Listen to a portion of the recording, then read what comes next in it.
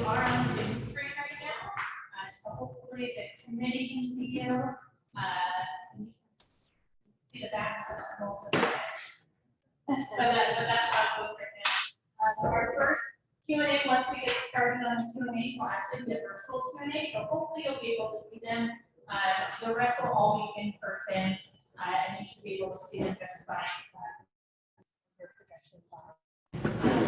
That being said, the meeting is officially being recorded for public record. This is a courtesy reminder to the committee. This will be recorded throughout the duration. If you have any questions, you can absolutely bring them up.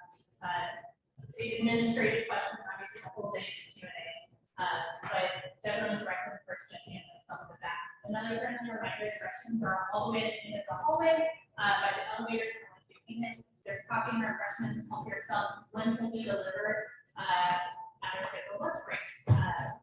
Without further ado, we do have a list of staff here from finance to answer all your burning dollars questions, or just to give us an overall look of the cultural.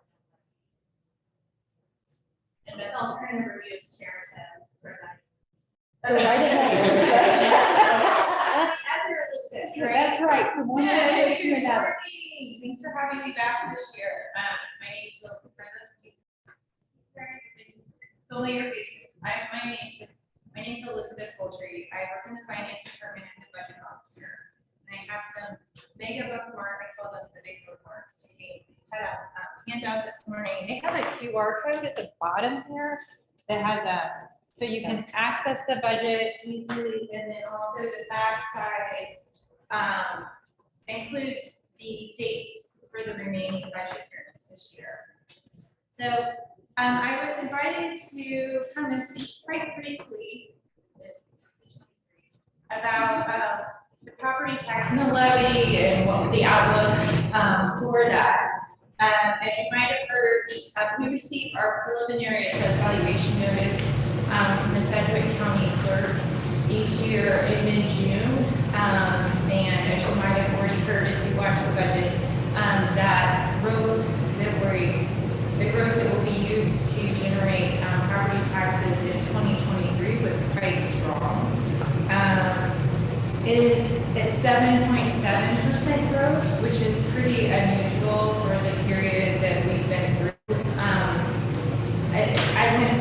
If you go to the budget, if you want to look at that later, it's on page 64 as a history of valuation growth and then some a forecast for the next few years.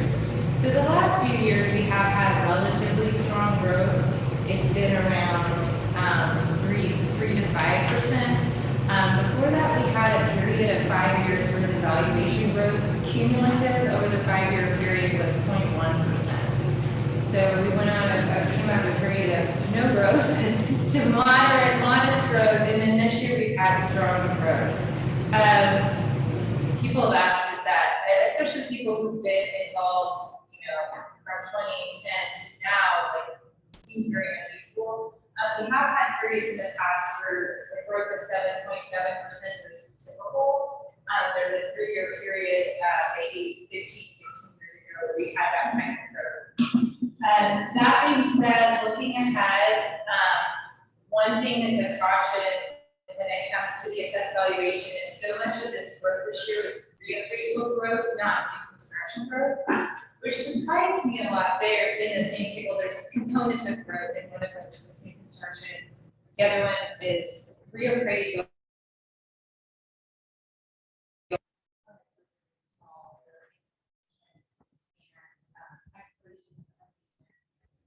So I was really surprised this year that there wasn't more growth in construction, just because I worked a lot. We've been building subdivisions, roads in new neighborhoods, and I wonder if there's not been a delay in seeing that valuation come on just because of delays in construction. So I'm hopeful that for 2024, we'll see strong new construction growth and valuation. Does that make sense?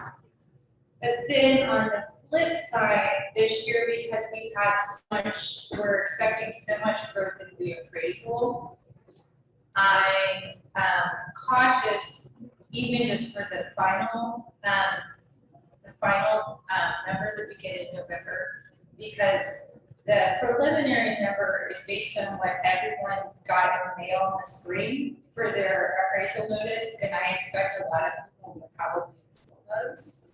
So that probably would lower in the corner. And that would probably impact the final assessed valuation.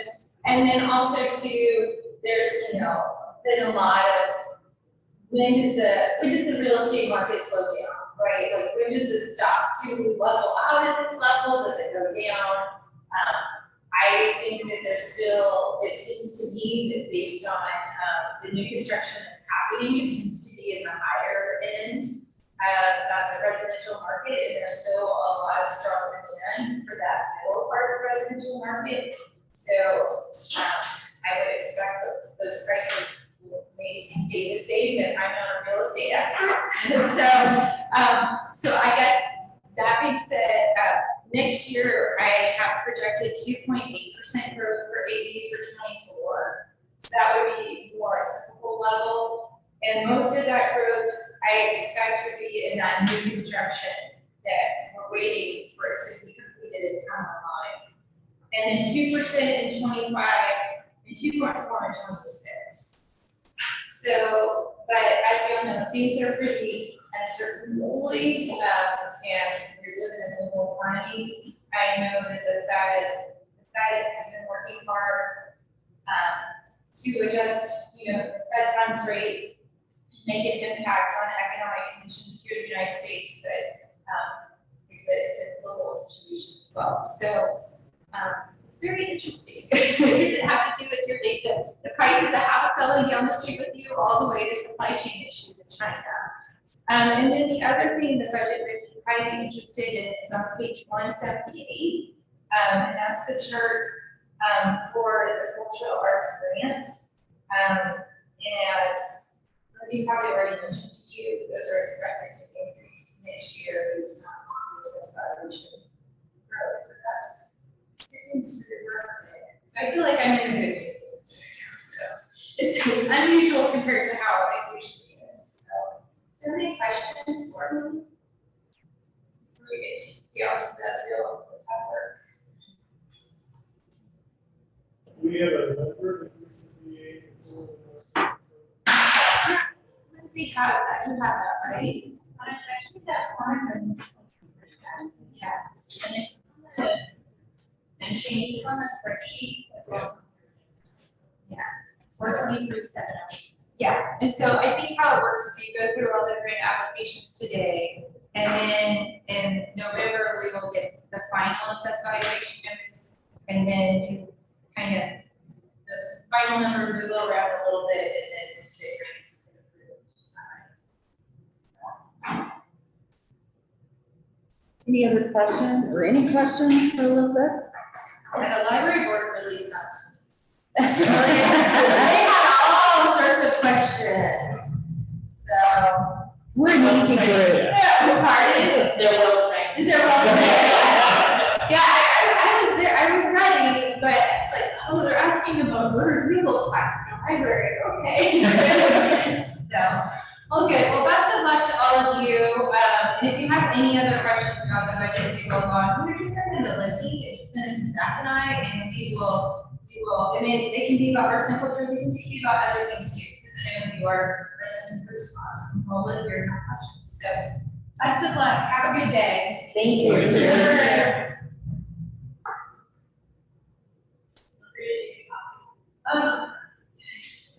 Okay. I forgot about your hospitality.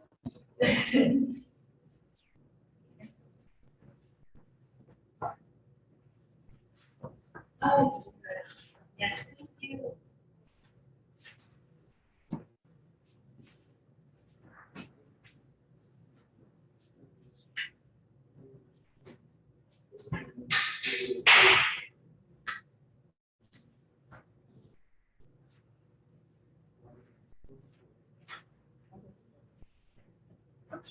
Which one? I'm sorry, How much time do I have, the time before? we have about 14 minutes before our first line, because that starts at 8:45. I would 8:41, we have 15. 15 minutes. Yeah, as soon as they introduce, hit go. No big comp savings this time around or anything, right? Which is Right. okay. So a couple of housekeeping, while we wait. We have Nadine joining us via Zoom because they notified her husband yesterday, he's COVID positive. So that's why she is joining us that way, and we have lost Roz Hutchison to the committee. She notified us yesterday that due to work efforts and some family health issues, she can no longer maintain her position on cultural funding. So that's why taller than some of you might anticipate. So I wanted to let you be aware of that. Questions before we get started? Our first one, I think, is via Zoom, correct? I really hate my. Yeah. Correct. The first one is Zoom appointment, this is the first one. Okay. I miss my tub all of a sudden. I feel kind of naked without the box. Your tab? Yeah. Yeah.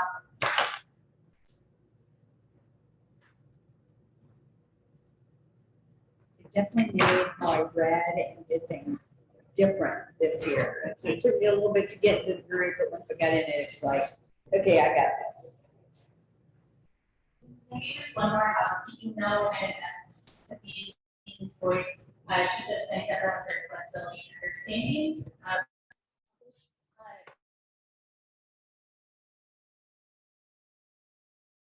Unfortunately, they're not able to provide comment or feedback, but we do.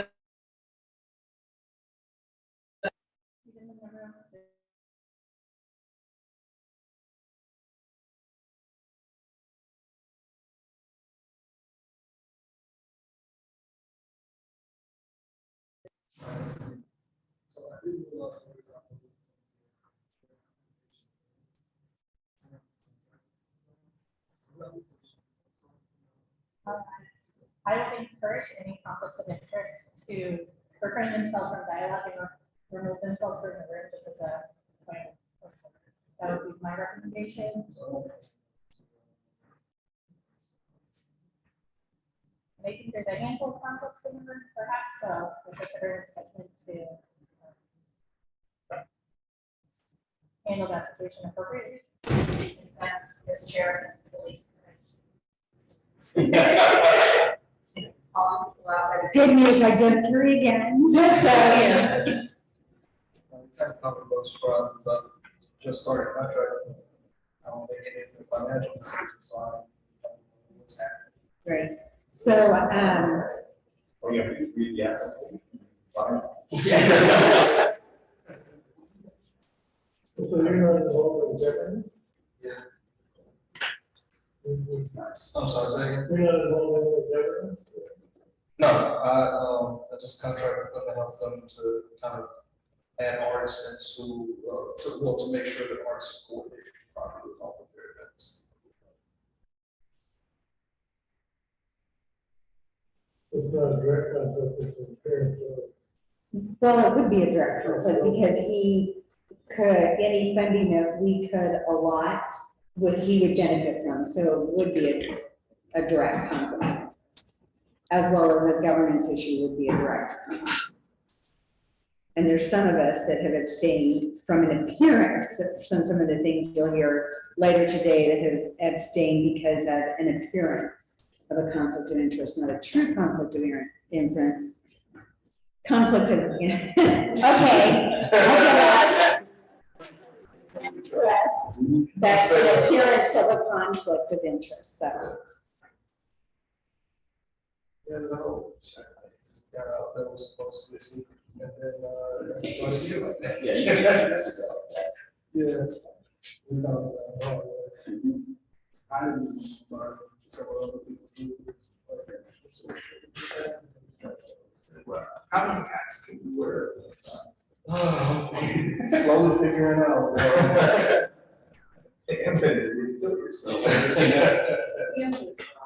Oh, you'd be surprised, you'd be surprised how often I have to say no and still end up with a lie.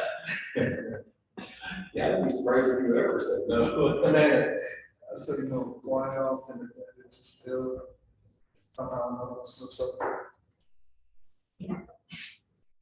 Actually, the last story I could add this year, I was telling that Angela said she was. Now that's just probably in some meeting, but They're doing a lot of really good things, constantly expanding their program. Always excited to see that.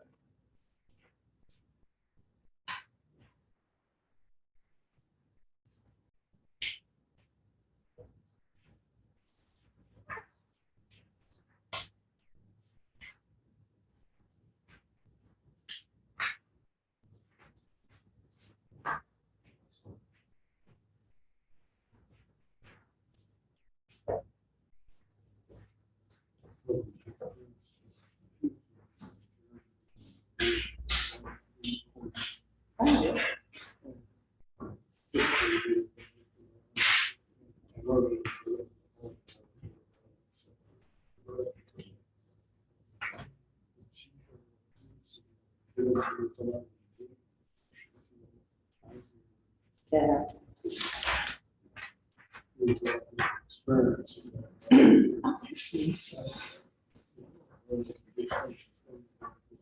Yeah.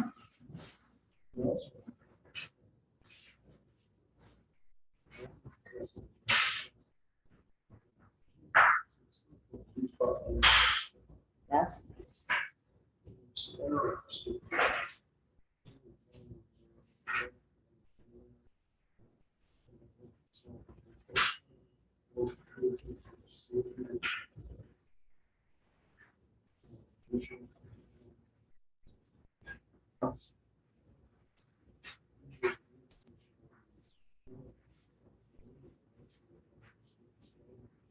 Oh,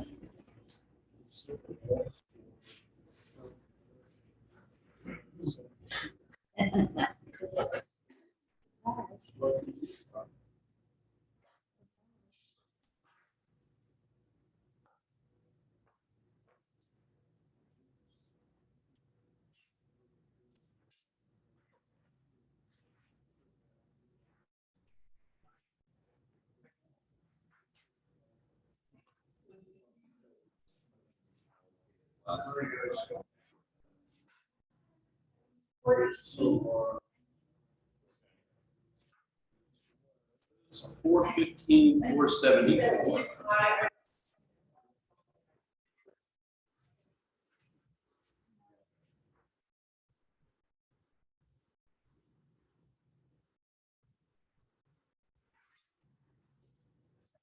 Last year was 415. that's what I had too. Yeah, 415, 474. Yeah. That ain't.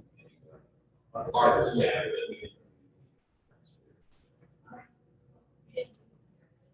Oh, yes. I'm sorry, what'd you say? There was one race, right? Right. yeah, we just, we didn't deliberate on it, we just, focused as it's all. We took it to the entire committee since we only had one application. So in the budget book, the total grants are for.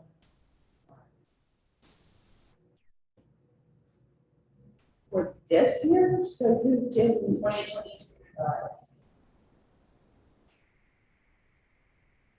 That sounds low. It does, it sounds very low. And they show 391, 245, that's 2021 actual.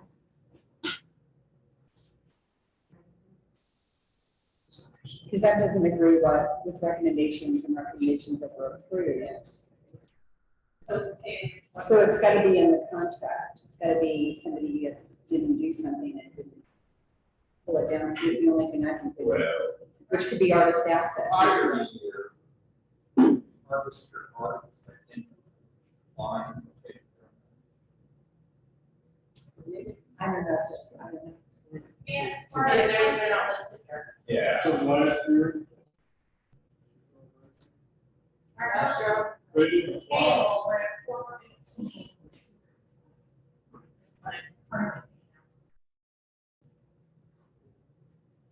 My question is, so it's 7% power increase. So You figured that out, did you? where is our number coming from? That was a great question. Yeah. Let me write that down and get that too.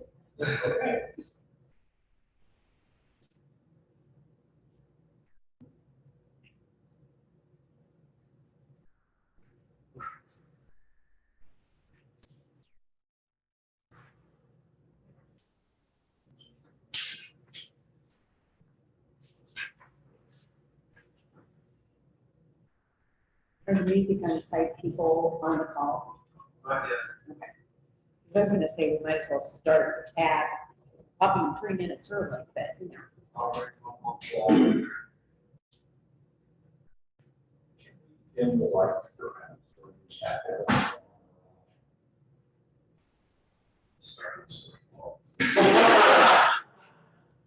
There's one over here that's already. So, I think it's all or nothing, is that okay? For those of us by the window side. Should have made this print larger. Thank you. Yes, of course.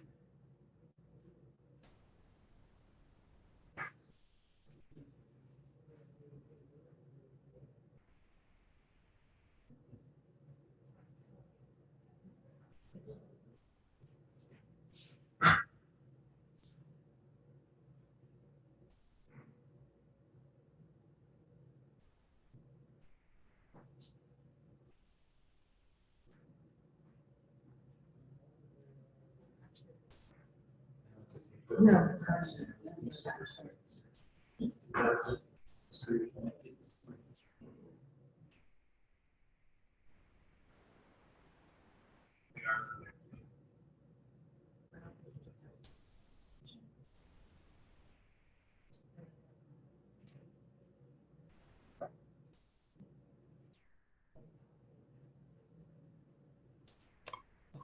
All right.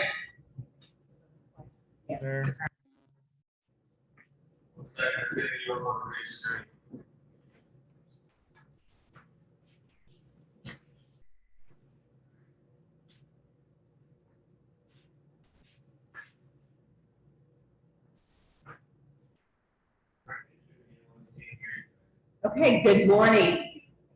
Can you all hear us? Can't hear. There we go. Okay, great. I think technology is working in our favor. There's the good news. So thank you for coming in this morning, I guess remotely, but thank you for coming in this morning. We are very fortunate that we have a city government that sees the value in art, both culturally and economically. And so as a result, they have put funds aside that those of us in the room here today have the privilege of administering. So with that, We're not gonna go around and introduce ourselves, but if you would introduce yourselves and then we'll turn it, oh, I forgot. And I have a timekeeper to my immediate left that will set a timer once you do your introductions. Your introductions are complete, and we'll have 15 minutes for question and answer, okay? All right, we'll go ahead and get started. If you'll introduce yourselves, please. My name is Brad Baker, and I'm the Executive Director of Music on Site.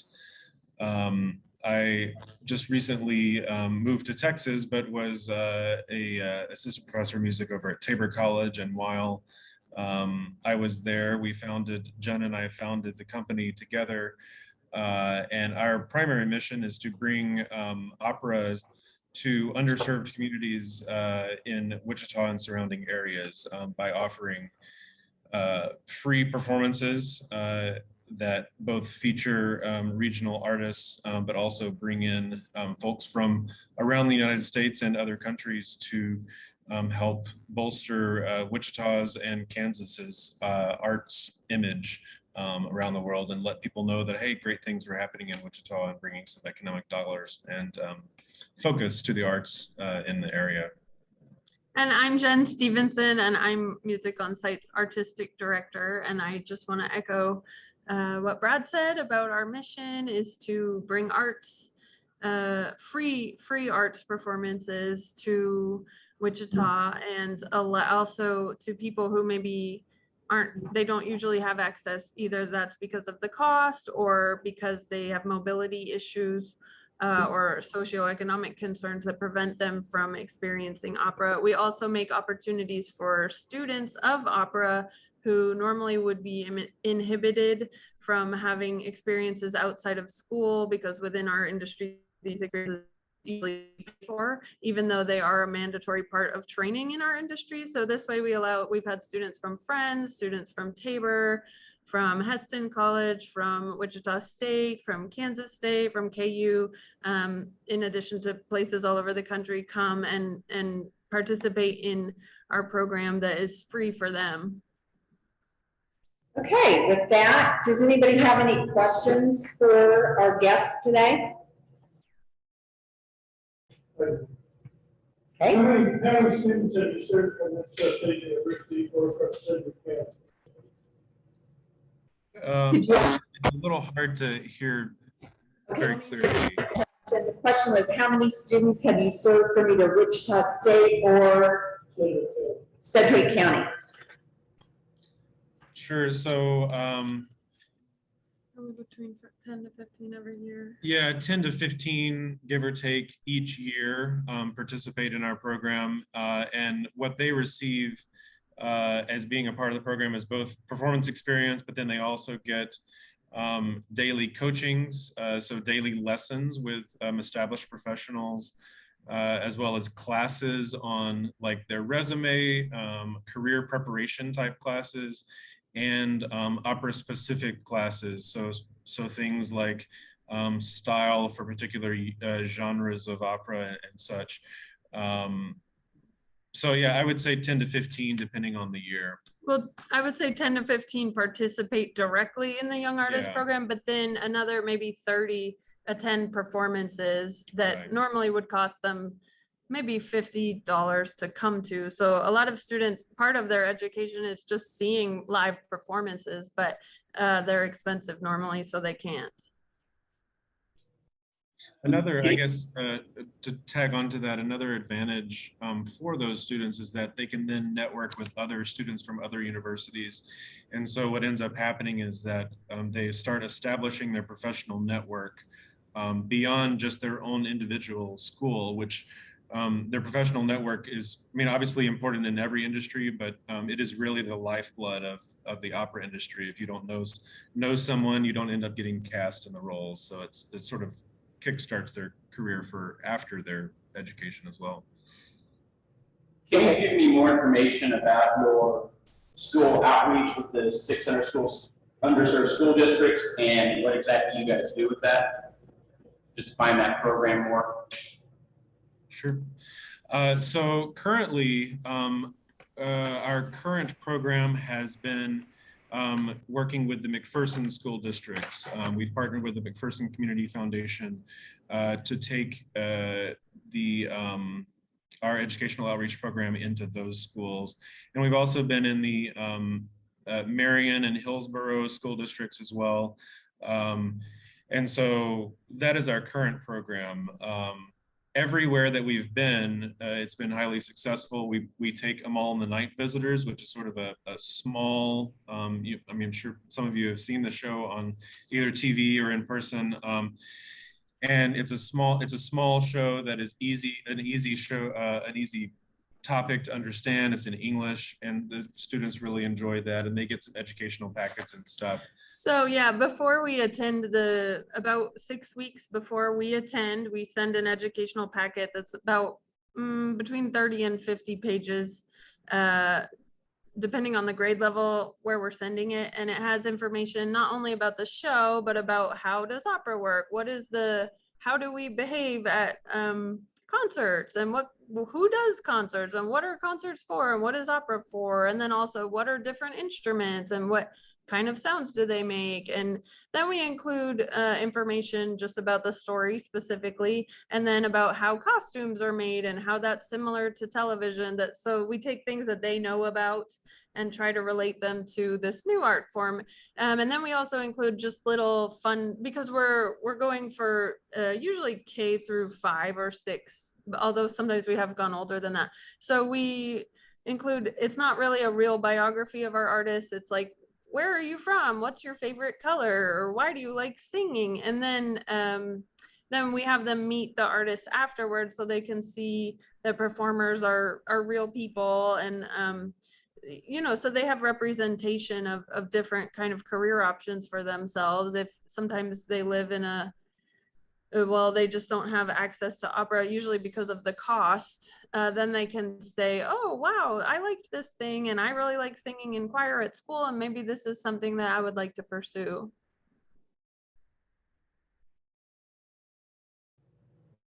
So I have a question. Since you indicate you provide free performances, how do you intend to generate revenue to support your organization?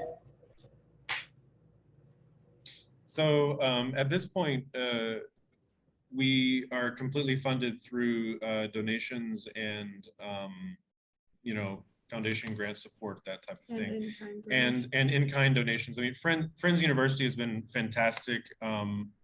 In fact, we're here with Matt Schloniger right now at his program in Italy. But I mean, they've been fantastic in hosting us for our rehearsal period, and also hosting 3 of the performances of our season each year. So that's a huge benefit to us. And I mean, we both come from a long line of very frugal people. And so like between the two of us, Jen designs and builds the costumes for the show. I build the set and design that, and then I also am the coach and conductor for the shows. So between it all, it works. The program is really self-sustaining because, like Brad said, so the people who do the art are students or professionals who are looking for certain experiences. It's kind of an idiosyncratic thing of our industry. So the workforce, including us, is volunteer. And then because we're providing a service for students, universities like Friends or places like Larksfield Place that want to have performances for the residents, are really gracious and let us come for free. So most of our finances go towards the production costs. And in that way, you could put on we don't do this, but a person could put on an opera with just kind of a very cheaply made set, as long as the music is happening. That is the art form. But as we grow, we look to raise our production value with our sets, with our costumes, and to be able to reach more people. And that requires transporting our sets and really transportation and kind of organizational costs. So our program is self-sustaining, but in order to grow, we seek donations from individuals who support the arts within Sedgwick County, and obviously grant funders, but also just individual donations. And you can donate, please do, and people have been very generous in that way. So we tend to see what funding we have and then plan our season around that, rather than coming up with a elaborate season and just hoping for the best, because that is not the way to run a self-sustaining organization. I have another question. What are your plans and ability to expand your board and resources in Wichita with both you guys down in Waco? Do you want to take this? Or? You can. Oh, okay. Yeah, so we have a lot of really great connections still in Wichita, and having lived there, and you know, I was pianist with the Wichita Symphony, and our heart really remains there in many ways, and so we are still very active in that community, and have people who we have already started reaching out to help augment our board, and who have good connections on the ground as well. We are very careful because you know, we want to make sure that the fit is exactly right, and so that's why up to now we've kept it at the minimum a required amount, basically, of people, to a small group of people who really understand what it is that we're doing. But our plan is in this next year actually to start branching out to those other individuals in the artistic community of Wichita, and inviting them to be a part of this journey, and to, you know, pick and choose who exactly will be a great fit for our vision. We'd like to balance our board with not only members of the artistic community, but also education community and business. So we have a good mix of who can speak directly into what benefits the students best, what's going into the artistic community already, and how can we augment that and complement what's already happening. And then how can we get people from outside of our artists and educators to find this valuable and want to support it and be a part of what we're doing. So we have kind of a short list of people, community members in Wichita, that we're planning to reach out to in the next few months. And that, like Brad said, we intentionally kept it small so that we could really focus on what we're doing. And now that we have a handle on that, we can kind of expand. Okay. You talk about why you decided to keep the company based in Wichita, even in Texas. What motivated you to keep the company based in Wichita? Could you repeat? Yeah. Okay, so the question, so the question is, why did you decide to keep the organization based in Wichita, even though you all do not reside in Wichita? Yeah,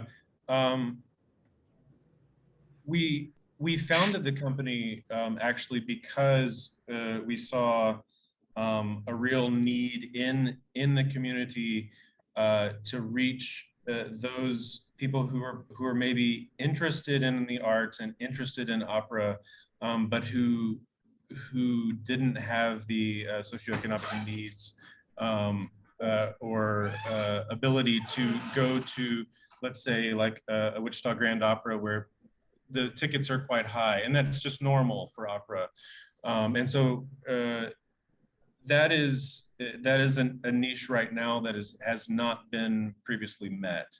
And so we want to continue filling that sort of niche in the area, as well as the fact that you know, we're also passionate about bringing opera into the rural areas of Kansas, because of course Kansas is quite large, and so that is a secondary reason why we want to also keep there.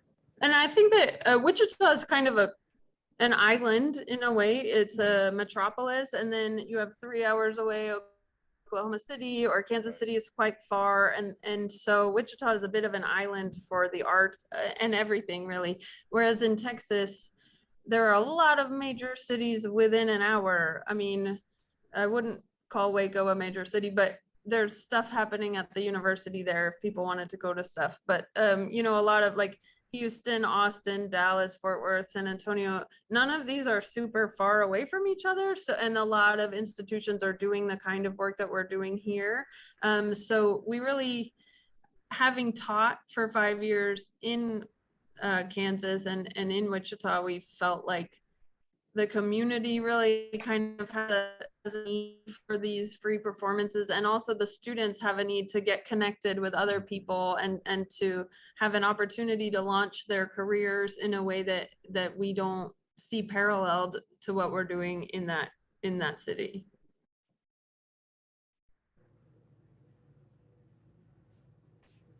This is really difficult the way we're set up. All right, well, thank you very much for taking time out of your schedule today to meet with us, and we will be in touch.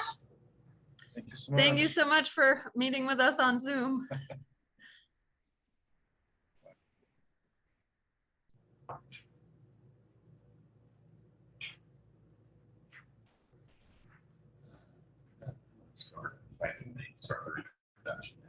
Well, yeah, if they start, that's where they get go.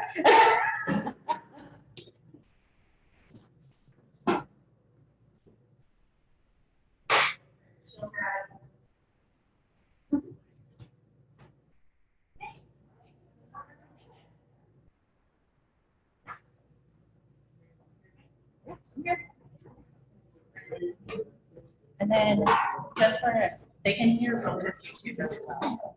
Okay. So So feel free to help me out. you're not seeing them there anymore, that's still like, I think we have about 7.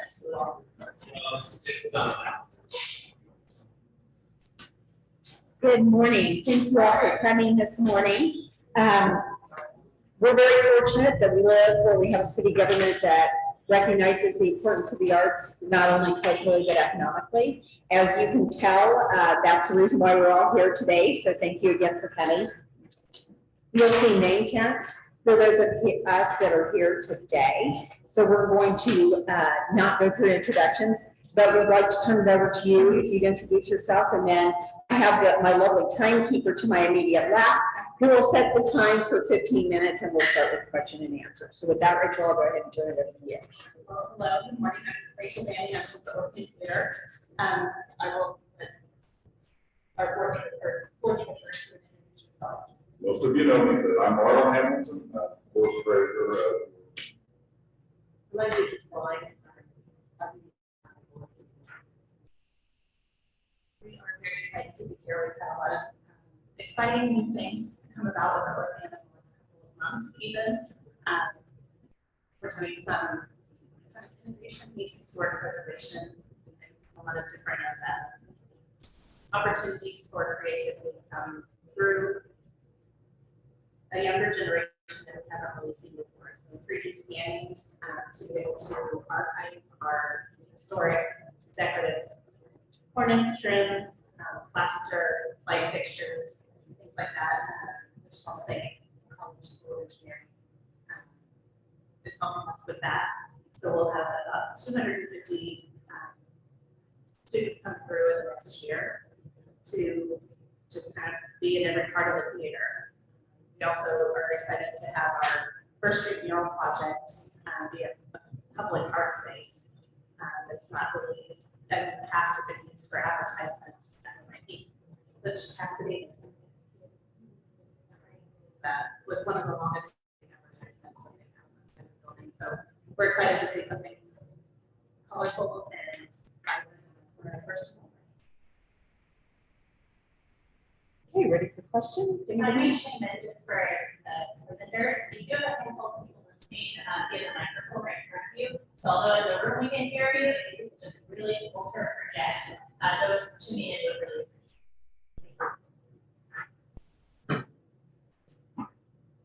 appreciate. Yes. In your use of funds that you're applying for, you indicate that one of the main uses will be for utilities. But in your 2022 budget, utilities are labeled as an ASM expense. explain how that works? I mean, So the ASN money is technically working money. We start the year with a pot of money that ASN draws down from, and in that pot goes dollars for utilities and salaries and things like that. And then as it draws down, the hopes it shows, and it's been pretty successful this year, shows feed that pot so that we're not having to pull down or put from the nonprofit side so much into that fund. But for the most part, yes, it does look like it's an line item, but it's all working dollars. Well, I can try and finish up. The way the structure works, they have said guaranteed amount because they're obviously a for-profit company, sort of like what Spring Century do and the arena. And they, unlike us, are not going to accept a loss. So we have this pot that we get, as Rachel said, but if the expenses for the year are too high in comparison to the shows, we end up having to make up that gap. So ultimately, those facilities are ours. It's just the way the accounting is all convoluted. They don't have to pay the utilities. It's only us that makes them. so along those same lines, that 2020, there was ASM revenue of $129,000, ASM expenses of $301. So there was a shortfall, and so the orphan had to make up that shortfall. Is that what I understand? I have a question. You have a large grant in your 2021 budget line of 574,000 and some change. What was the grant? How was it to be used? And then is it renewable? It was a one-time federal funding from the Shutter Venue Operating Grant. We were very fortunate to be able to have that to carry us through. So the answer is no, it's not renewable. To have a fund like that again. How important are corporate donations to your operations, and how do you plan to get them back to maybe those 2019 levels? We, our event fundraiser, the celebrity cook-off, was not returning our investment. It's not the marketing return on investment. Great is what we want to do. So this December 2021, pivoted to an annual deal, and we did that more as an individual contribution request. And about 3/4 of the way through it, some sponsorships and organizations and companies for sponsorship came back to us and realized that we weren't going to be doing another fundraiser. And so they started discussing that. So it's just going to look different. It's probably not going to be event-based. It'll be more relationship-based. Something that they can do more to get them into the theater instead of just a one-time event where they show up and stars and interest in arena if they weren't actually in the theater. We want them to come to the theater, fall in love with it, do their company appreciation, staff appreciation, customer appreciation events in our theater.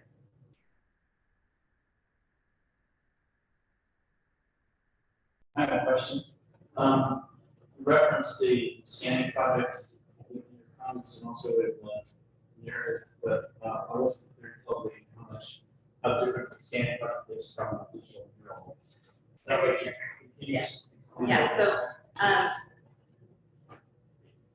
the Cathedral of Notre Dame, they're able to restore it quicker because they have the foresight to do 3D scanning of their structure. And so from there, they're able to use those plans to give it to architects and contractors to be able to replicate what was there before. And so they're able to do things much more efficiently in rebuilding instead of trying to go back to look at photos and things like that. In the past restoration efforts, we'd always depended a lot on photographs, which weren't always in color. And so 3D scanning allows us to not only look at color and the physical appearance, but also the level of detail, the leaves and the scroll work and things like that is just tremendous that we're able to capture. And when we're ready to restore half those pieces, we won't be able to print anything structurally, but the decorative pieces that are damaged, light fixtures and trim work, we can, instead of having to have somebody come in and plaster a part, they can scan a good part, print, and then use the computer to make it specific to that area that needs to be restored. So that's the 3D scanning piece. And then that's all internal inside of the. Yes. Yeah. And then the digital printed mural is, you can't just take the side of our historic building and do a mural the way that it's never seen. So this is a way that we've been able to invite graphic designers to submit their work. That City Blueprint will print the art image and then it gets affixed to our building. And it's changeable. And I'm assuming that fits in with restoration requirements as well. Yes.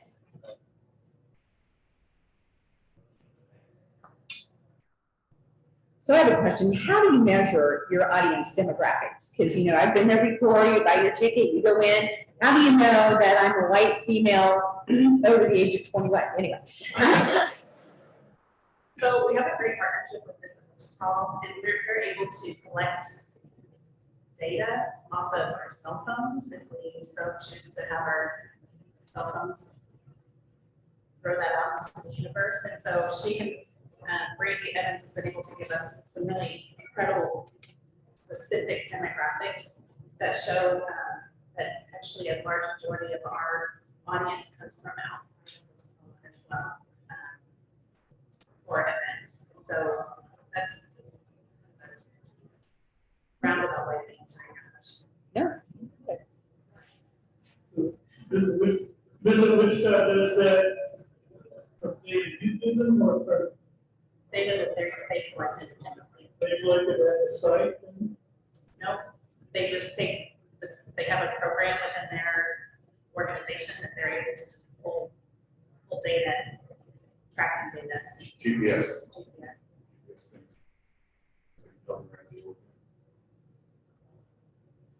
Big purpose. It's not just work. Yeah, the ballpark, All the purpose. it does kind of help us do our target marketing outside of it. I know this doesn't have, because we're talking about operations, but I gotta know, unless somebody has an operational question. Somebody got an operational question? So how's restoration going and what's the next big piece that you're aiming to do on the theater? Well, our floor is kind of the biggest. I've been there, I understand. Yes. The biggest piece of our puzzle. And so we are working with LK Architecture to get a plan for the flooring, because that really does dictate how many seats we'll have moving forward. It helps us to be able to plan handicap accessibility, ingress, egress, things like that. So that flooring is, the ceiling and the floor are probably my most urgent, have to be done before anything else can really start to take shape. There are things that aren't as obvious, HVAC in the balcony, HVAC on stage, that can be done while we're working towards the floor and the ceiling, but it doesn't make a lot of sense to go in and go dark to be able to install those, and then dark and other, like just pockets of dark just makes sense to do it all at once. So we're kind of at a standstill until we can raise enough money to do the entire theater. I will say that 3D scanning and printing though has really opened up the opportunity to be able to send spindles and light fixtures off site to be painted and then shipped back at a reasonable cost in order for us to just fix those when the theater's done and ready.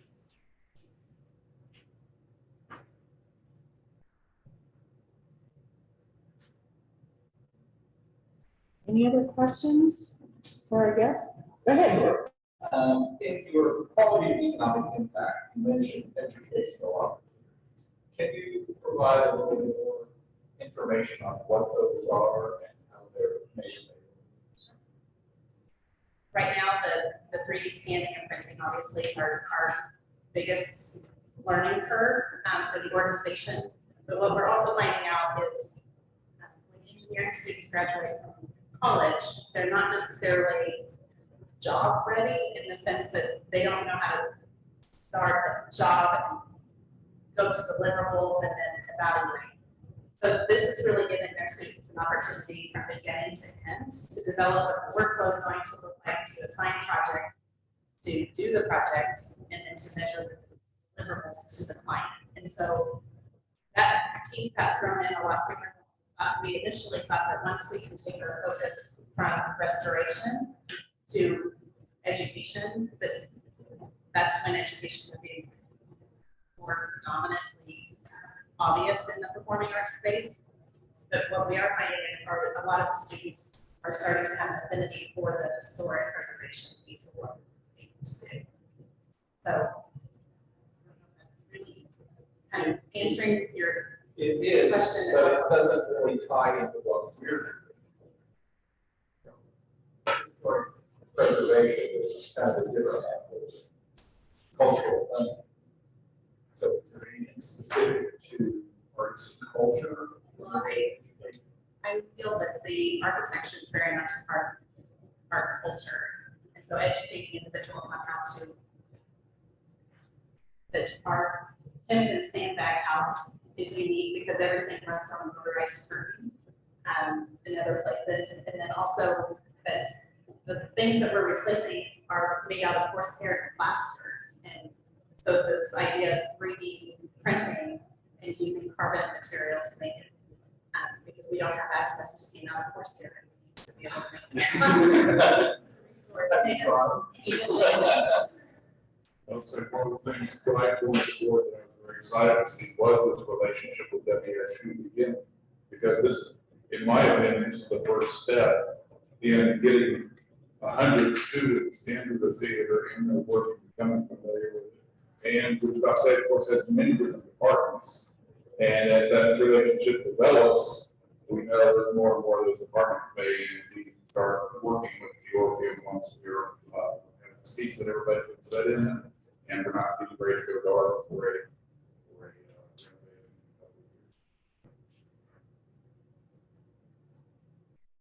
Any other questions for our guests today?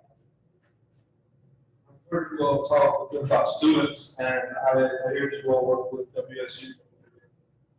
Is that the youth that you all work with, the school-age children, and how do you outreach to the children that you work with? So we're fortunate to have Rise Up for Youth on the floor, 2 floors right above our office inside the Organ Theater.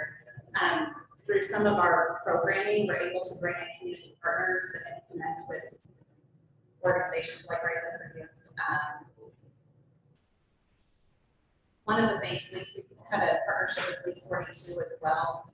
We're still kind of working to develop those partnerships in so much that we love having our kids on our stage, because I think there's nothing more impactful than seeing.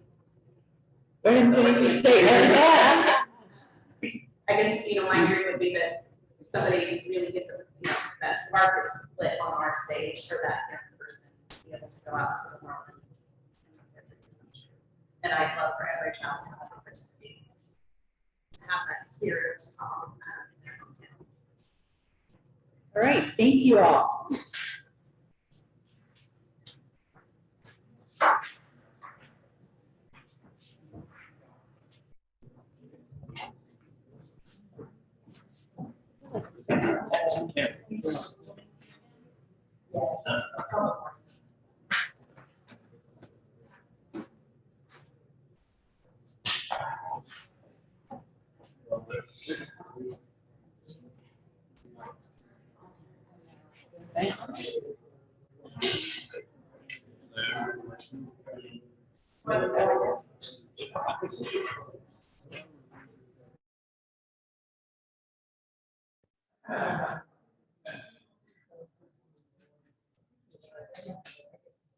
Good morning, thank you for being here this morning.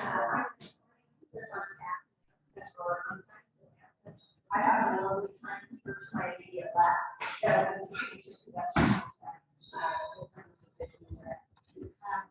We're very fortunate to be able to recognize the value of arts, both culturally and economically. And so that's what we're today. We have many folks in front of us. They're not underserved, and well, One everyone, and Alex, and President. Patrick, Chair of the First Director of the Business Office and Chief Financial Officer. Oh, Kitch. Oh, man.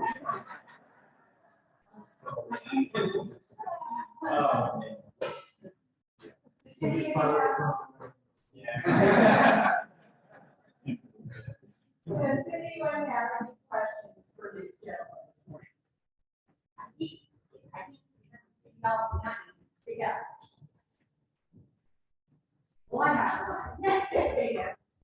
You need to defend the use of life sciences.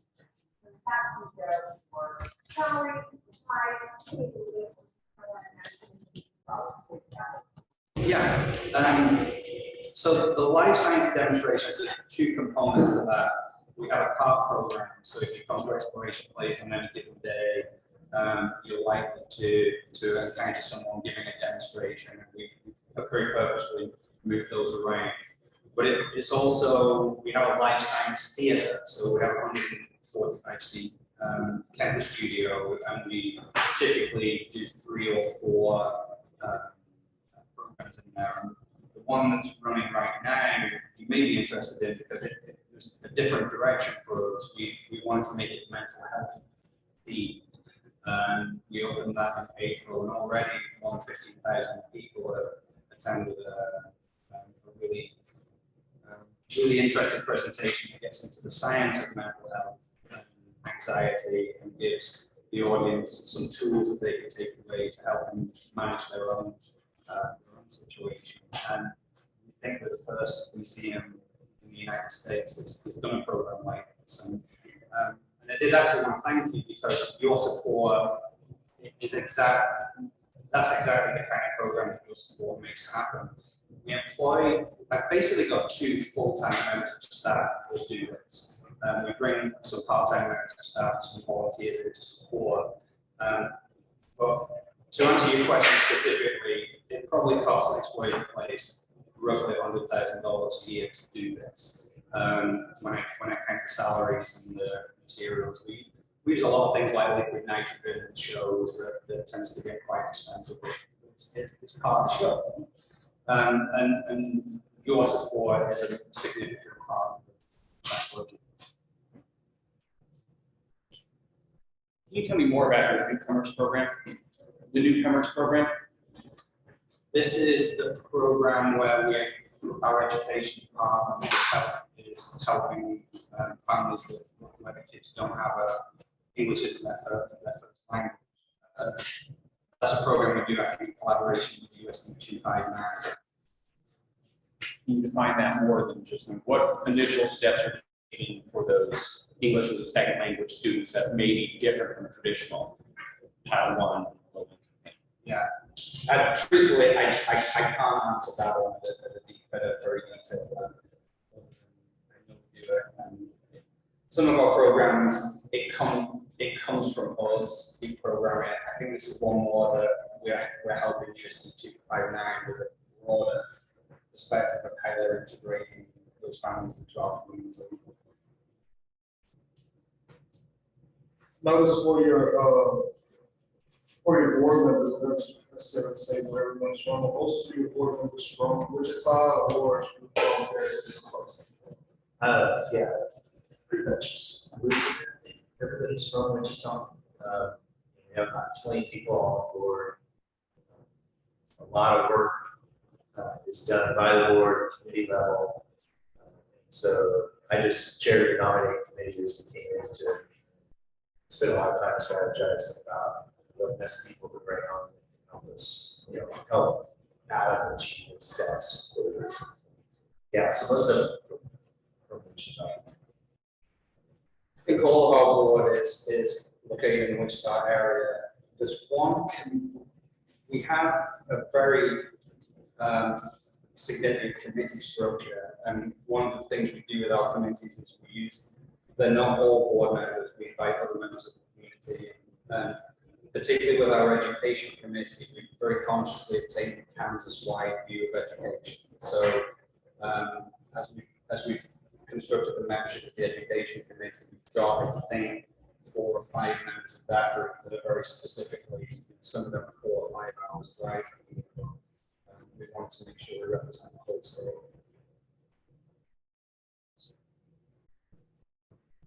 Under innovation, you mentioned a couple of projects, one with Applicants, one with the Kansas African American Museum. Do you see those continuing in the future?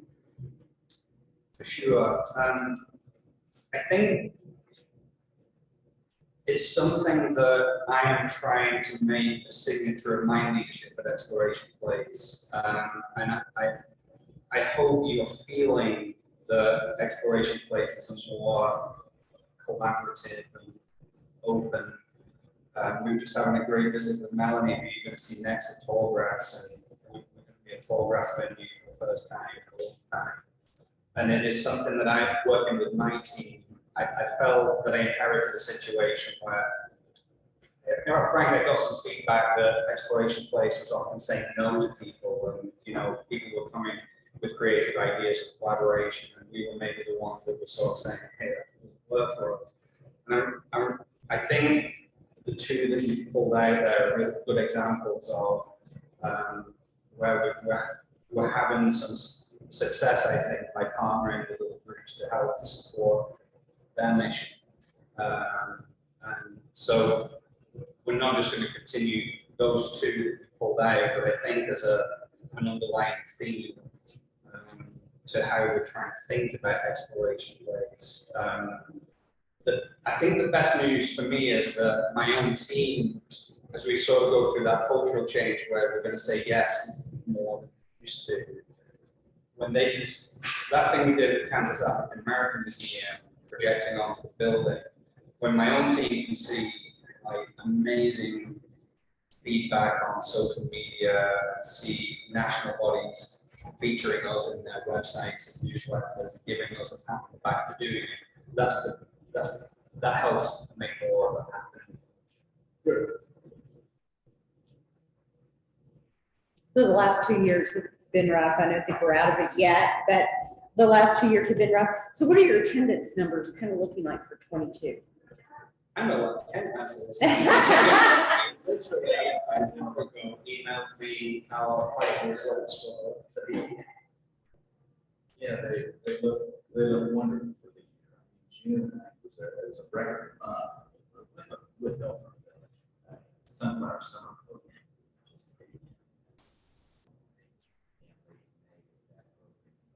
It's been a phenomenal year. We had a very nice surface. Beat all of our expectations.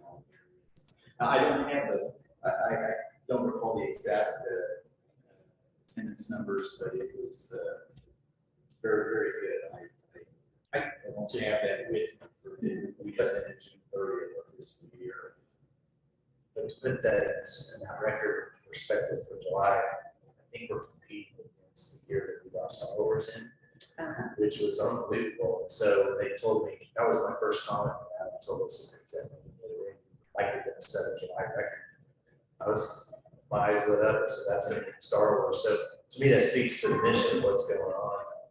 I was there yesterday for a presentation, and we almost needed to close the door because of all the activity outside. I thought, you know what, nothing better than board members to hear all that excitement out there. But the attendance numbers have been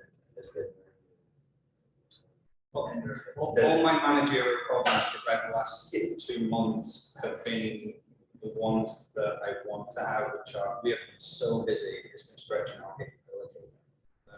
Just keeping the place clean, keeping the exhibits and good maintenance. I think unquestionably we have the best summer that Exploration Place has ever had. So for us, it's probably just as important. One of my biggest concerns, like when we met this time last year, was I was really worried about field trips because we basically had 2 years where our schools had got out of the habit of coming. I was really worried about whether that would come back. One of the things we did this year was we made a special allocation from we have some investment funds that we manage as an endowment. We made an unusually large investment, pulled an unusually large amount of money out because we wanted to stimulate and encourage field trips this year. So for the first time, we made it free of charge for all Title I schools. And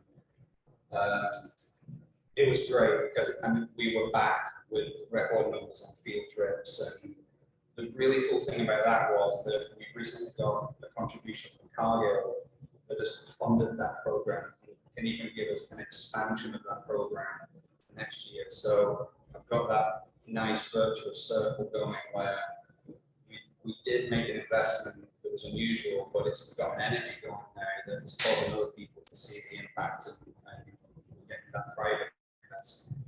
But also, it's not just the course that it's driving attendance, it's everything from crawfish boil to other cultural things like that. Harry Potter series, the Gun Show. There's just a lot of new things that are really getting people out to experience things they wouldn't have experienced. So all that stuff is really driving attendance as well. Our camp program this summer is incredible. Our educators are so busy. It's great to see all the students on here, like thousands of students all together constantly. And birthday parties, and even our off-site programs, the library programs that we're doing. It's incredible. It's busy, very, very busy time for us. Although it's not having the exact attendance. Well, you basically answered my question. It's trending upward, or trending back to what your numbers were pre-COVID. So thank you. Well, we're ahead now. 2019 was our busiest year ever.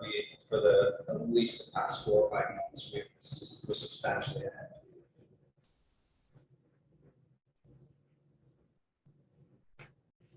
I'm assuming those of you behind me will just speak out. All right. If there's no further questions, we thank you all for coming in this morning. Thank you. Thank you guys. Thanks for your questions. Thanks for your support. Dominic, if you want more detailed answer on your question, if really happy to get. Thank you. I appreciate that. And we did my daughter's birthday party out there 4 years.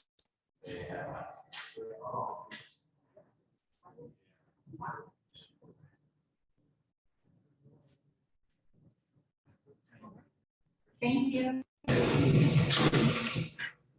Jesse's gonna do a quick tech up.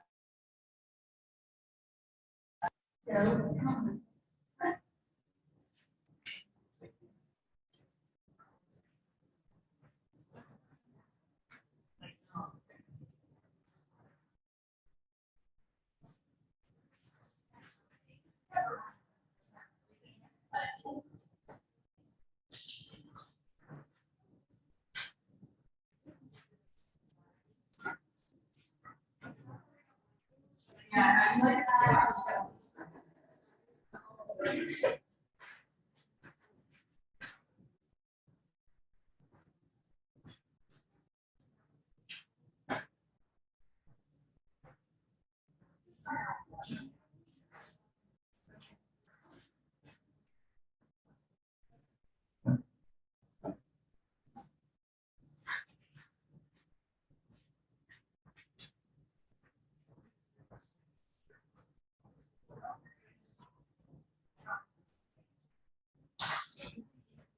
If you think it'll help the presentation.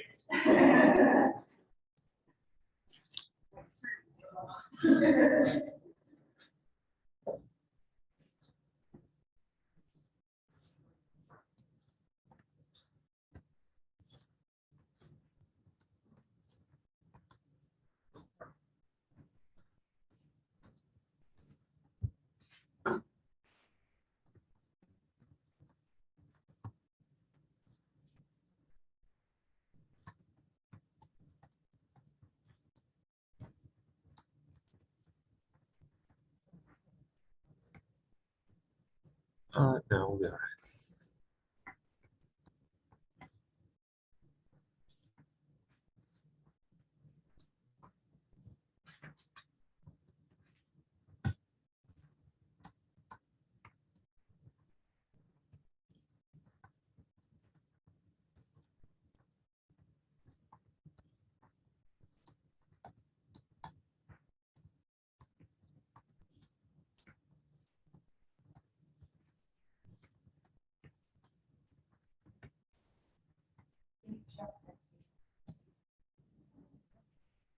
think we just need to pull Shannon back and then, I'm sorry, Shannon just needs to come back.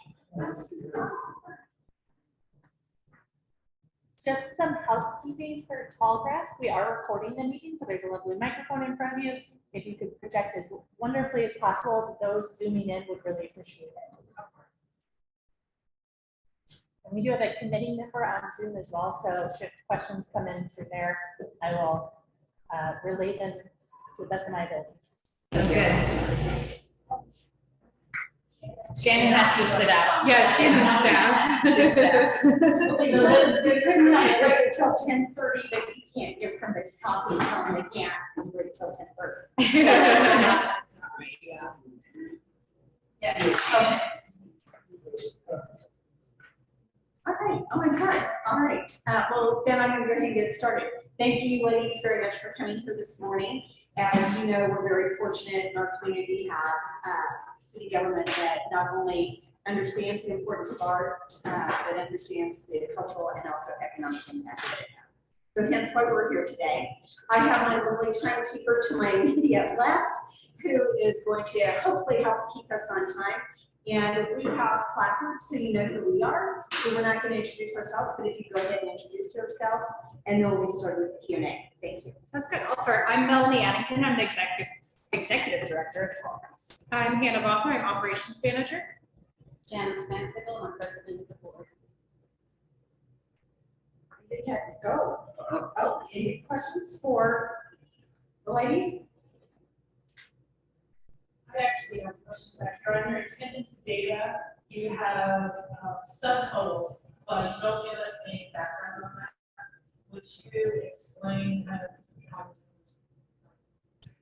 Yes, so I inherited the 2 years before, and that is the info they gave. So I gave the same information so it would match for last year. But starting this year with our new ticketing system, we can break down every zip code that attended, every number of free versus pass holder versus tickets. So we would start having much more detail. We did not have that capability with our former system.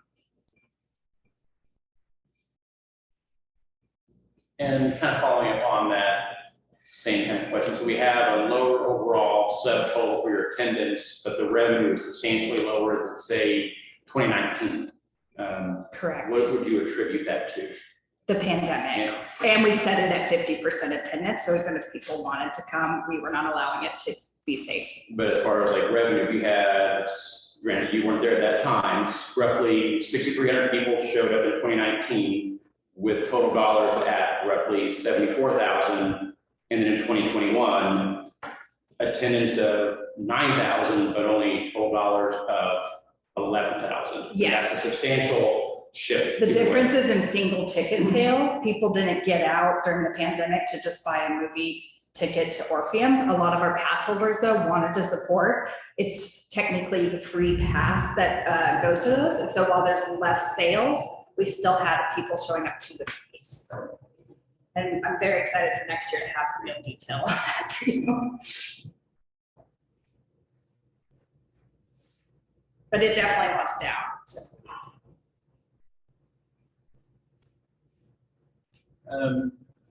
Give me a little more information on the collaboration. You have been doing a lot of great stuff over the last. Sure. Gosh, there's so many. We started last year with what's called Five Packs, which is our LGBTQ films. We also have them at Esl and Seniors. We do it outside of June, so that it's another month to celebrate. And this year we're partnering with IE.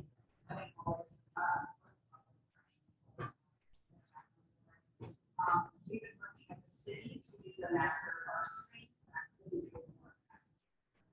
And then our Richmond just left these great collaborators from this year. And now these are opening back up again. We partner with the Advanced Learning Library and others that were close to the business in the last year. And then we've continued Tunes in Tallgrass with Wichita Art Museum. We added Music Theater Wichita onto that last year, so that's going to stay. And then during the festival, because we have so many different films about different subjects, we love to reach out to community partners where they don't, necessarily sponsor the film financially, but they're telling their audience about it. So if we have a film about a person experiencing blindness or a similar disability, we reach out to Envision and say, speaking of, we have one this weekend where we're working with Envision to promote a film that we're doing this weekend that deals with blindness and visual impairments and has a Audio description so that even if you're blind, you can experience the film. Similar with Dunbar. Dunbar was fantastic. That was a grant we received through the Community Foundation last year, trying to just bring more audience awareness that they're trying to raise funds to restore the building. So that was sort of a one and done, but also when they're restored, we'll definitely bring movies over there.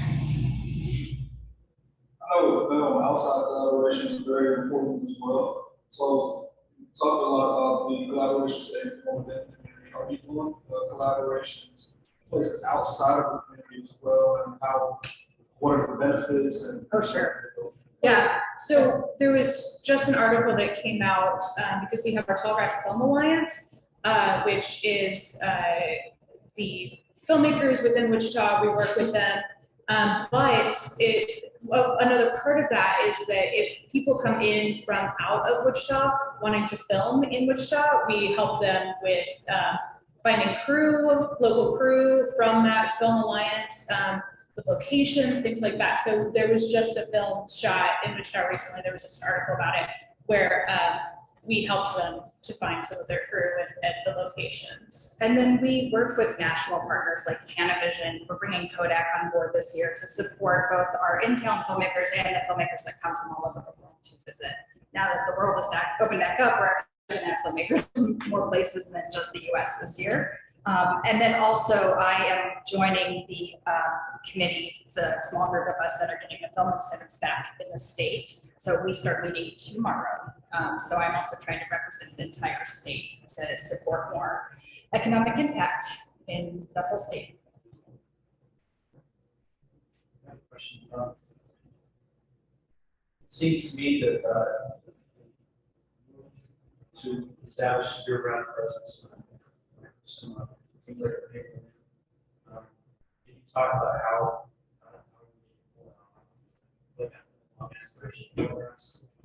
yeah, it's called Not Sleeping. So no, we were very lucky that Mike Ramsey happened to have a space open up, because that was sort of our 5-year, like, oh, once I've been here a couple of years, we'll figure out a space, and it really did fall into our laps.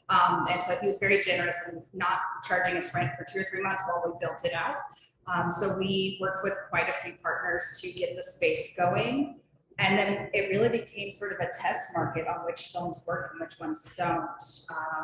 We were very nervous because some films that play next door, we thought, well, we won't get them, but people were very interested in going later. And so we've become sort of a second run for some of the bigger films, and then we're bringing films that nobody else is playing in Kansas. So that's done really well, and that's helped the membership exceed its goals in year 1. So, sorry. My follow-up was, I think last year you just talked about how does that work? Sure, we set a goal of 10,000 in members, and we have varied levels. So that was either 10 to 15 members. We are already beyond that goal. We have 19 members, and we haven't really actively pushed it, and it happened after the festival. So we're hoping to see that exceed at the festival once we have more eyeballs on it. And one of the perks is that they can attend any event in the film center for various levels, but there's a level where Free they can or attend discounted, any event in the film center. So we're getting people at the festival and getting them at the film center, just trying to involve them year round. And then everybody buys beer and candy, so that helps a lot.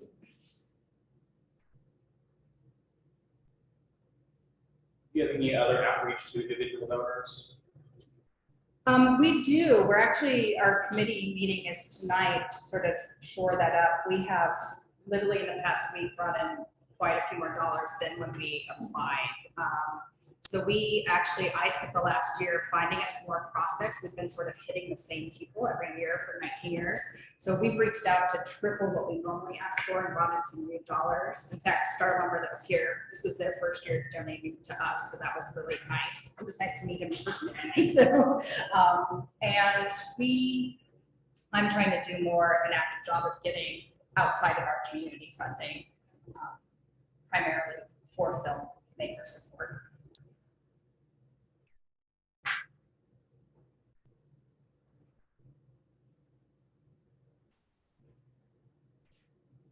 Questions?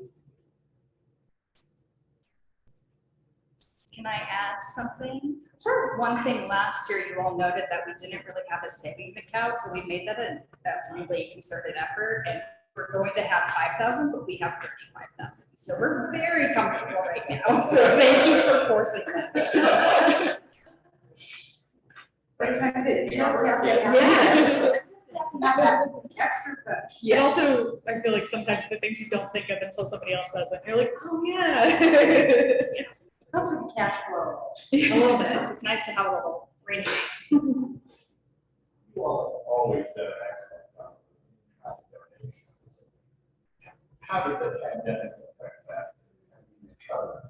I think it's actually worse this year because with everything else happening, restaurants are hurting even more than they were 2 years ago. So our in-kind food donations are struggling. Everything else, great support.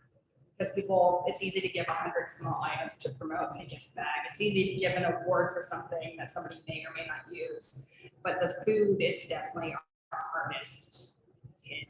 And it's hard to ask the local restaurants that have struggled so much the last 2 years to give you free products. Yeah.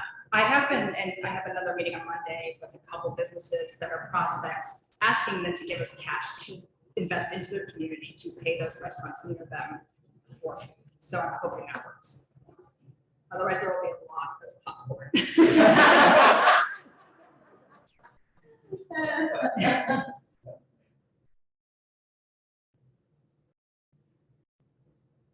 Other questions? All right, thank you very much. Yeah, thank you so much. I appreciate it. Have a good long day. It will be long.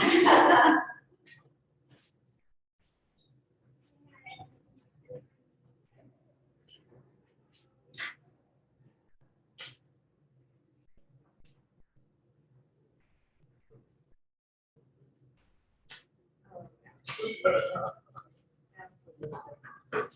do have a point of clarification from the budget office, so I relayed your question to Zach and Elizabeth, and I actually got that posted. Put it that they gave us a wrong number. We inverted the 2 and the 3, so it's actually 432,000. They got us. So that 7% push-in was, they're like, that's right, that's not the right number. So we have that again.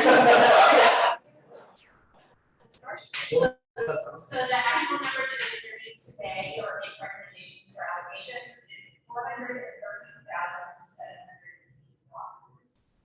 708, 432, 708. So they accidentally inverted the 2 of them. So, let me know if any more questions. Yeah. What else can we ask about looking up that number? Oh, the bad news is they made it. So, it happens. We're all.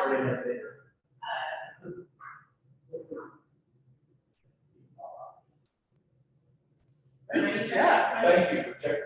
Yeah, absolutely.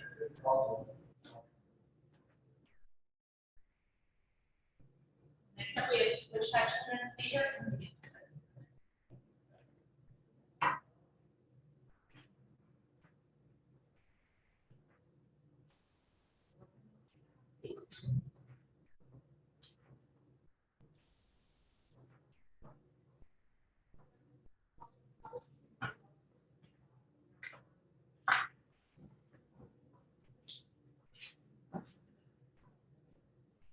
Good morning. Thank you all for being here this morning. We are very fortunate to be in a city that recognizes the impact that arts have in the community, both culturally and economically, and that's why we're here today.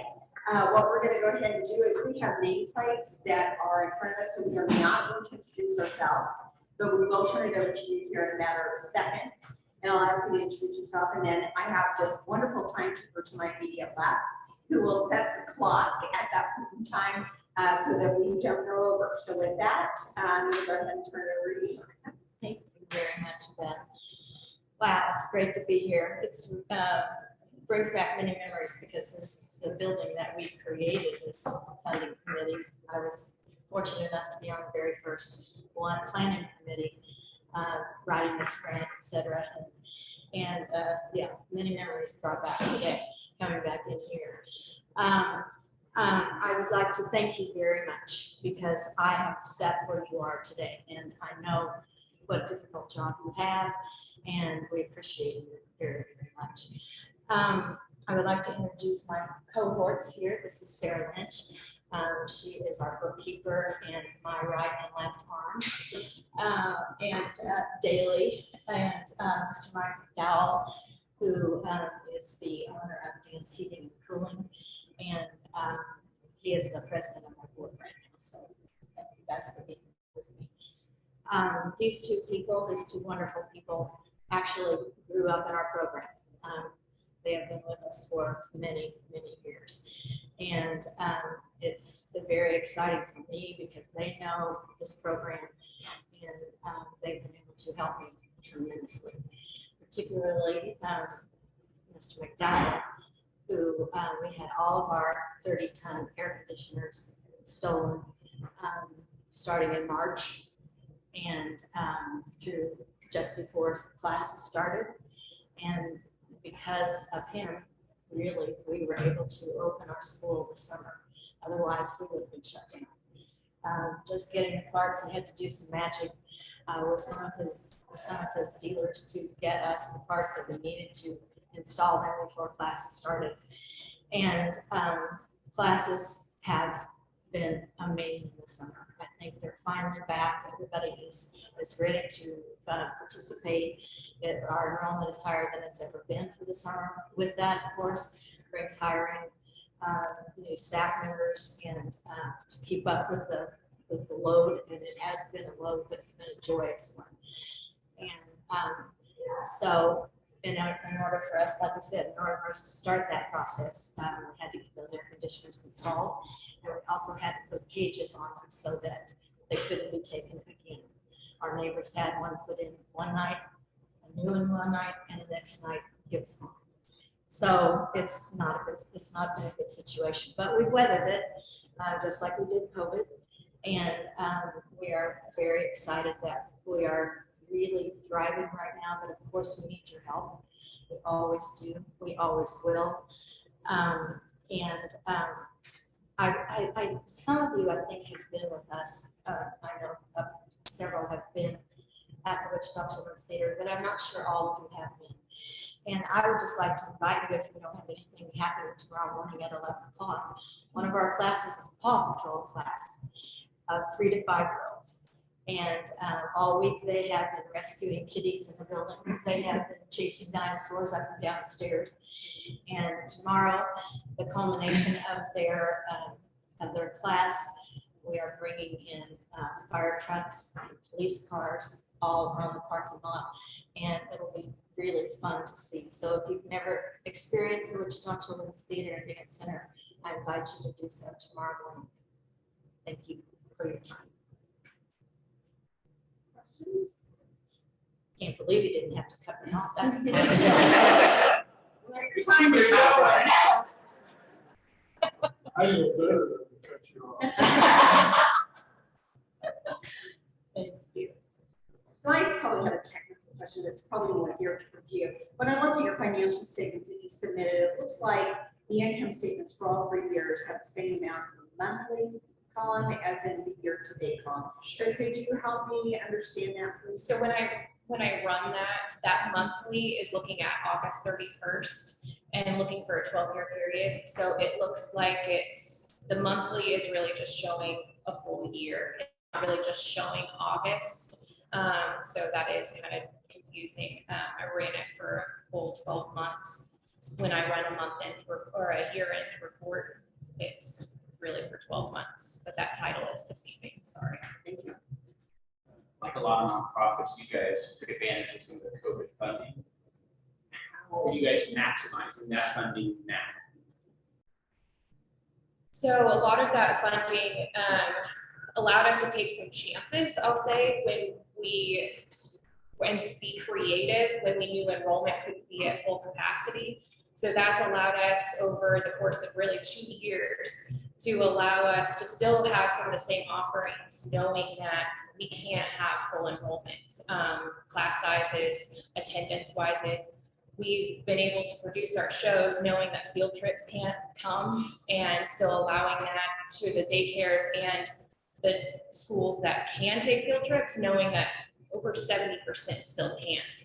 So that's been the breathing room that it's allowed for us, as well as some of that money went towards technical assistance as far as creating TVs and computers in each room that allowed children to take classes from home if they had a quarantine.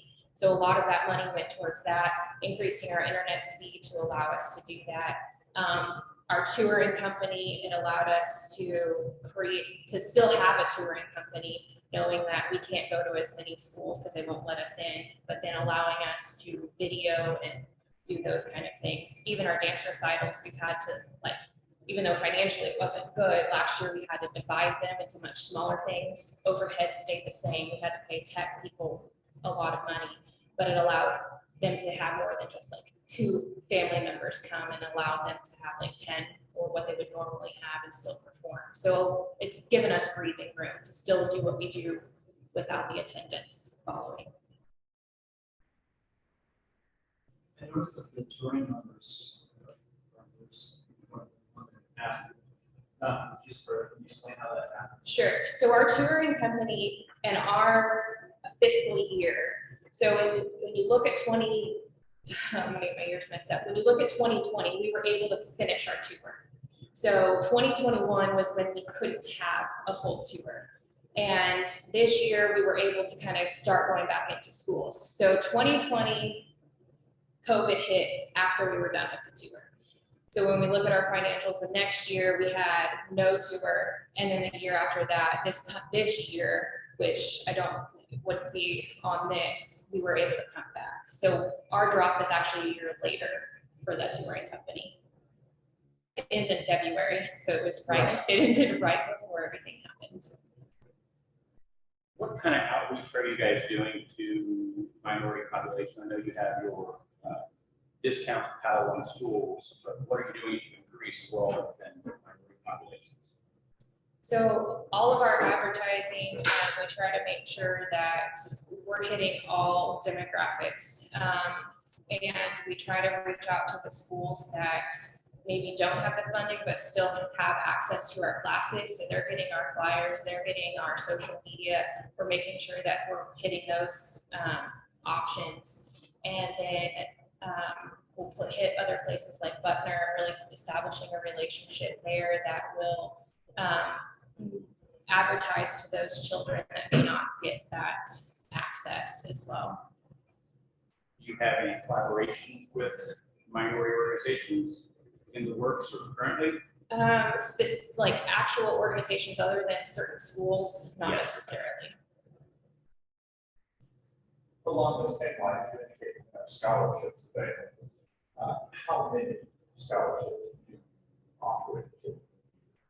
It depends on our funding. We don't want to advertise it because the process to really vet all of that scholarship opportunity is tough. We don't want anyone taking disadvantage of it. So it depends on our donors per year. Our donors will specify that they want scholarships available, and then it's really keeping our ears to what we are hearing within our organization, and our relationships when we hear, oh, my kid would like to take this, but we can't really afford it right now. Or we'll get a phone call and we'll say, we're gonna have to drop classes. We ask why, we just can't afford it right now.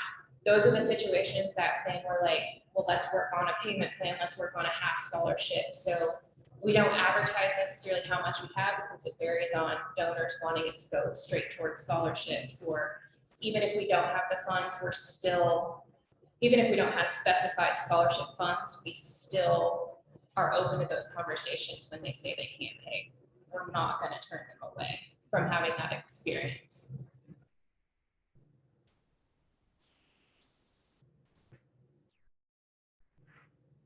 Have you seen very good results in the outreach that you're currently doing?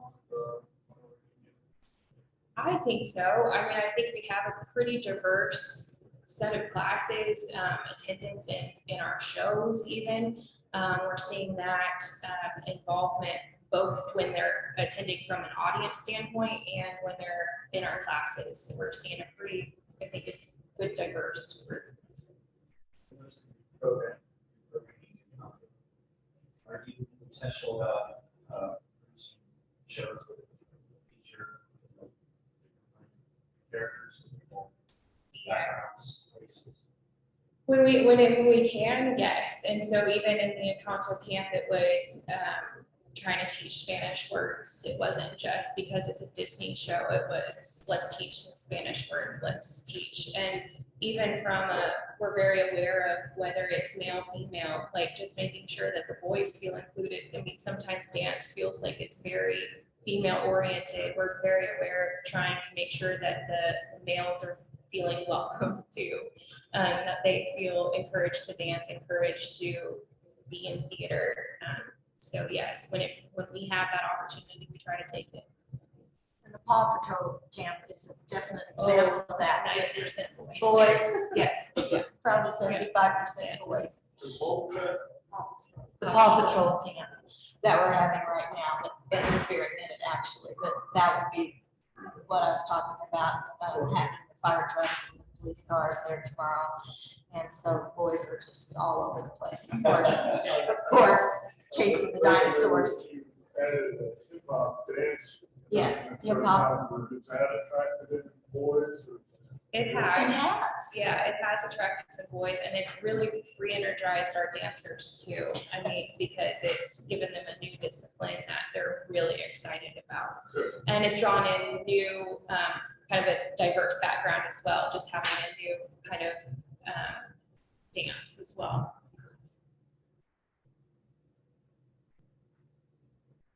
Something that the conservative, to be honest, is given the importance of the mission, skill,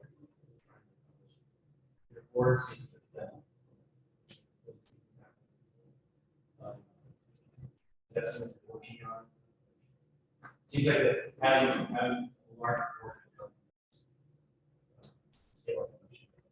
We've had it both ways. We've had large boards, and we've had medium-sized boards, and we've had smaller boards. And each one brings a different dynamic. And right now, our board looks small, but they're mighty. Let me just tell you. And it's they're very incredibly supportive, and have been most of them involved in the program for many years. And we are going into a strategic planning in September to look at that, take a particular look at the board dynamic and increasing it. I've assigned the board members, present board members, to bring new people to us in the fall. So we are looking to increase it a bit, not too much. How's attendance looking right now? It's definitely coming way back. So when you look at the school performing arts, so the theater and dance classes, they're higher than they were pre-COVID. So that's really reassuring. Theater hit kind of a record this summer. We were fully at capacity. We didn't even market our classes because they sold out before summer even hit. So most of them did. Our attendance, you could tell the resurgence in our shows in April that schools finally could get back to field trips, because our April show was really where we wanted it to be. We sold out one of the shows completely to school groups.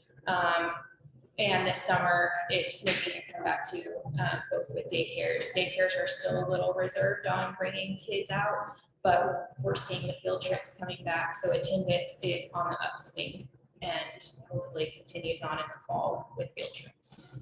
We are at the Crown of Town now. I don't know if I think that's in the grant too, but that's been a marvelous move for us. We had to leave Century too because of the cost, the accelerated cost there. The Crown has been so welcoming, and of course, years and years ago, you all probably remember Children's Theater at the Crown. Well, that's what they're telling us as they walk in the door, so scramble us and saying, oh, this, I used to bring my children. We're so happy to be back. And we've filled that this summer on many occasions.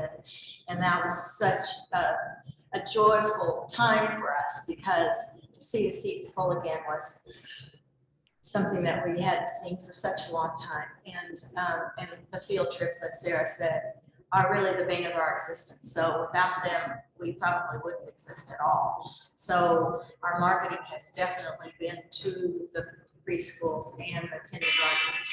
Well, yeah, I knew it would happen. Yes. Thank you all so very, very much. We appreciate you. Like I said before, I know how hard your job is, and we really need your help, and anything you can do to help us, we greatly appreciate it. Thank you. Thank you.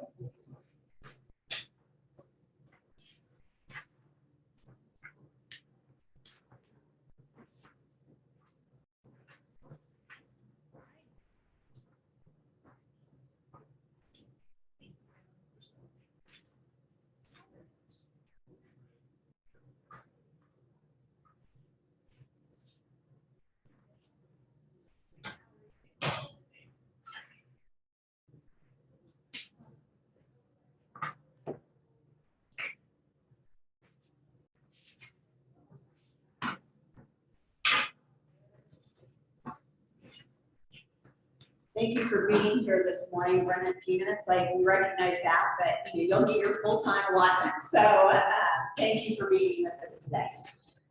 We're very fortunate. We have a city that recognizes the importance of art, both economically and the cultural benefits it brings to our community. Hence why we're here today. You'll see in front of us our name placard, so we are not going to introduce ourselves, but I will turn this over in just a minute for you all to introduce yourself. I have a wonderful timekeeper to my left, who, once your introductions are complete, will set that little thing, and you'll have 15 minutes. So with that, I'm going to go ahead and turn it over to who wants to lead. My name is Rodney Miller. For those of you who don't know me, I am normally the Dean of the College of Fine Arts at Wichita State, but it's been my privilege and pleasure to be the interim director of the Millage Museum for the last few months.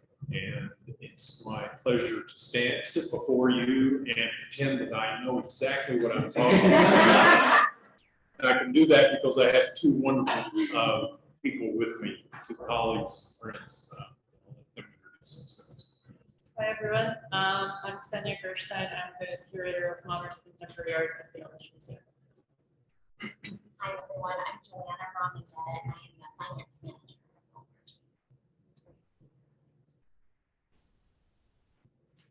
Questions? Okay, how long are we going to be intro? If I answered that, then I'd have to shoot you. We're in the throes of determining that.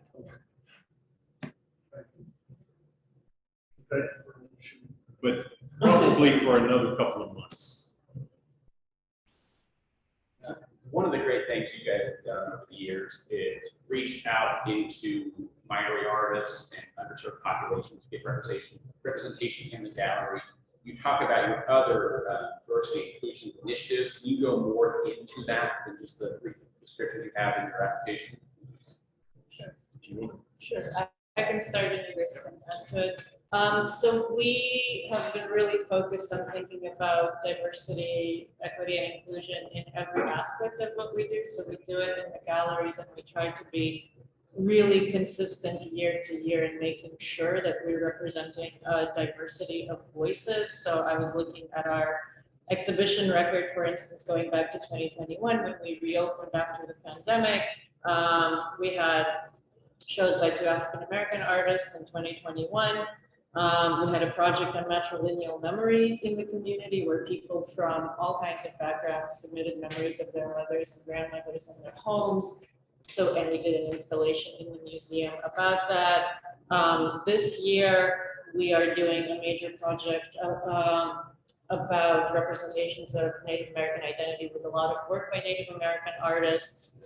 A project with the Lebanese American artists. Looking forward, we're working with the Vietnamese artists next year, and then a North African artist after that. So as the curator, this is something I think about all the time. Similarly with acquisitions of new work, we're very mindful. We are actually at gender parity. We're getting as many works by women as men, which I'm excited about. We're not total parity in terms of white artists versus artists of color, but it's something I keep track of. And I will say that when we are actually spending money in acquisitions rather than receiving gifts of work, we're really focused on acquiring artists of color. And in terms of outreach, I wish Jana, our head of education, were here to speak more to this. But we work with the entirety of USD 259 to bring students from all schools to the museum. We have the bus reimbursement program, so it doesn't cost any school money to come to the museum. And I think, schools that serve minority populations take advantage of that. We're reaching out, we have the new Collection Study Center that opened last fall, and we're reaching out to courses across campus and to community members to come use that space to request works from the collection and see them. So I think those are some of the ways. Let me know if I forgot something. Well, and we've had, since the Collection Study Center opened, we've had over 4,500. I'll say students of all ages, because it's not just the Wichita State students, but also people in the community, USD 259 and so forth. And the other thing I would simply add in terms of accessibility, and I think this is an important thing, we are, I believe, to the best of my knowledge, the only major museum in Wichita that is completely free and open to the public, not charge an admission of any kind. So we are totally accessible to everyone. And we continue to think about accessibility. This came up in our strategic planning process this past year. Accessibility means a lot of different things, from having good signage and good parking to being available for people who are, movement impaired, visually impaired, hearing impaired. So it's hard for an institution of our size to be completely comprehensive about addressing all of those things at the same time, but it's something we think about constantly. And so when the pandemic forced us to go virtual, we saw the benefit of that to people who are not in Wichita, for one thing, which is not an impairment, but people who are both hearing and visually impaired, for whom it's much easier to watch a program on their screen and be able to turn the volume up. And so we've continued to live cast all of our programs and have had really positive responses to that. We're still we've discovered that it's logistically actually quite challenging, but we're committed to doing tactile graphics for at least some of the works in our exhibitions and sort of create repository of tactile graphics based on our collection work so that visually impaired people, so sort of similar to what Envision does, so that visually impaired visitors can access some of our art. So we certainly continue to think about it and address it as much as we can.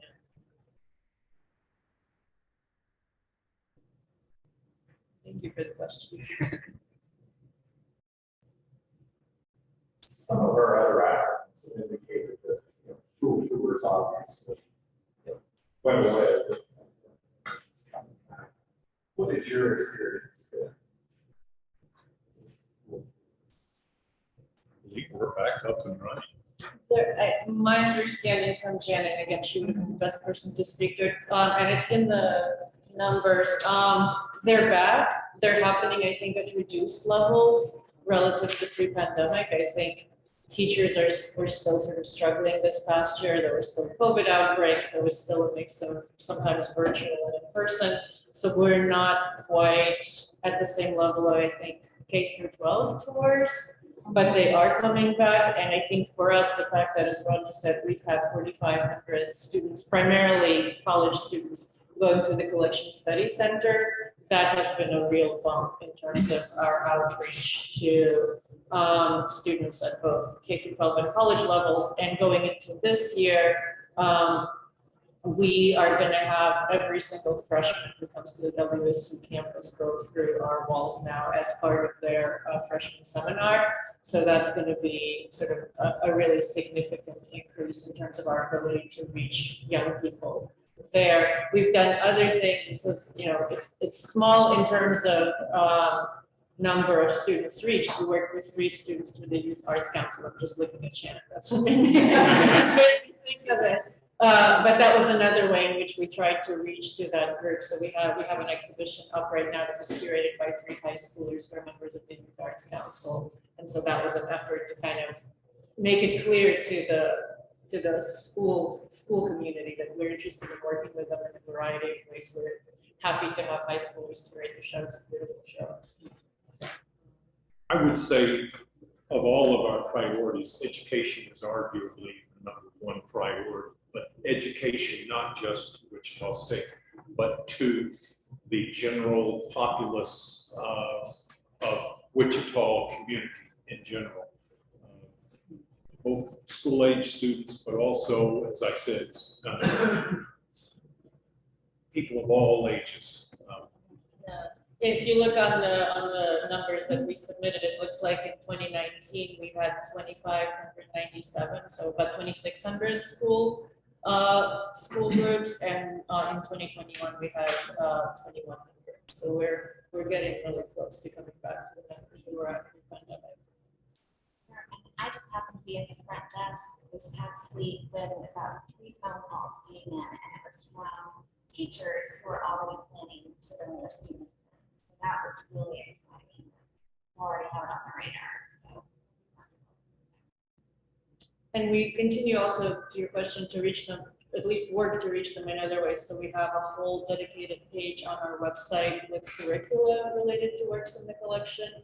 The project I'm working on for this fall called The Myths of the West, about representations of the American West, and with a focus on Native American history, is going to have a bunch of curricula and a bunch of digital content that's going to live past the exhibition and remain available so that people, and all the works, almost all the works are coming from collections in Wichita. So the idea is to create content that teachers, among others, can continue to use into the future, ask for works to be pulled, and also work with other institutions if there's a work at Wham or if there's a work at the Holmes Museum of Anthropology that they're interested in. Could you tell us a little bit about the data you get from the OLS app and how that informs your operation? Yeah. The app, we're actually, I think, sunsetting the app.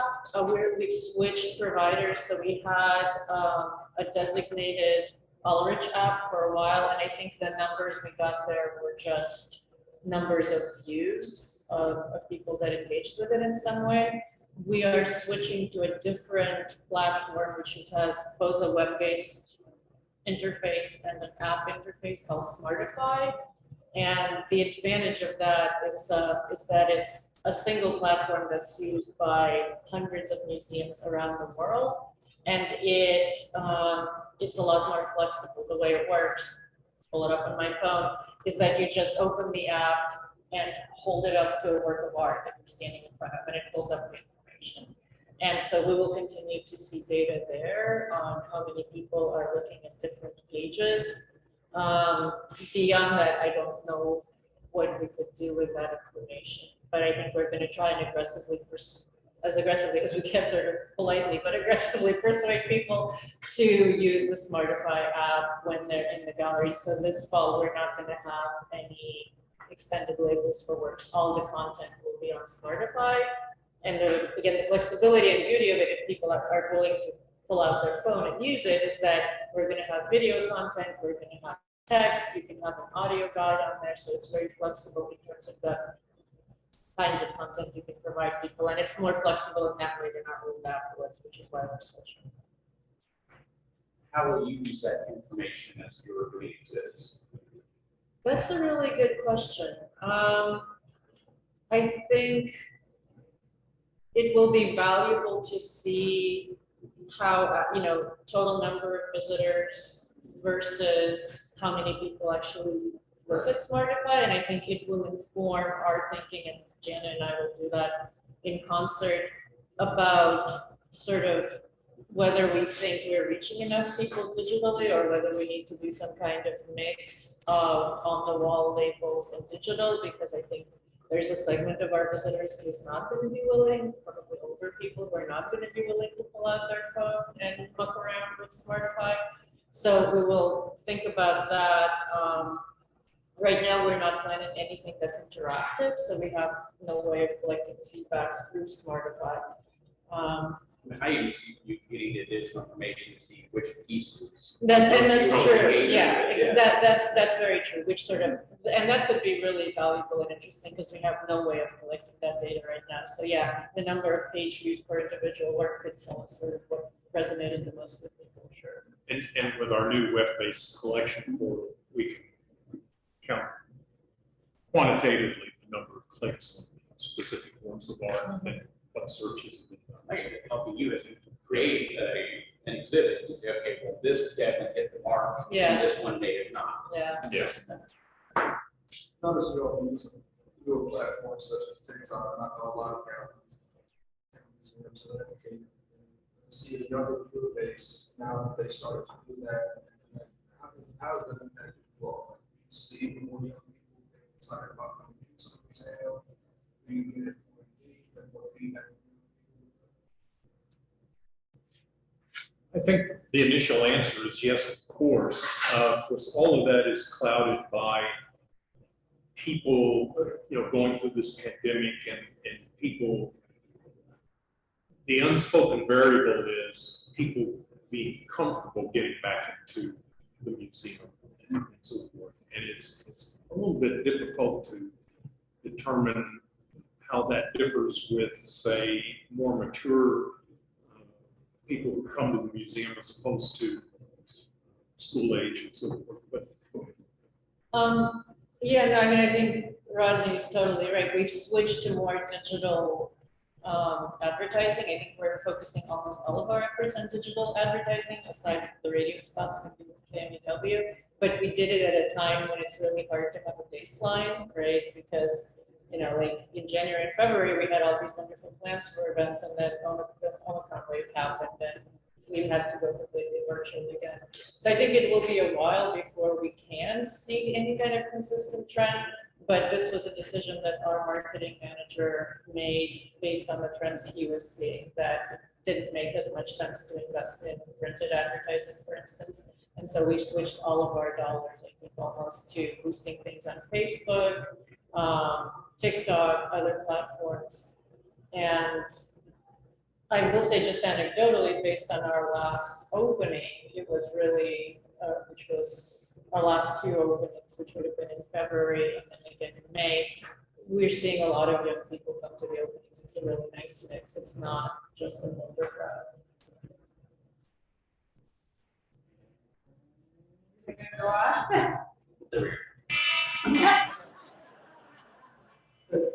Thank you so much. well, that's real. Yeah.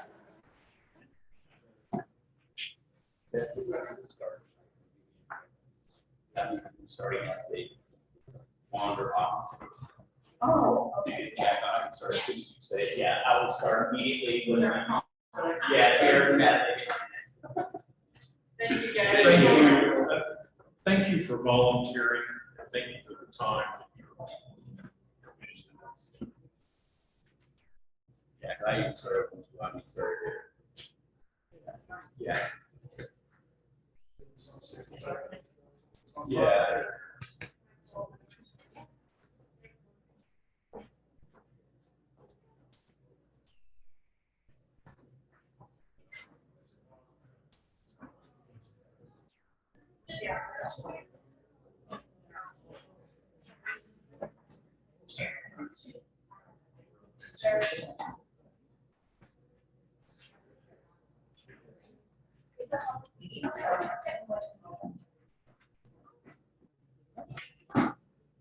Thank you all for being here today. We're very fortunate that the city of Wichita realizes the importance of art in our community, both culturally and economically. That's why we're here.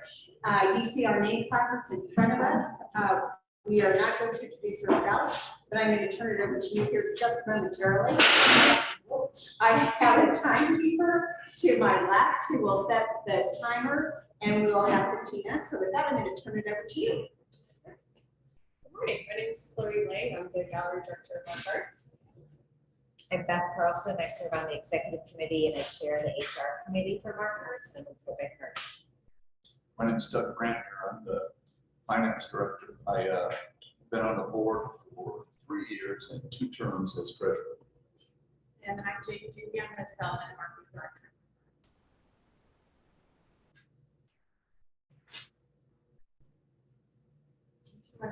Do you all want to introduce yourself?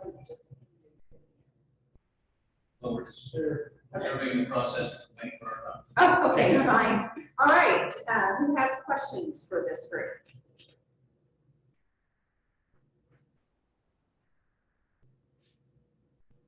Can you give me more specifics on your outreach programs? You mentioned you have them in the narrative, but not what they are and how you do that. So can someone tell me more about that?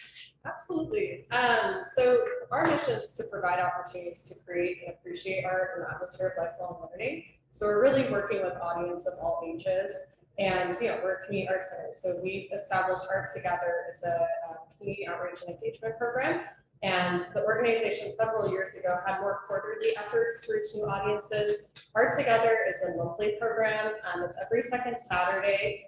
It's really geared towards youth and family audiences, so looking to engage visitors from an early age with their families to be lifelong engaged with the arts. And the Art Together program is structured, and I think what's really unique about the structure of the program is that each month Mark Arts and our team are partnering with different community organizations. So it's not just Mark Arts program, but we're highlighting and collaborating with different organizations throughout the city of Wichita and the region.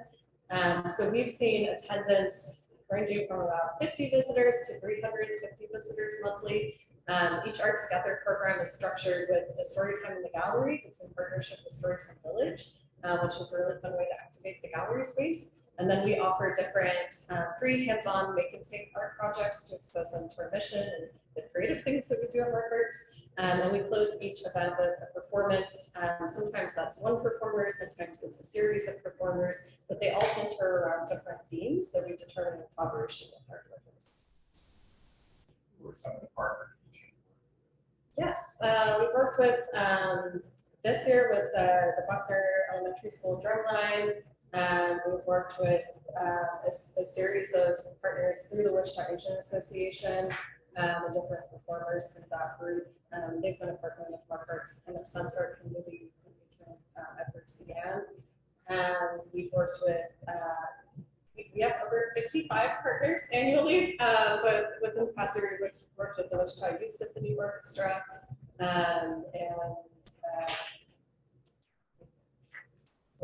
In addition to that, I would say as part of our commitment to further engaging diverse audiences, non-traditional and underrepresented audiences, we have over 70 partnerships with Rise Up for Youth, Wichita Asian Association, WSU DEI, Center of DEI there, et cetera, as we continue to grow in that space.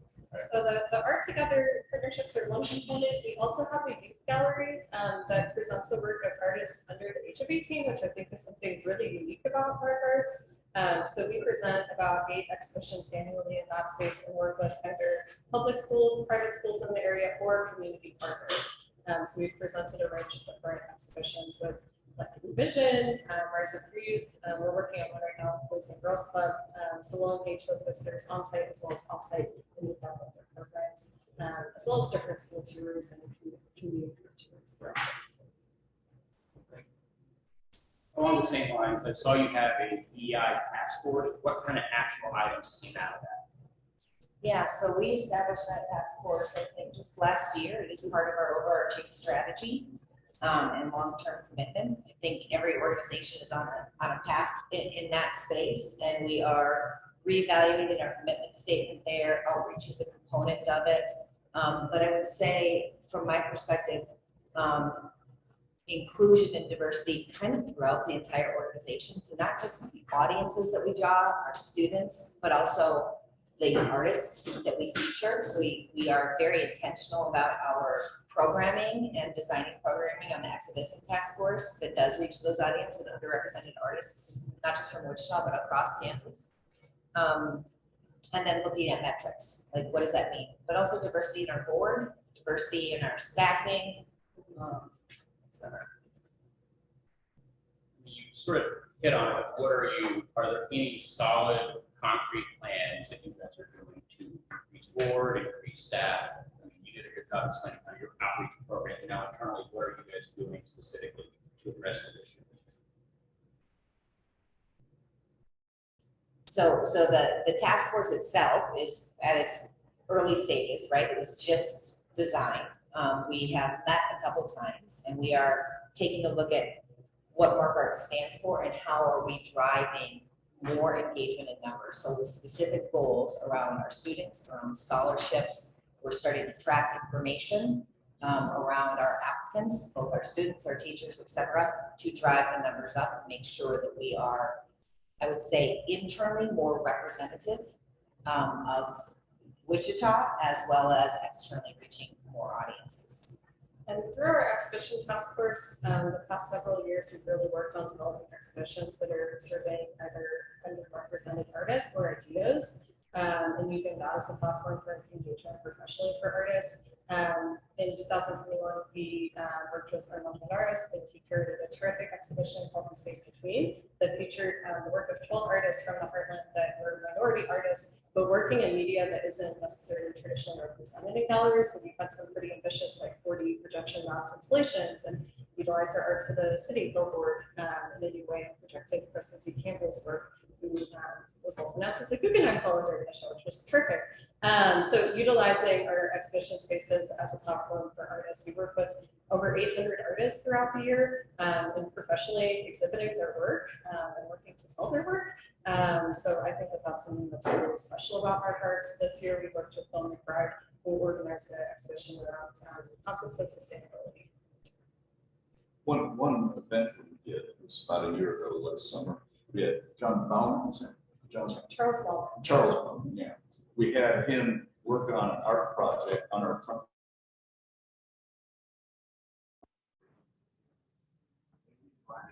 Organizations from across the city, including organizations,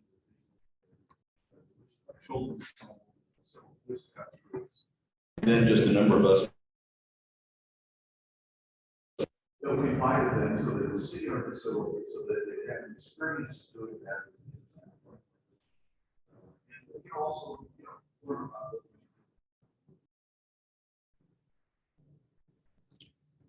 I have a question. So you did a nice job of identifying how you impact the community from an economic standpoint. Could you elaborate a little bit more on how you impact the quality of life through your work that you do?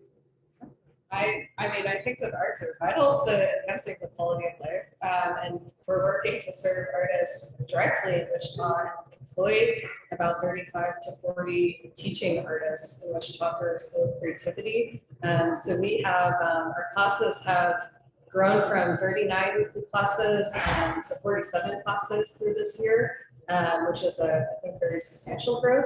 So we're working directly with artists professionally and then engaging students in our School of Creativity. So we, prior to the pandemic, had 312 weekly students, and we've just surpassed that this summer session, which is exciting to see kind of pre-pandemic levels return. But through that, these are students that are coming to Mark Arts every week, taking an online class, a sculpture class, maybe a culinary class. So we have lots of different opportunities, either through workshops for people to come in for kind of, one time, not very intimidating environment and make something and leave with that confidence, or through weekly classes for artists who are really interested in the social community and being a part of that community and growing their creative skills under the support of awesome instructors. So I think that directly speaks to that impact, as well as working with artists and selling their work. That is something that is at the core of our exhibition programs, that the works are available for purchase. And we have ambitious sales goals and started to exceed those.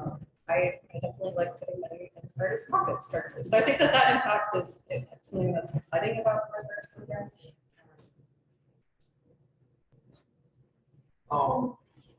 So I see you all done, especially for arts and color, a few different exhibitions. Have you all been, after those applications?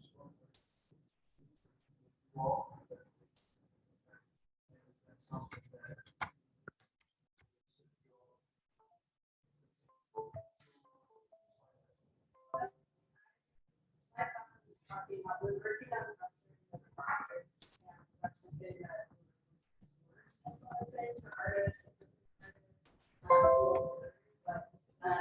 I've been working to identify The jurors are the ones that are selecting the pieces for the exhibitions. So I think that that's one place to increase diversity is in leadership where we can, as well as partnering with different organizations and to connect and bring audiences to markers that maybe haven't been to markers before, so that we can work with new audiences and grow our audience. And we want everyone that comes to our arts to feel respected and welcome. And I know working with artists directly, that's like the utmost concerns that everyone feels respected. So definitely something that we're working on increasing. I think that we've done certain things with different partnerships that have definitely progressed those efforts, but I think that there's an opportunity for the organization as well, directly in our programs, to take the lead on that too. Your application talks about the fact that they'll use the funds to support operations needed to meet increasing needs. Could you be a little more specific? Yeah, so with our attendance, it has increased 67% from about 18,000 visitors in 2020 to around 31,000 visitors last year. So we're on track to return to pre-pandemic levels with attendance this year. Just through June already, we've had 21,000 visitors. So we have a huge increase of guests that are and visitors and artists that are engaging with our organization. We've been working on lots of placemaking initiatives to attract new audiences and welcome them to our arts, support translation, for instance. But with that, we're looking for operational funding from the city to support the growth of our staffing team.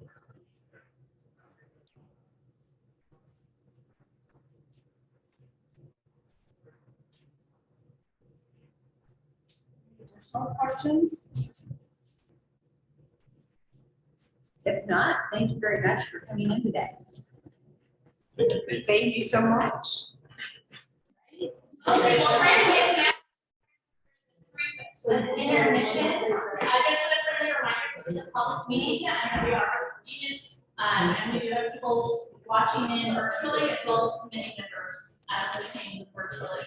For the panels at the hot seat, you have a microphone in front of you. If you can just project this wonderfully if you can, those tuning in virtually, we really appreciate it.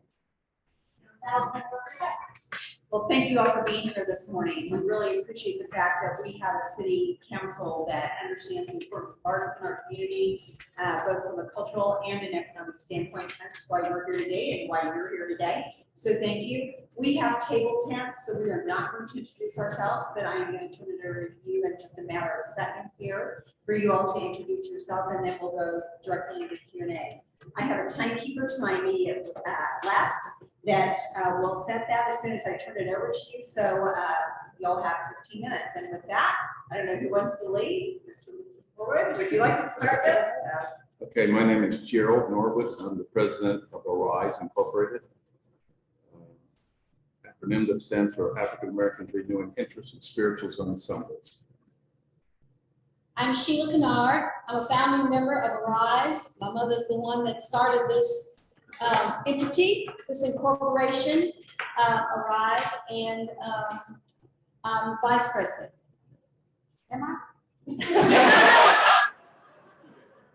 So you, right? I'm Andy Bias. I'm a member of Arise and the treasurer of the board. And Vicki Klein, I help Arise with their account work. And have any questions for the group? We're all trying to get used to electronic versions, Yeah. so, I apologize. Well, I have a quick one. So you indicated in your application that you realize the importance of digital context, or content. So what new metrics will you be generating to try and measure the impact that digital content is having on your organization?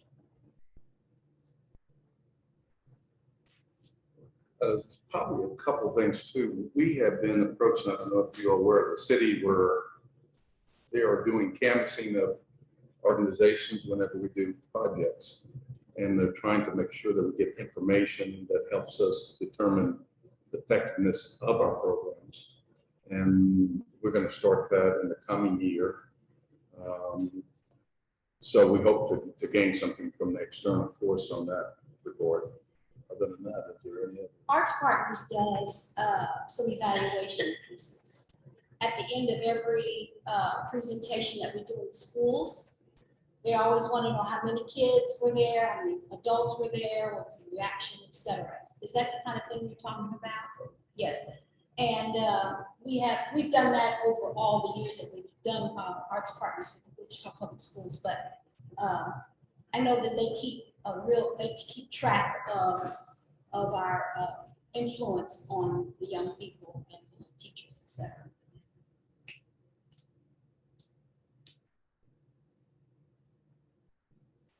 So over the last few years, so really essential for musicians, bands, everything. You all have any plans on increasing their engagement with social media,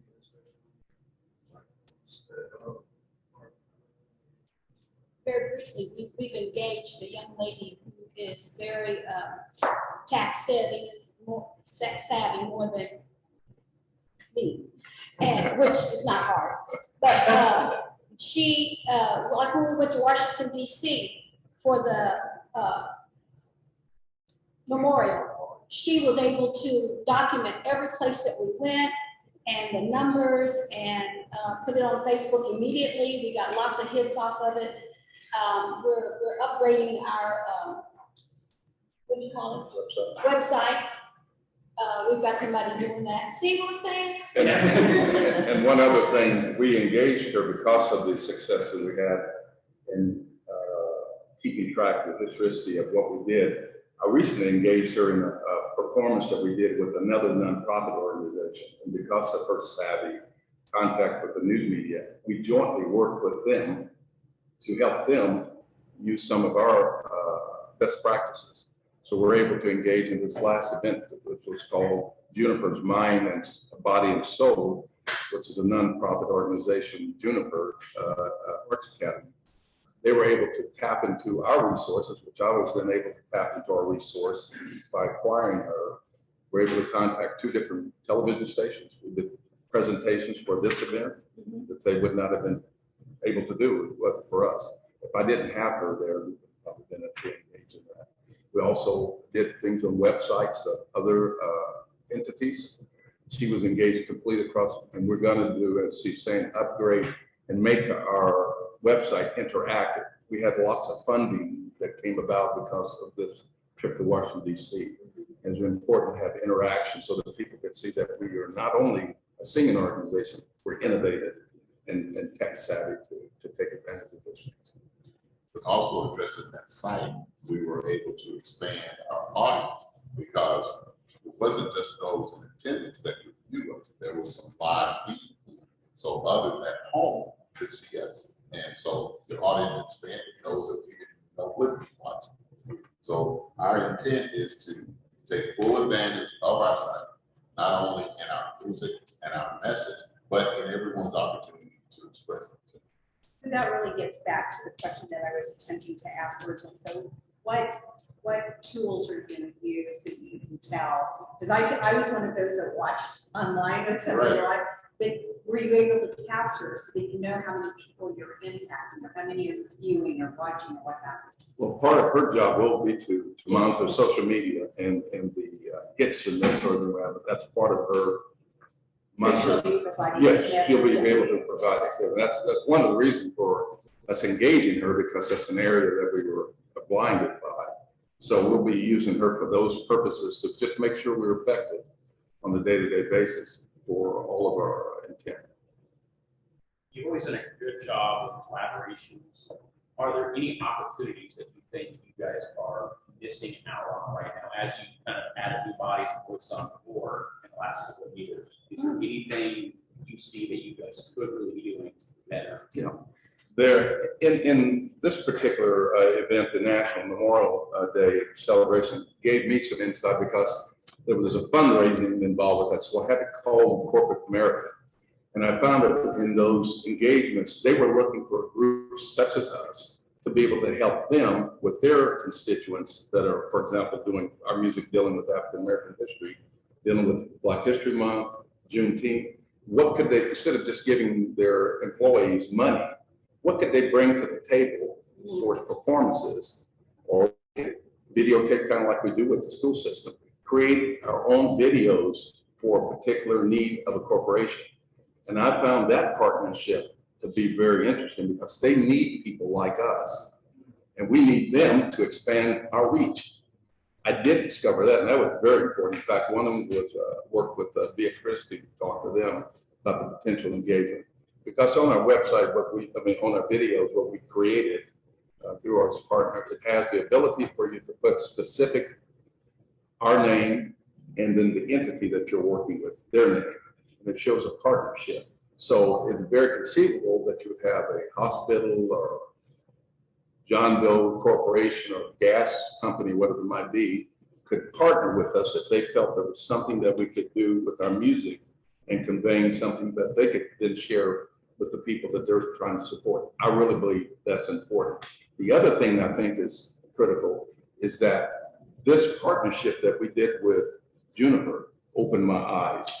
I think as we go forward, there's going to be a need for more nonprofits working with more nonprofits, taking those same dollars, same funding, and utilizing all the expertise that we have in ourselves and the other groups to be able to service the community in a way that we've not been able to do in the past.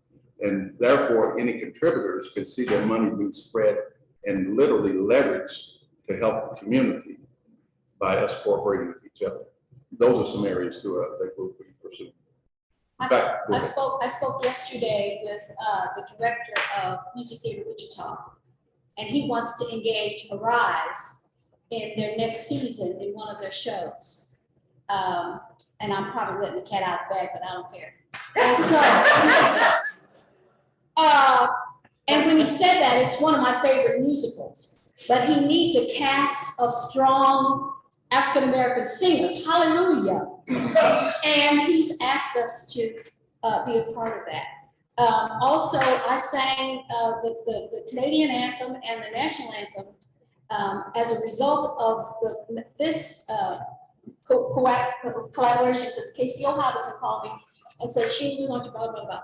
And so I met a lot of our funders there. So we continue to make, our tentacles continue to make connections in the community. It was called the Council of State Governments, and it was like 11 states and Canada, 7 provinces from Canada. So it was a glorious occasion, and I got to meet a lot of our funders. So that connection keeps going on. One other thing that we did too, this is several years ago, but this is part of the thing that we collaborated with the World Circle and created a venue called Instruments of Peace, took the history of the Wurlitzer organ, our music, and we joined those forces together to reach a different audience. We're working now with youth, for example, working with Holy Savior. They're right now, the Catholic Church is building a new gym. We're going to be working with their youth to build their credibility through music. As we did with this Juniper, these were at-risk kids. And we're able to help them understand that music versus sports may be a venue by which they can get confidence, maybe find that this is an area they'd like to work with. And we kind of began that rolling with youth. We've done it with the community children's choir at the Botanica. So we're always expanding into areas that help other organizations expand ourselves and find that there's lots of opportunity if you're open and creative beyond just your core competence. Is there specific, when a lot of organizations talk about reaching youth through art, we focus on elementary age students and we end up missing using the middle school and high school age students were in a moment where they probably need, they're not going to schools, they probably need some arts exposure and some of that outlet. Is there a specific program that you guys have that is geared towards middle school and high school age students? Well, our high school, we offer scholarship.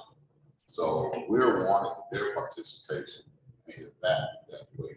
We're acknowledging that everyone has a purpose and that if we can show how their direction can get some assistance, but they have to understand what we're about. They have to write us an essay to that, and then they have to maintain a level of excellence throughout their extra work after high school. So that's part of it as well. But the other, I want to piggyback off of what was, I know, we already got middle school covered. She asked what the Oh, she has. well, I gave her high school. See, we're gonna have families. I was going to suggest one other thing too about opportunities. And I think we mentioned this last year, but I want to double down on it. Because of COVID, we were able to take our performances and then use them over and over. Never really thought about it prior to that. We would just make sure that we would attend and do what we needed to do. Knowing though that based on that event or that person or whatever source they were wanting to emphasize, once we have that available, now others too can use that for their benefit. And so that was something that going into it, never really thought about. Another thing we're doing coming up the 27th, which will expose teachers, we perform before the Teachers Association.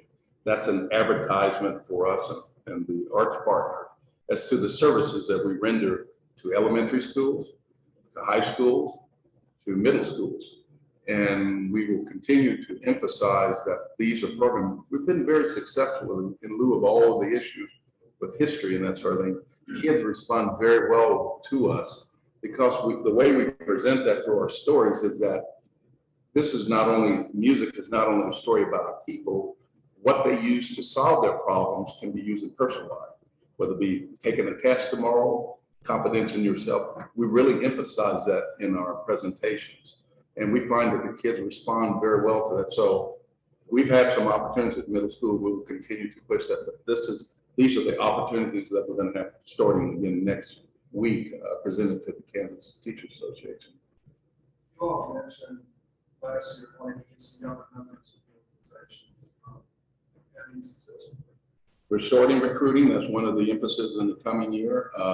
One of our mantras this year is to teach. The term is teach is an acronym that we developed, where it shows how our music reaches a sundry of different human needs. And so we will have activity. We've always engaged some of our members that we're going to go on college campuses. We're going to go in high schools, those seniors that are leaving. And we need to do that anyway because of, as our group gets aging. So we're purposely designing to do, I have that part of my 2023 directives. I have a question. Congratulations on your Washington, D.C. performance. It was wonderful. But where would I see the monies that you raised so that you were able to do that? Where would I find these on your financials? I don't find them in your fundraising data. Most of it came through in this year in 2022. Okay. So it's not reflected in these financials. Yeah, you'll see it in the 2022 financial reports. We worked very fast. We didn't want to work to the last minute. Thank you all very much. Your time is up. Oh, I knew that sounded something.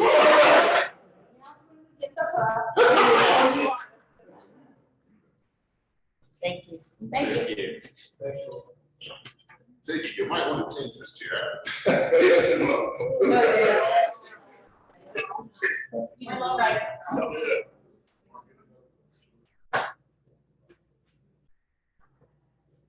Thank you. How are you doing? There you go. Here you go. Thank you. Thank you, guys.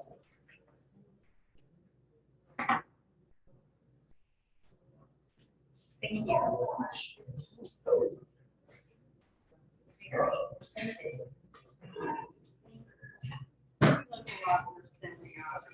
We look a lot worse than we are. We're a nice. Yeah.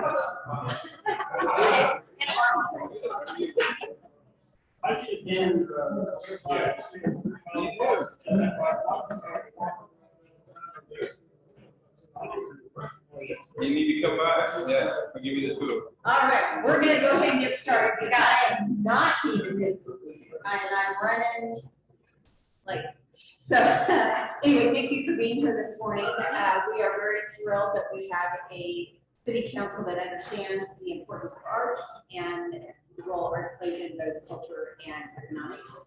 We have name tags in front of us, so we will not introduce ourselves, but I'm going to quickly turn this over in a matter of seconds to you all to introduce yourself. We'll set a timer, because my lovely timekeeper to my left, and you will have 15 minutes to answer questions. So with that, I'll turn it over to you. I'm Emily Brookover with Downtown Wichita. I'm the Director of Creative Engagement and Placemaking. And I'm Jason Gregory, the Executive Vice President at Downtown Wichita. So, Do you want us to do a little? intro or? Well, that'll take away from your Q&A. Does anybody Okay. have a question? Yeah, we've never done this before. So. That's fine. So in your application, you asked for attendance numbers that you did not provide. Do you have any way to track the number of people who take advantage of your artistic offerings? If you have any ideas, email me, because it's next to impossible to track attendance or public involvement in the things that we do. It's so public space driven that the events that we hold, there's no entrance or exit, so there's no way to really take attendance that way. Almost everything that we do is available 24/7, so it's not a given time frame that we open our doors to the public. So we have been on the hunt of ways to track that because it's an important metric. Unfortunately, we haven't found a great way to reflect attendance. Some of the things we've done in the past, we had the pop-up park, operated that for 5 years. Specific events, we would use a counter clicker, just basically for our own tracking and so forth. But a lot of the more placemaking, they're not event specific, so they're not a point in time where we could be standing there and track that. But we do get feedback from either the property owners and or developers talking about the impact and the change in the businesses. I know, with the Front Porch Project, that's something that just launched here on First Friday. The artists were involved with that. That's something we charged as part of that NEA grant that we got to those businesses, is report back to us and talk to us about how either your business improved or users, things like that, if they have the capacity to do that. So I have a question. So you don't charge admission, so you don't have any earned income, so to speak, and looking at the application that you put in, you really don't have corporate funds, so that leaves grants, and there's a big goose egg for 21. Could you talk to me about what happened in 21 that you had no grant revenues coming in? We were awarded a grant in 2021. That was a $75,000 NEA grant that we received. So the project had kicked off, but we didn't have any expenses yet. So it was a match grant. So as soon as we started spending money, we were able to start receiving funds from the NEA. So our first artist payments went out in January for the Front Porch Project. So even though we couldn't report that we received that grant in 2021, we did, we just didn't start paying out until early 2022. And to follow up on that, beyond grants, do you have any other revenue stream? We do. Yeah, I can talk a little bit about that. So we're primarily funded by SMID, which is an acronym for Self-Supported Municipal Improvement District. So the property owners in downtown pay an additional mill levy. Those are essentially the people that sit on our board of directors. We, as a staff, report to them. So our work program, from economic development to community development to placemaking and cultural, those monies are from those taxpayers. We also do other private sector fundraising efforts. We raise funds for things outside of our organization. Chester Islands Park, for example, the art components in there, our organization took the lead and raised $250,000 for the art to go into that. Complement what the city's doing here. National Park, we reached out and we're able to get a lot of the aesthetic pieces of National Park to the tune of $1.4 million that came from Evergy, was monies that we helped raise with that organization. So there's things we do outside of that. Flowers on Douglas, maybe you've seen Cindy Carnahan. So the SMID primarily pays for fundraisers for those types of things, in addition to grant applications. So that's the primary stake of our businesses. You guys appear to do a pretty good job engaging with them. What additional efforts are you doing to engage the larger metro area to begin trying to create the downtown hub? Sure. What kind of outreach are you doing beyond those four downtown stakeholders? Yeah, sure. So we rely heavily on social media, of course, to help get our messaging out and any information that we've got going on with art events, with placemaking. We also really help promote other initiatives that are going on around downtown.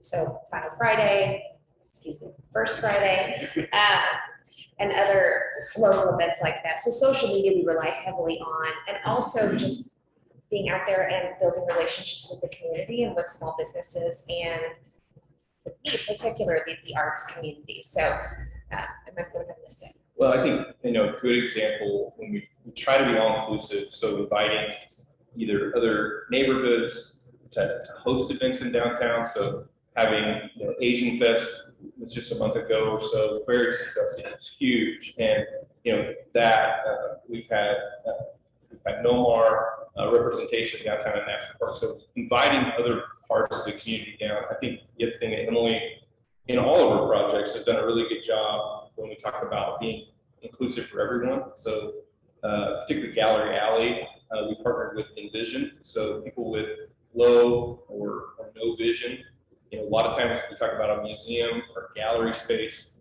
you're not allowed to touch art. And in that specific project, the charge was create sculpture that can be touched and manipulated. And so that's been a huge success. And we've seen field trips down there with kids. Envision loved it so much that they actually created their own gallery space, kind of an inspiration from that prospect. Yeah. So definitely a combination of inviting people, communicating with the public to come down to downtown, but also making it a really high priority to create opportunities for people to come part of downtown. Yeah, I think if we do our job successfully, it's invite, like you said, downtown needs to be inviting for everyone, whether you live down here, or you live in the suburbs, whether you're a visitor to Wichita or this community, and this is the first time you're experiencing downtown. We want it to be an open invitation, no matter your socioeconomic. And that's part of the reason why we don't charge for anything. These are all, any project that we're going after, it's going to be an open-ended invitation, open 24/7. Yeah. So help me understand how the fundraising hits your books. Because when I look at it, you don't have any fundraising on your application. You've identified some things that you've done very centered. So how's that work? If I'm a business owner and I'm not in downtown and I want to support something, do I write the check to you, and how does that show up? Yeah, sure. No, that's a great question. So a lot of what we do, if it's a specific initiative, we will create a restricted fund for.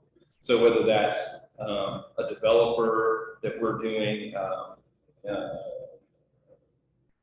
study for, like when we test market studies, things like that, or whether it's Flowers on Douglas, there'll be restricted funds, so those monies won't be spent on anything else. If we have somebody approach us, or we have a specific art initiative, exactly the same way it's classified as a restricted fund, even though they're writing a check to downtown Wichita, those monies won't be spent on anything else. That's basically how we handle any grant application that comes in also. And what that allows us is some of these projects are not necessarily a calendar year.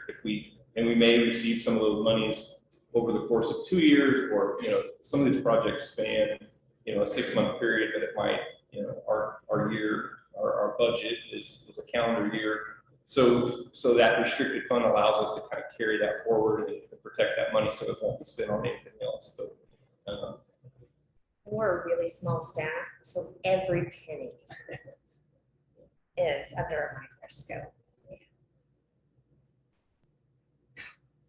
The city, Wichita has public art in the downtown area, obviously.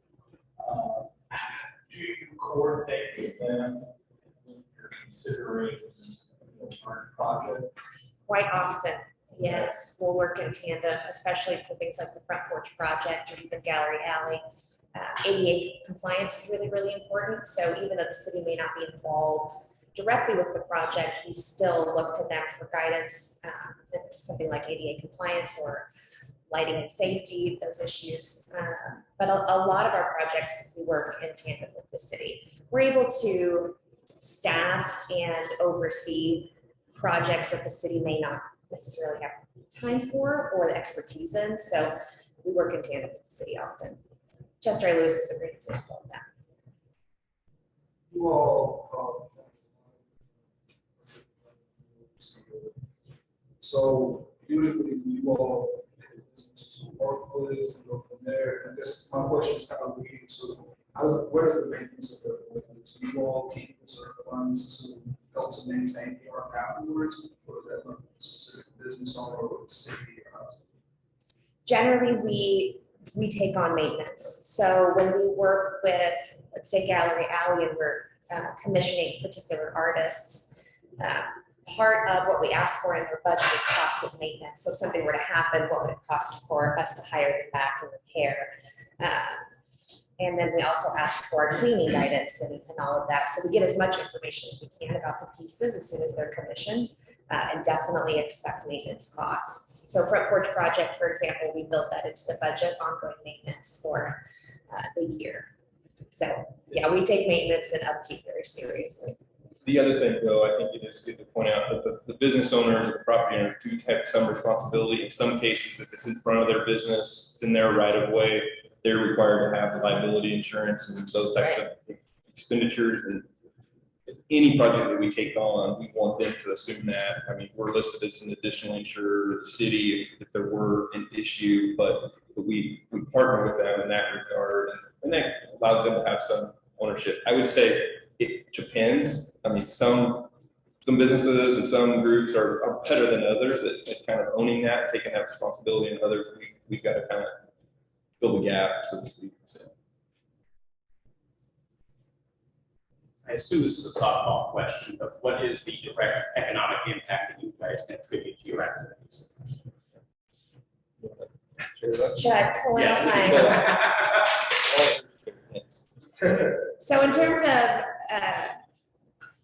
economic benefits, the power of public art, the power of placemaking and creative engagement with the public it's really difficult to put a dollar amount on. It's all about creating identity, making it this a place people want to be, and downtown is the heart of every city. And we've seen definitely in the last 10 to 20 years a resurgence of interest back to downtowns because people are understanding the importance of having the urban center revitalized. And so introducing public art and public spaces and opportunity for artists to come down and thrive helps bring identity and attachment to place, and it makes a place people want to be. And there's nothing more important to economic development than creating a place that people want to be. So I remember the conversation that we had. I realized during a team meeting that we hadn't ever sat down and looked at the money that we had been putting in artists' pockets. So for the past 3.5 years, I did the math, which is real hard. We've given artists, creatives, musicians, and change makers over $150,000 in cash that came directly from our organization to the pockets of local makers. That I guarantee in turn was respent within our local economy. So these are investments not only in the downtown area as a place, but also in the artists and creatives that work within it. The only thing else I would add to that is, as an organization, I mean, we've made that such a priority that is her full-time job. I mean, Emily leads that for us, and we value and we think that that's important enough to have a full-time person manning it.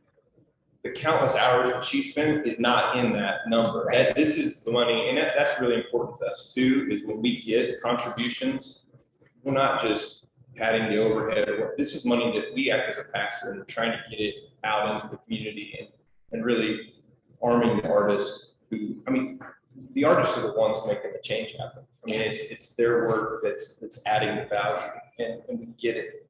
And, you know, the organization's been around since 2001, but we hadn't always done that. But when we start talking about economic development, community development, attracting and keeping talent here, job creation, you better have your eye on the cultural and arts as well if you really want to be creating value. That was your indicator that your time is up. I was like, I like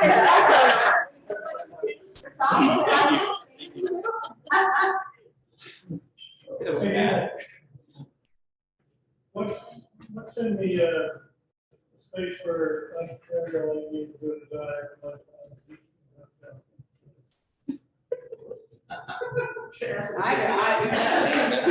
Oh man, time's up. We gotta head out. You know what? 1 minute.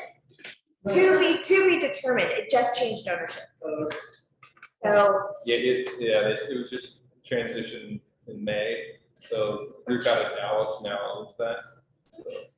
So we'll see. We'll see. They're making some improvements to the building now. So, what's the business? The property owner, who is it? They're out of Dallas. Atlas Development Group. Yeah, I've been heard of them. Yeah. All right, I need to kick you out. Okay. No, thank you all. Thank you, guys. Appreciate it. Thank you. Thank you. The McCormick School's up next, and they are coming up from backstage. Please pass your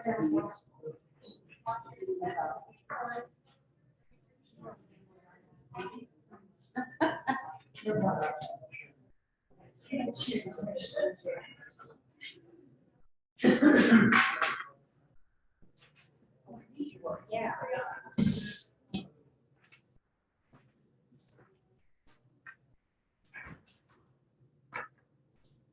Thank you all, since you're in the back of the room, you've heard my intro, but I'm going to give it again to you anyway. Thank you for being here this morning. We're very fortunate that we have a city council that understands the importance of our community. And while we're all here today, while you are here today, we have name cards or tags or whatever you want to call them in front of us. So we are not going to introduce ourselves, but I am going to turn it over to you here momentarily to introduce yourself as soon as my handy dandy timekeeper starts and you're ready to go. I'm Cynthia Davey. I'm president of the advisory council for McCormick School Museum. Happy to be here. I'm Dee Starkey. I'm vice president of the advisory council of McCormick School Museum. This is new for us, and it was nice to walk in here. They said you can come early and observe and walk in and see so many familiar faces. So thank you for what you're doing.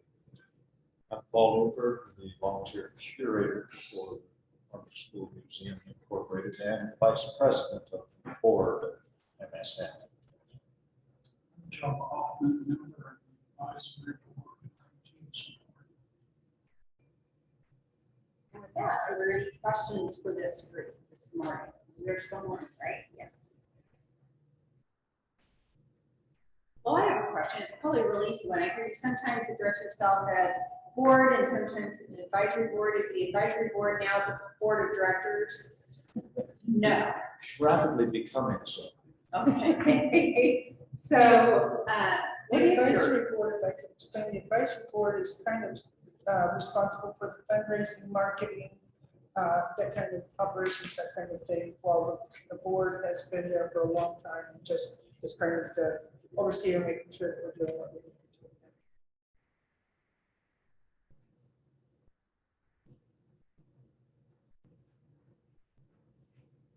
But to point out that while we've been a museum for 22 years, it's just within the last year that USD 259 said you're on your own. So that's why we're taking these steps. Yeah.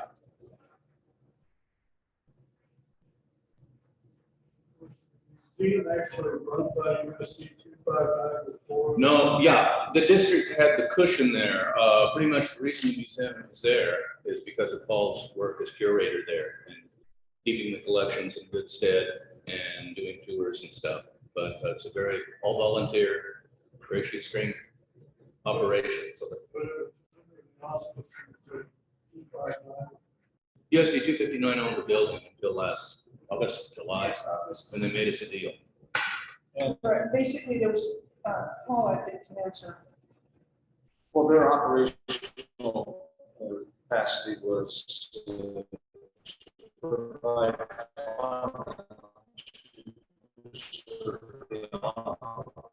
the building itself.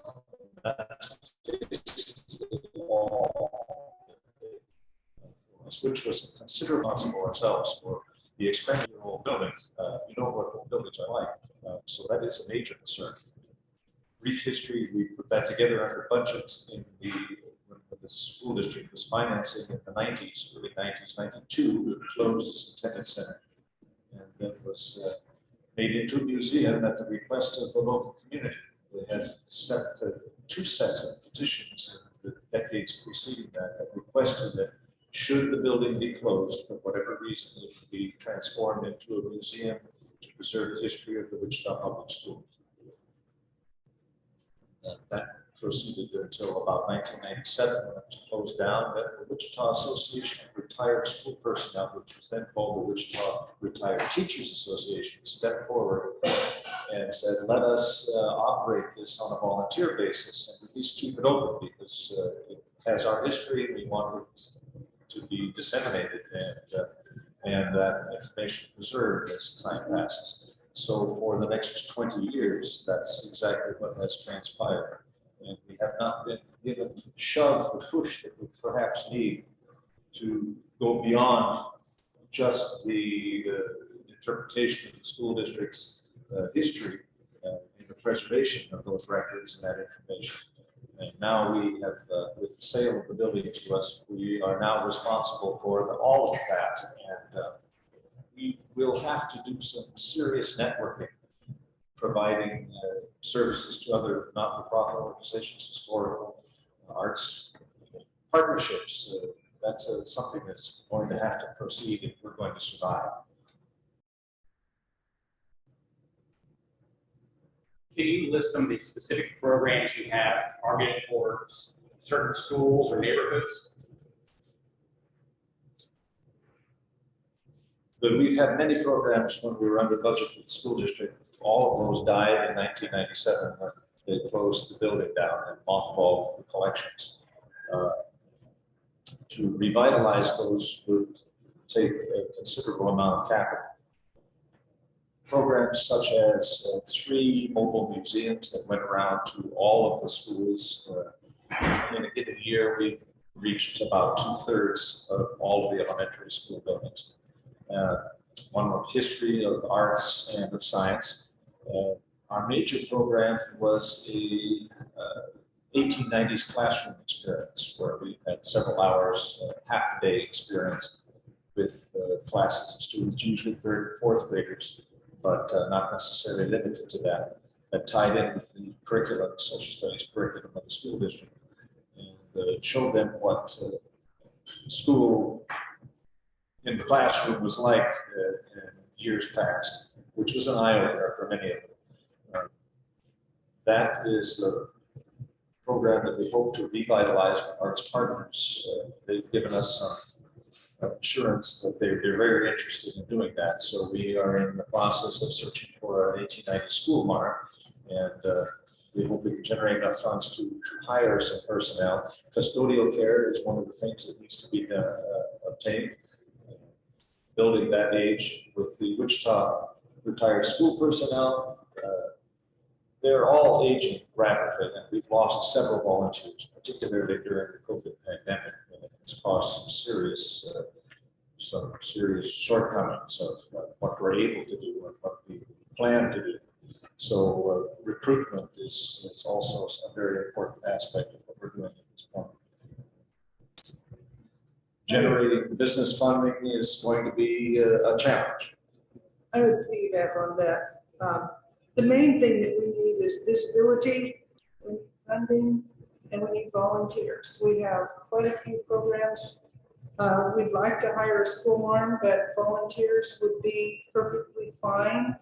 We need 3 or 4 that could get a couple hours a month, and we have the room, the facility, the training, everything we need, basically even as far as field trips. Our partners, as Paul said, are very interested in reestablishing this program.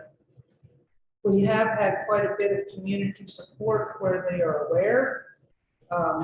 We're working on a website, media presence, trying to get the word out. Everyone comes in and says, this is the best kept secret in Wichita. And so operations, of course, since we've had to take it all over, that's huge. We're just about to the point of being able to give presentations to different community organizations. Dee is working on. We have a drone video of the drone flying through the building and showing that and narration over it to go out to organizations like Rotary and do a 15-minute talk with a 4-minute video. And helps out. Also outreach, working with the Society of Public Historians, the WSU, and Jay Price's Public History Program, and getting students involved in that way. And also accessing, as Sheila indicated with her eyes, getting young smart tech people, because that would help a lot in building social media presence and getting more visibility, awareness out there.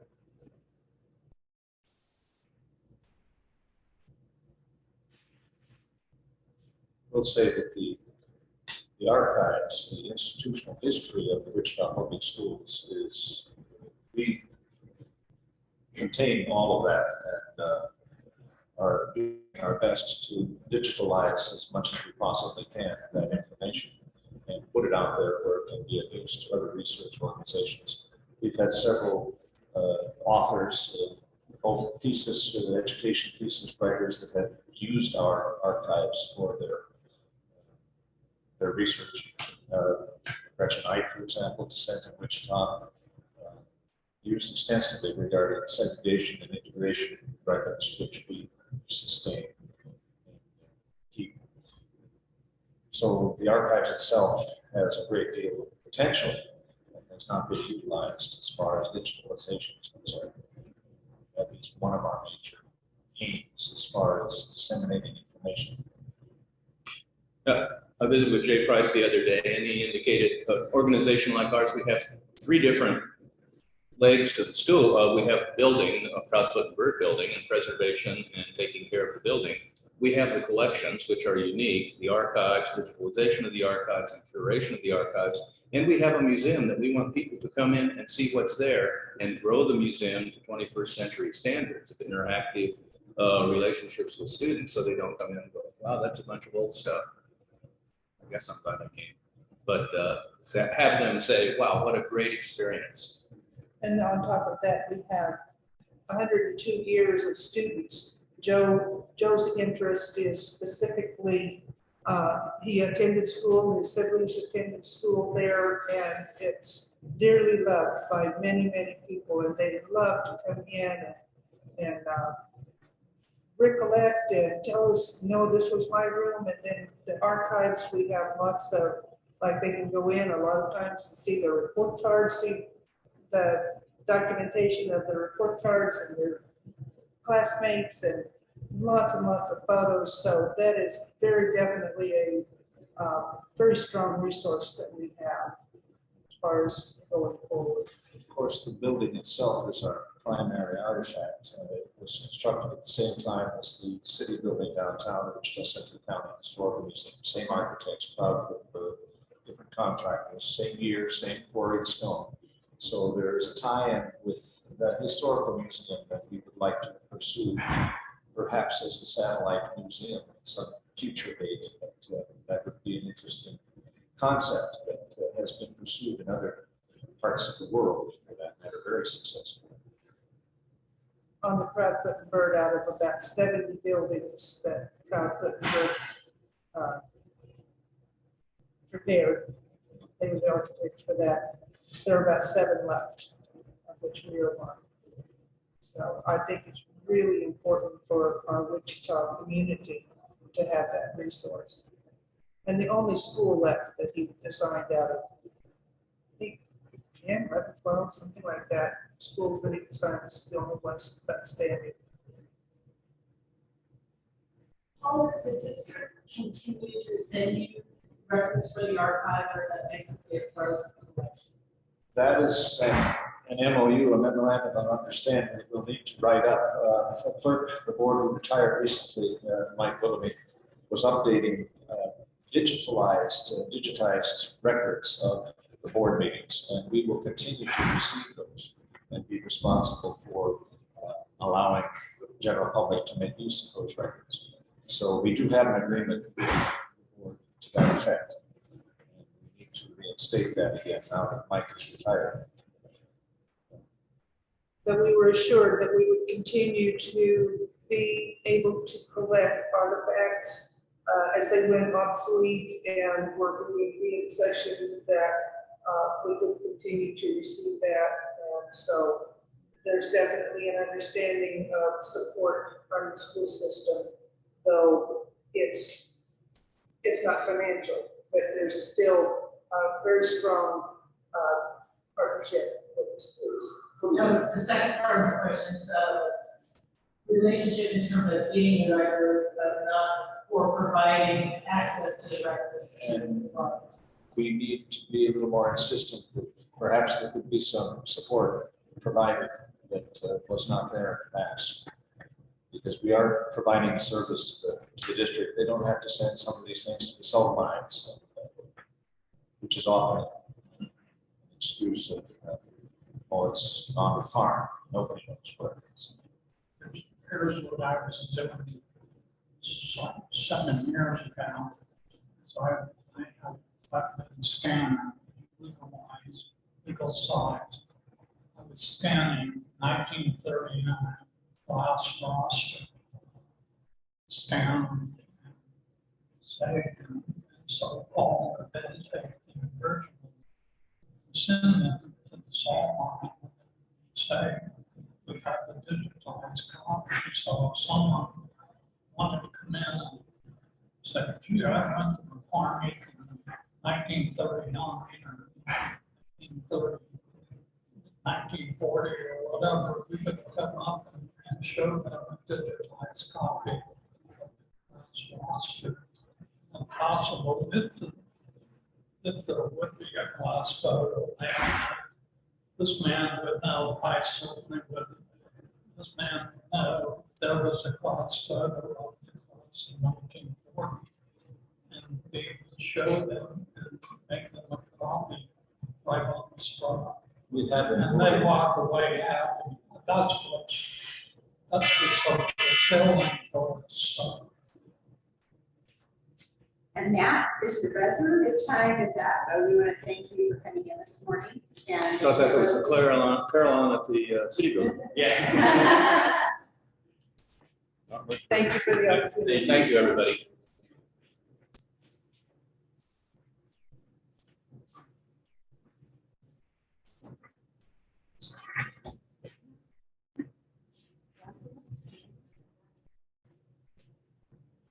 have just been informed our elevator is out of commission. Yeah, we've discovered that on the way You up. discovered that on the way up, but you made it up okay? Will you be able to get down? Okay? Down to Okay. Okay. They are, that's how it works, is aggressively. I'm on that list. We do try to We're do used to it now, elevator.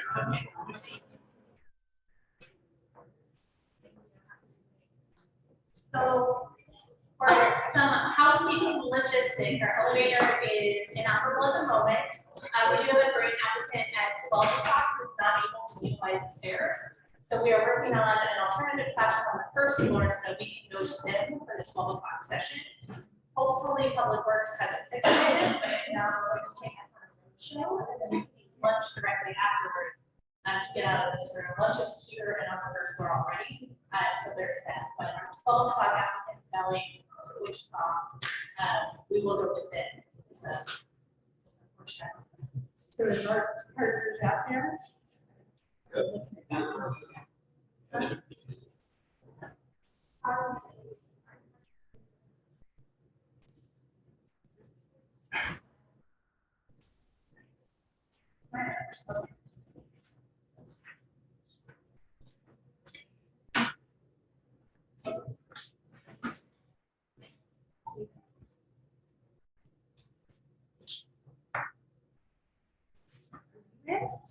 I'm in. Oh, great.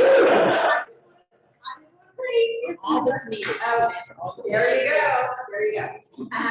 Thank you for being here. I think we're still in the morning. Thank you for being here this morning. As you know, we're very fortunate to have a community city council that values the arts and why it brings not only culturally but economically diversity. So that's why we're here today. Why you're here today. We have table 10, so we're not going to introduce ourselves. I am rapidly going to turn this over to you because I'm not sure I can talk any faster. As soon as my timer gives me that he's good to go, we'll set the timer for 15 minutes and then we'll go ahead and ask the questions. So we'll go ahead and introduce yourself. My name is Ella Monique Backus. I'm the Executive Director of Arts Partners in Wichita.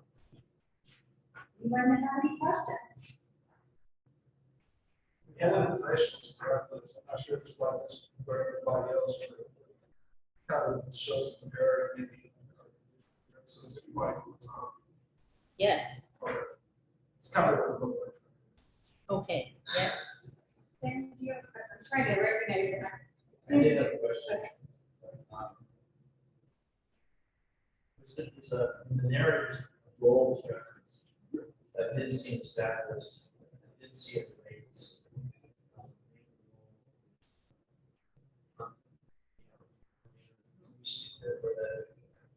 Yes, we hired somebody on July 1st. So the position is filled now. It was created, it didn't exist before. And is that part-time? It's full-time.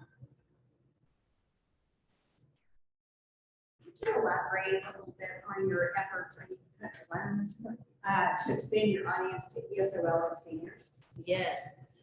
So the USD 259 reached out to us about providing a program for students who have English as a second language.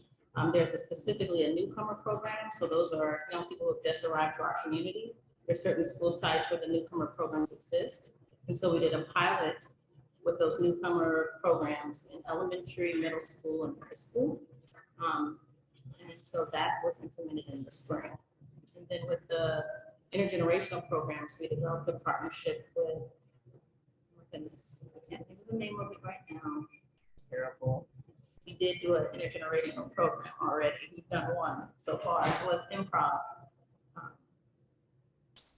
Larksville Place, that's what it is. So that's the first location where we provided that program.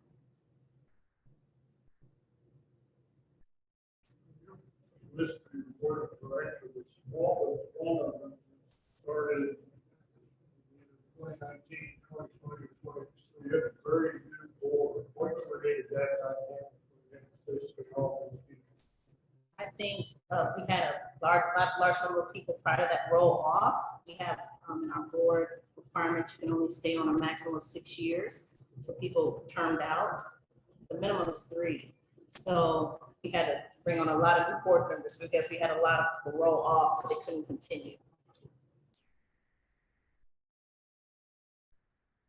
along that same lines, have you done something to modify their terms of service so that you don't have that out to you again in 3 years, or is that maybe done a 1 term versus 2 year versus 3 year term, so you have a little bit of Haven't modified their terms of service. Okay. No, we haven't.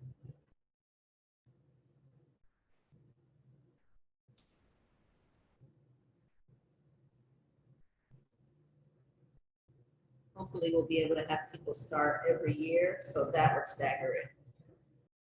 That would be ideal.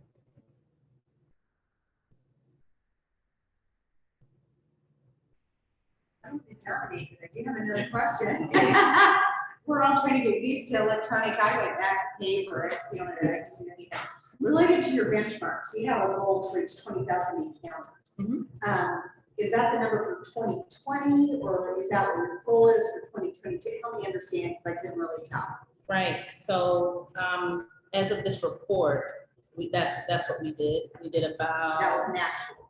We did about 27,720, and then right now we've reached 40,000 encounters. So yay! Yeah. Recovered from COVID in a major way. In person or virtual? There's a combination of both. We had to use our technology. And we had a summer program that was about 28 to 2,600 students, and that was both virtual and in person, and at 20 sites. And that's how we could accomplish that. So you're currently, I mean, for last year, 21. I never know what you're in. For 21, you were about 50% of the schools. Is that correct? So you were into 50% of the schools. We don't just serve schools, some are community sites. Okay. So it's a mix of those.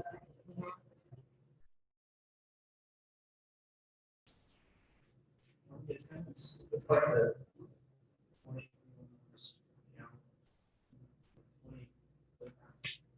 that doesn't match what I remember from their virtual offering. So this is, and it's just capturing the person of the word or use one by slower. So this number does include virtual, but we can't capture if somebody has like, if we have a portal and they have access to content that way, we can't count how many times they show it and how many children they show it to. Yes. So we can only go by, well, you said there's this many kids in your class, so we can't quantify that completely. Or if we have something that's like, even if it's free and it's on YouTube, maybe you can count how many views, but that's the teacher clicking it. We don't know how many children actually watched it. So there's limitations on how we can count. The best way for us when we're doing a program is to say, what is your attendance numbers? Like, for example, in the summer program, how many children are coming to this camp? You know, and then we can capture the number. But when it's like we give them access for 2 weeks, we don't know how many children see it. I understand, but it seems like the numbers, grand total of all attendance 2021 wouldn't go to 2020, but it is. You said it wouldn't be lower in 2020. Yeah, I would expect it to have more attendance in 2021 than Oh, I'm sorry. I told you the dollars. It's 12. It was 12,000. That's the number. 12,000 in 2021 and 18,000 in 2020. Right, so it went down. It went down. Yes. Can you speak to it? It seems like we're doing lots of virtual outreach, so I guess that doesn't seem like you guys didn't deliver on your mission. So everybody, the teachers, the districts are really frantic. And it was kind of like, we can only saturate the kids so much with virtual programs. So I think part of that is because it was so difficult for teachers and students during that time period. That was, even if we had this virtual offering, they have to have enough brain space to be like, okay, I can deal with one more thing. So that's part of it too. The reception from even like the people who would do virtual programs, what that was like. So Arts Partners was always an essential provider with USD 259. So we were allowed to go into schools, but if the principal and the teachers could even deal with something else. Do you know what I mean? It was already hard to like do regular education. With all experience. But how are things this year? Rates bouncing back. Yes, so they're doing good. That's why I was giving you a number for, as of right now, we have 40,000 encounters. And that's part and part due to the summer program, and then we just have, we have a new program, 2 new program managers, and they were really going hard, so, yeah. In your strategic plan, what steps are you taking for that? Yes, so one of the things is to get multi-year federal funding. $9 million financing for education. This is the first time grants have been approved yet. There are only 27 cities now. That's a big deal. And then we were able to get a small grant from NASA, another federal grant to our STEAM programs. That money from our trust, which is really awesome. That also helped us checking out the people who are they. That was great. We have donors that love you and need your help. The big ones that were really kind of like, go take your federal dollars. Gee, be like a little bit calm.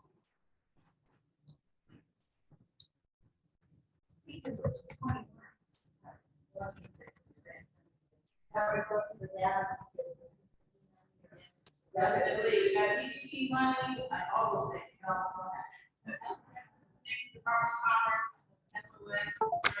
know, just here recently.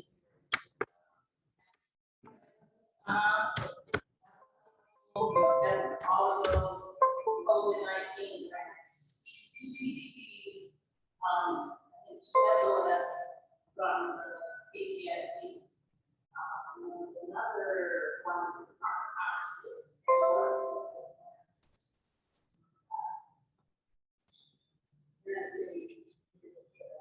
Oh, yeah. Those are ridiculous. No problem. Going back to the Department of Education, what changes is that going to bring to your work? I mean, that's a significant amount of money. Spend it however you want. There's professional development, there's implementation programs, and instructional materials. So the professional development, we're supposed to next week. So I'm sitting here with my brain thinking about that. And that's for 100 teachers from across the state and artists. And then we're gonna, so that's gonna be every other year we're gonna do our symposium. On the alternate year, we'll have a virtual. We're gonna be in 7 pilot schools. We're gonna be able to have a KU evaluator. Thank the Lord, we need evaluation. And it'll pay for that. We're gonna be able to pay artists to do residencies, which is awesome. So they'll be working 3 of the 9 weeks in those 7 pilot schools, and we have funding to pay them. So that's gonna be awesome. We're gonna publish 5 books. And so we had a fellowship program, and we had these amazing local artists and illustrators. So those books are gonna be launched next week. So that was also awesome. Those are the big things. I think those are the big ones that it's allowing us to do.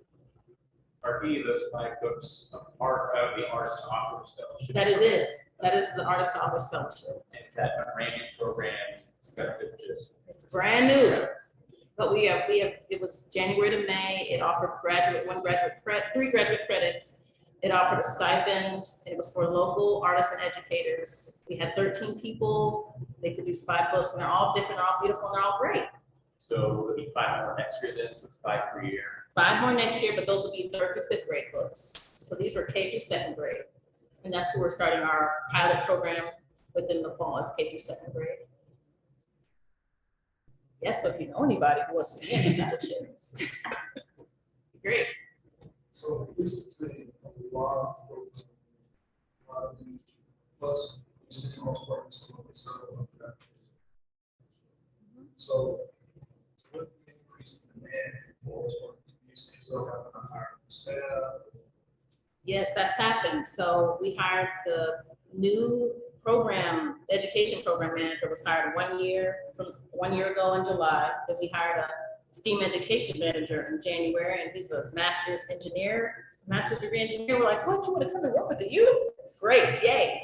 So then we just hired basically content and community coordinator full-time, and that was July 1st. So we have had to add more staff. Hopefully we'll be able to get a couple of AmeriCorps people, yeah, so you're right. It is about building capacity. We're recruiting artists. This is a unique time when it's like we have money to pay artists and we're like, where are y'all at? We need to pay you. We want to work with you, type of thing. That's what's happening right now. Capacity building. I'd say like reading your answer for innovative services and programs. I was a little bit out of breath by the time I got to that. Like, kudos, that's the show answer. Like, you guys really doing it. Thank you. I want to put as much in there as I could with these character limits. I just talked too much about it. Sounds like the funding that you're receiving is helping you attract really good quality employees. Yes. To, that's the sort of track masters level engineering, help, spread arts and things like that. So. We got the right people on the bus, Shannon. We got the right people on the bus.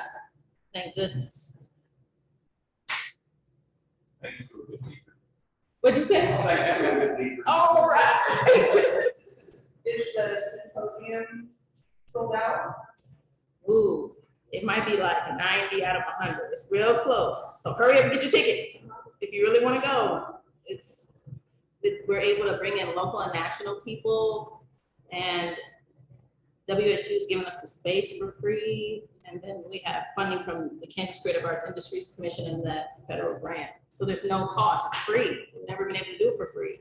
So that's why it's like, wait a minute, I need my ticket. Yeah, good. Other questions for our guests? My classes were still this morning, so I'm gonna go with it. Okay. If not, thank you so much for coming in. Yeah, thank you. Thank you. If you pray for us. I'm gonna lose weight. I'm gonna sweat it all out. Now we're gonna let your brain go back to that 100%. Yeah. All right. Thank you. Thank you. Well, our next group is coming in. The good news is we don't have to move. The elevator is back up and running. It's a good thing you guys can't see me coming up here. Okay, that's when she told me the last time I gotta read that one. All right. She goes, yeah, you're not reading your emails. No, I'm not.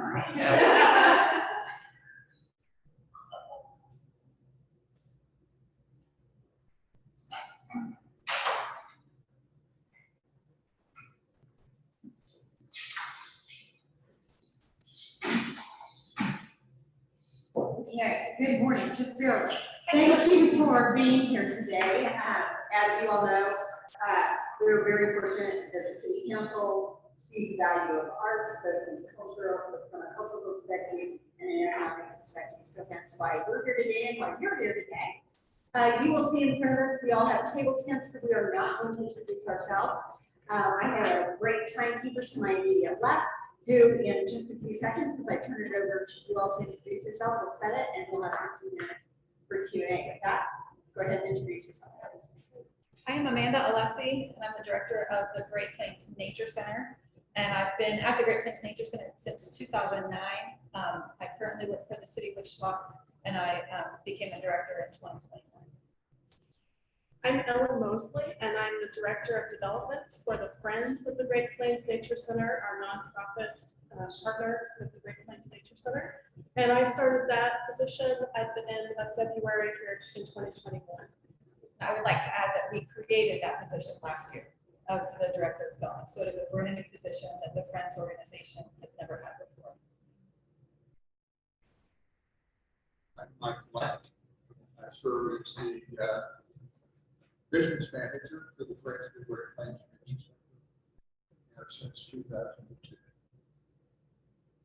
All right, do you have any questions for these today?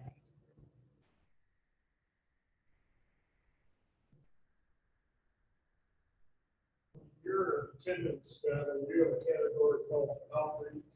What is it?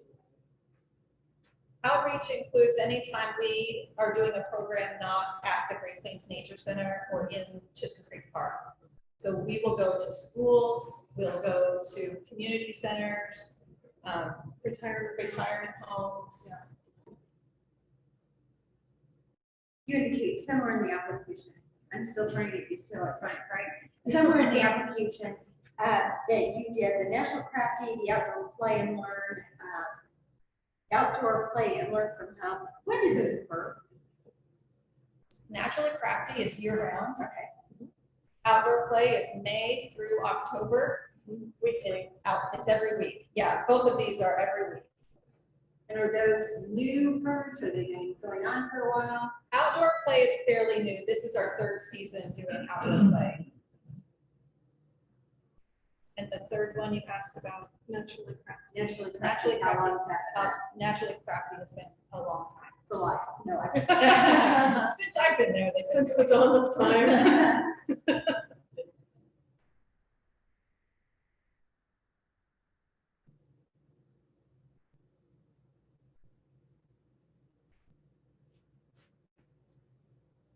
I tend to really push on organizations, actually connecting this language to actually talk to them about what they want. And it appears to me that you all are really connected with things like being told on the trail. And things like that. Are these ideas that you all are connected themselves, or are you having conversations with young people about what they want to see? Would they that to come up with these ideas, or how? Inktober on the trail, I think, began because we couldn't do art on the trail during the pandemic, as I understand it. And so we wanted to do something arts related during the pandemic that would really connect kids with nature. And so we would provide them with opportunities to draw things that had to do with nature and share that, or was there like a raffle? There was a prize for kids doing that. How did we determine that? So for other newer programs and things that we're coming about, after we have a program and we, especially with the school program, we debrief and we talk about what worked, what didn't work, and we'll go with that, as well as a lot of connection with the teachers and the leaders who are asking us, requesting programs from us. We have a lot of conversations about what is needed on their end that we can provide. How we do that.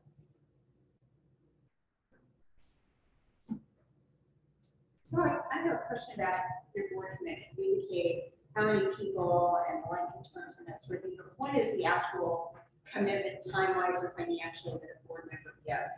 They don't have to make a financial commitment to us. So unlike a lot of nonprofit boards that have like a minimum annual donation amount, we don't do that. And I think that helps us recruit people from a wide variety of skill sets and not just people that have a certain amount of cash to spend, but we encourage them to help us fundraise in the sense of connect us to their businesses, that sort of thing.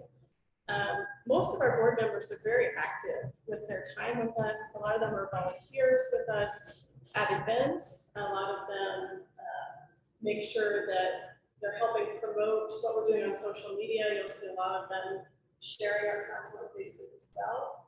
And jumping in with our fundraising event, Passport to Nature, we have a committee of board members that really guide that. We have, what else would you say about? Well, with the commitment, we don't ask for them to give personally a certain amount, but we ask them to commit to, if they're not giving it, to help find that amount to contribute. So even if it's not coming from their pocket, they can at least be active in finding that amount.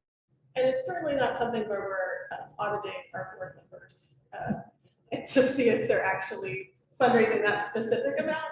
But we do encourage their participation in our fundraisers or to bring in, to connect us with people they know that might be donors and that sort of thing. I remember last year, identified the need for developer acquisition. Just want to credit what small strengthening the application. I don't know what you guys do, electronic QR, that's coming across. What I'm noticing is that the attendance, when you factor in all the things, seems to almost it's lower than the pre-pandemic years, on track. That's correct, right? There was also an error in our attendance that came from the comma that I put in on trail visitation for 2021.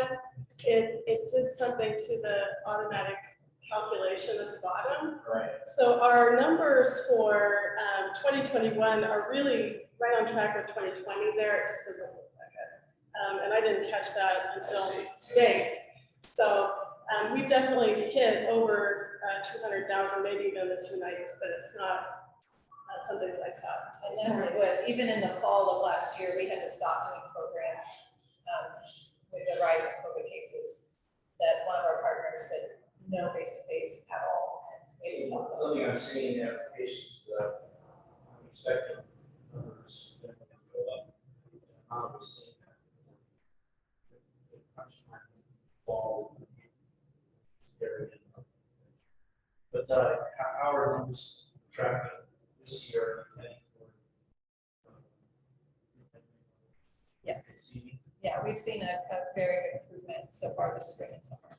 I think our field trips are fully booked all the way through next May from schools wanting to come out to see us.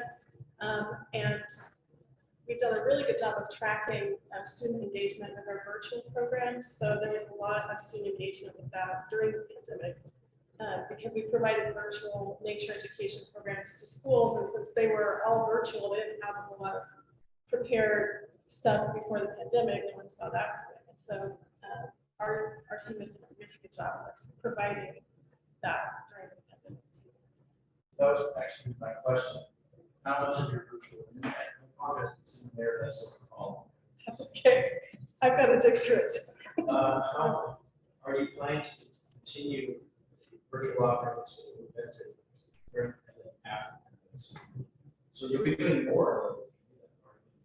We are planning on continuing to offer virtual programming because we view the Great Plains Nature Center not as just a Wichita resource or a Sedgwick County resource, but regional. And so it did open up a lot of doors for us to be able to reach students that maybe could not get to the Nature Center because it was too far away or travel.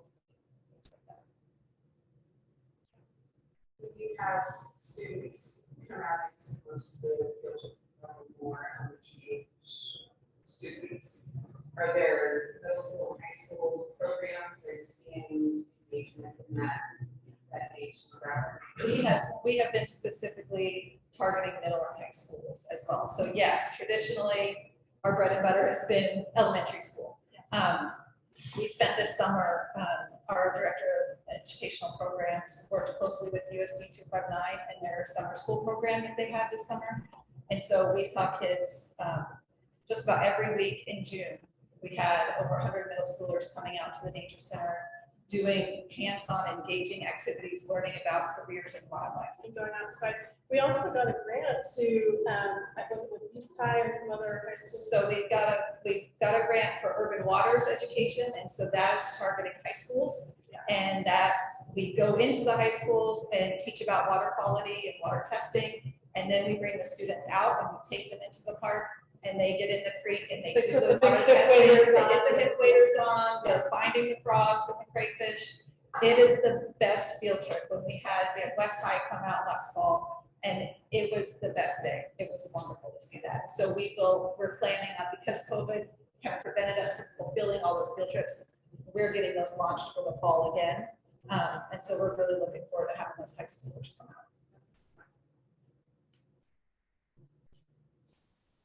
Other questions? Kind of change focus. I noticed on your 2022 budget, you're projecting a loss of about $85,000 for the friend. Are you doing anything to mitigate that, or are you willing to accept that?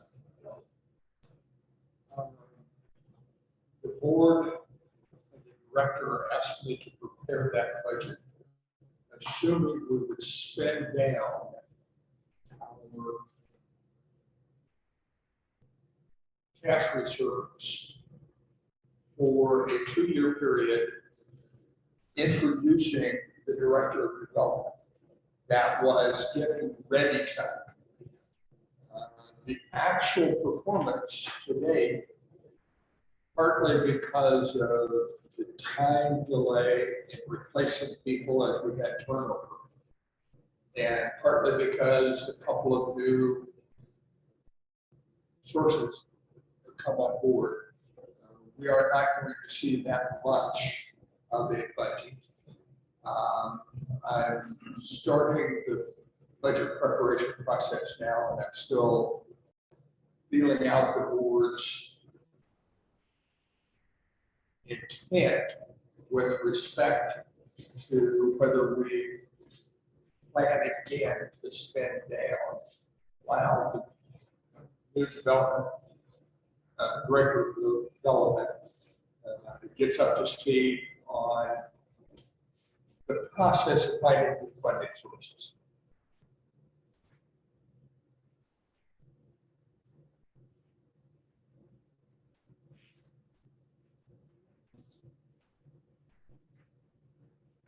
Not, thank you again for coming in today. Thank you for your time.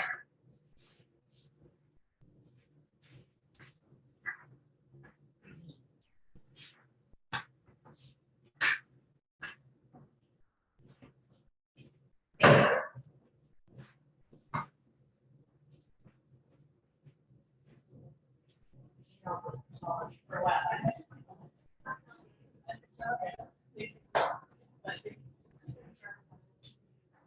I'm sure.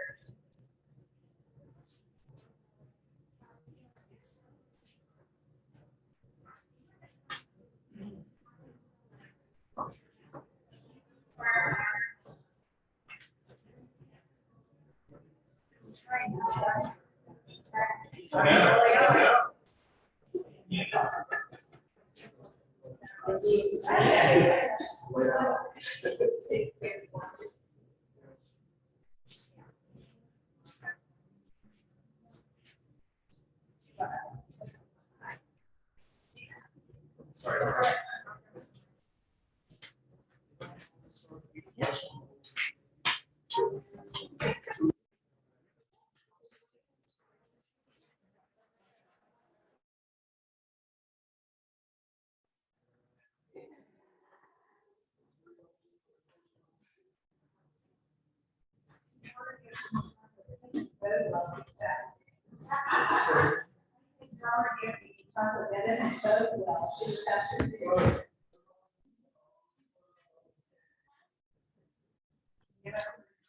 Doesn't show, so he doesn't get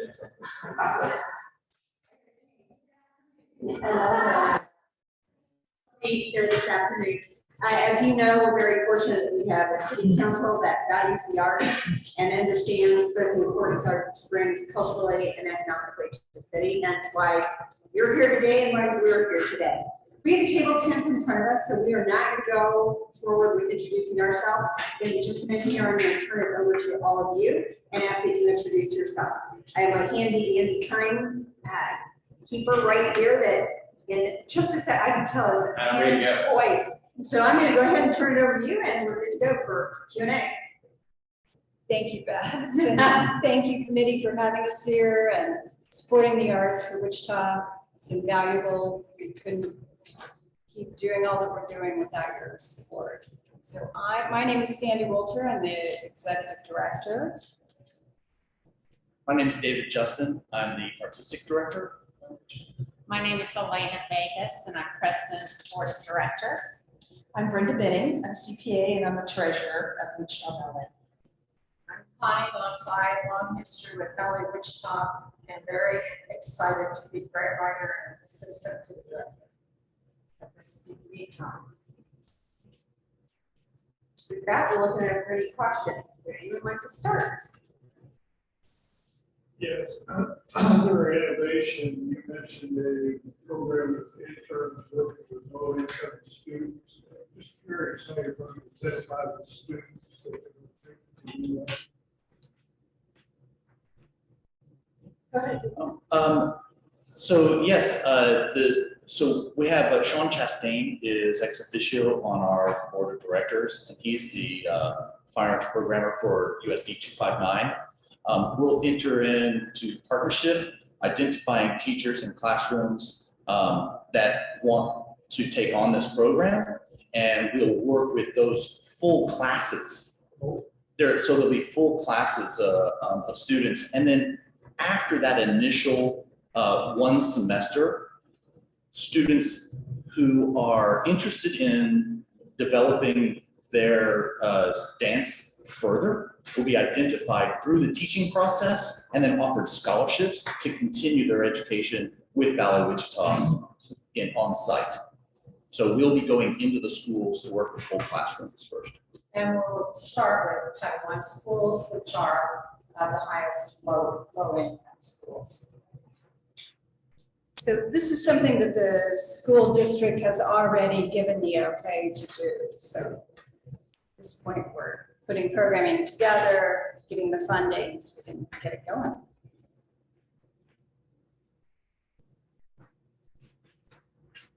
You have plans to fill your production manager position?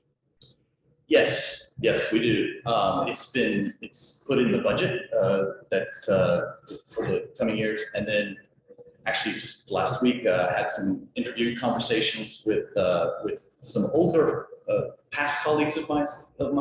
So we're optimistic that that's going to happen soon. Thank you.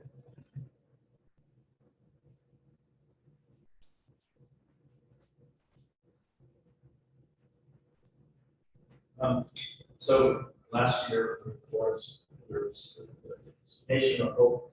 Oh, okay. Last year when you guys presented, you were hopeful to attract permanent executive directors. So congratulations. Artistic. Yeah. And I think that helps like snap your application and focus. I have more confidence in the organization. District's application, so that's a great step forward. My question goes to your strategic plan. It's very ambitious and laudable, but there's so many goals in there. How do you plan to deliver on all those, track those things, not just file away as things that aspire to our aims? Connie's our strategic planner. I've worked a lot with that part of the process. Our strategic plan official was from Kansas City Ballet. And so those goals were fully set by all board members. And each one of them has a task force assigned to implementation and outcomes. So they now have goals, outcomes, and also needed resources that we need to pull in. So that involves new staff and volunteers as well as new monies that have to be met in order to keep everything going. So it is ambitious, but it is attainable. And I'm very confident about that, just because of the work that we've done with Kansas City Ballet over the last 2 years, which Sandy initiated, and which led to us finding the date for us. So it's plausible and it's exciting for me, and that's great. And we're being very methodical about how we move forward. So raising the money and then implementing the program. You know, there's a lot of steps that are going to have to happen before some of the things can occur, but it's if I can just add, creating a deliverable on a timeline is in the DNA of making theater and performance art. And so we have the skill sets and the timeline and know how and when we must do that. And so it's about these steps along the way and managing those things with the board members, and it takes a village. So we're compartmentalizing them and then working together to make sure the whole thing comes to fruition. And following up on that question, if I remember correctly, part of the benefit of the partnership with the Kansas City Ballet was some cost savings. How has that relationship with the ballet changed as you expanded? Kansas City Ballet. So a few simple examples are that for the Nutcracker production this year, it was new that David choreographed, super fun. I hope that you were able to see it, but we were able to borrow a significant number of costumes from Kansas City Ballet. And Tom Sawyer, our ballet in the park, we also relied on their production team and costumes. And then also the strategic planning sessions that were led by the Director of Philanthropy and Development from Kansas City Ballet were offered gratis. So part of that process is great thanks to them and their generosity. And they're continuing to be a support. So if I have questions, the executive director at Kansas City Ballet, I can go to him as a peer now and give advice on the monetary value is thousands of dollars. The monetary. So I've got to ask, because there's always an accountant, right? Okay. Yeah, please ask. Right, you've been running a loss for the last couple of years. You're projecting a pretty good profit for 2023. Coming off of COVID, how do you see that happen? So I think that the first thing was making it through COVID and what we needed to do to keep Wichita Ballet such a treasured resource in Wichita, to keep that. And we worked very hard to be able to obtain any we could to get that help, make the right financial decisions. We ran a very tight ship. Obviously had to make that very hard choice the year before to not do Nutcracker, but this year we said, we're going to do it. We're going to reach out, we're going to do it. It was a big success. We weren't able to reach out and have the student participation that we wanted to be able to have because the schools weren't doing the field trips, but we've already see that's going to be the possibility. We're going to be able to do that this next year. So we were very happy to make it over that hump.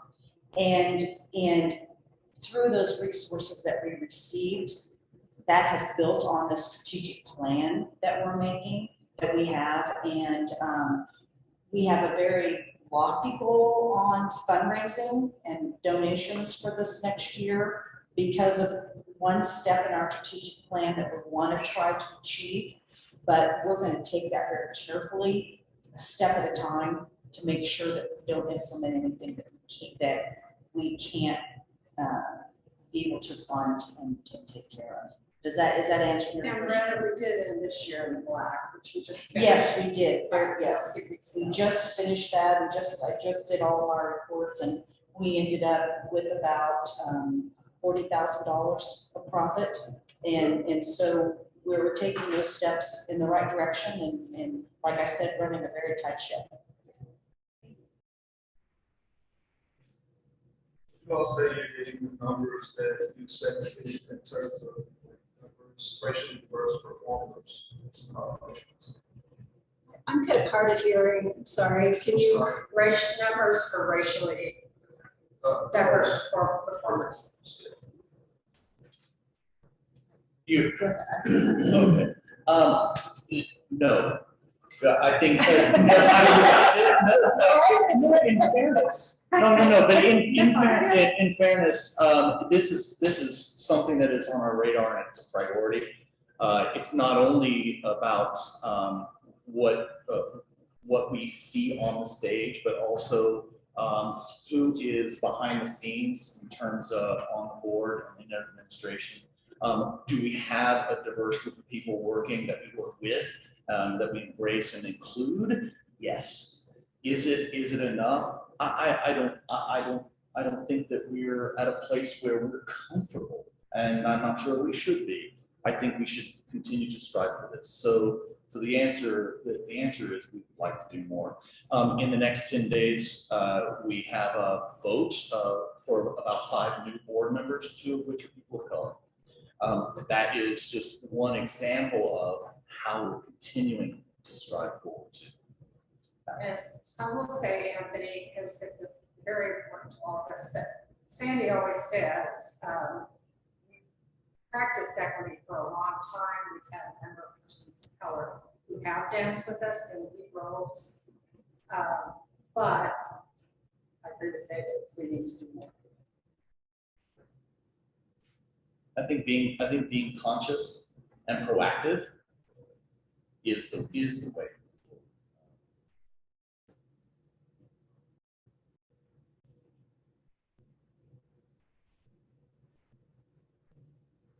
So part of that could involve, I assume, so, do you have any plans for how do you try to attract the person? Your school initiative is, School initiative. Yes, as a part of this collaboration, it's in 1B, of the application, with WSU training teachers to go and work in Title I schools. We work to crush barriers of access, and hopefully through that one example, we're able to open exposure and bring people from diverse communities, whether it's diverse economic communities, all of the different ways that we define this, to make ourselves accessible. I think a big part of it is we would like to increase our market budgets so that we are putting ourselves in places where diverse communities are so that they become aware, but then also we're working to program in those communities. So Valley Wichita is the only Kansas-based Valley company that's on the Kansas touring roster. So going to communities is something that, as we develop, part of our strategic plan is to also go outside of our this region, so that we're including that as well. I might interject that I think a great way that diversity is, those doors are opened, are through our school matinees and through the exposure of those students who are excited about what they see and bring their parents. And I had a conversation at our last Nutcracker 2 years ago when we had matinee students there with a mom who was just so excited about being able to see the performance, about what it brought to her son, and was just very complimentary of everything we did. And I think that's a great way that we do achieve that goal. There wasn't room for all the details, but we really included families in that with those Title I kids that come into the school. So bringing entire families, giving them tickets to performances and.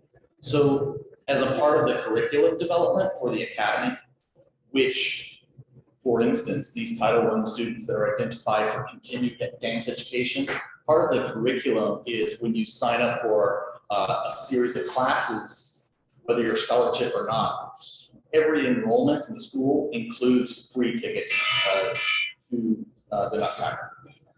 So it's as a, oh, is that the end? That was 15 minutes.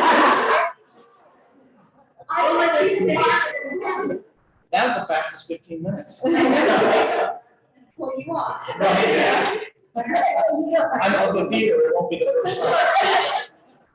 This was two cripples at the table, they don't do that. No. I hope that answers your question. Yeah, thank you very much. Thank you so much for your time, Sarah. Yeah, great, thank you. Lunch now for you guys? You made it. You made it. Thank you all. Good afternoon. Thank you very much for being here this afternoon. We're very fortunate to live in a city where the city council feels arts are important, and that's why we're all here today.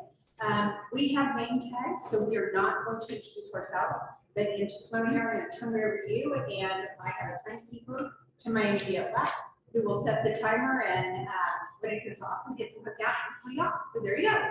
So with that, I'm going to go ahead and turn it over to you, Brad. Okay, so I'm assuming you want me to just speak for a couple minutes and then you can fire away with questions.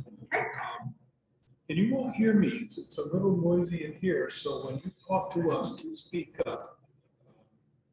My hearing isn't what it used to be. Say that as a musician. But, you know, as you can gather from the written report that went in with the narrative, these have been very challenging years for performing arts, and certainly no exception to that. This year, we have begun to, what I would say, recover. We're nowhere near back to pre-pandemic levels. And I'm not even sure we'll ever get there or when we'll get there. It's a long journey. But I think the important thing to think about is that what we have found in the last 2 years is that it's offered us opportunities to create new programs, to get online, to create digital activities. And these seem to form a pathway into the future. Because one of the things that I would know is that because of the relationship with television, PBS Kansas, and some of our other digital activities reaching schools, we actually reached more people this past year than when we're actually in a normal state of performing concerts.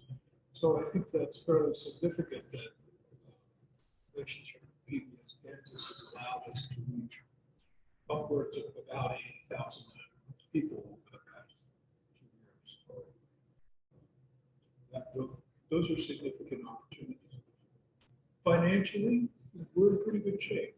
We benefited a lot from the sort of venue operating grant, other PPP, other state funding. So I can look ahead to the next season with about $1.3 million in our bank account. I'm not counting it out. So with that, I can say to the board, we can continue to adjust, make adaptations, and go forward with the season as we have planned with confidence. That we can pull this off. So I have no concerns financially. As we get a year from now, I'd say something differently, but we'll get there across that period. So that in a nutshell is where we are. So I'm going to take questions. Lori here is our board chair. Fire away. Well, congratulations on getting through. And the position we're in. Could you talk a little bit more about when you talk about reaching people, does that include the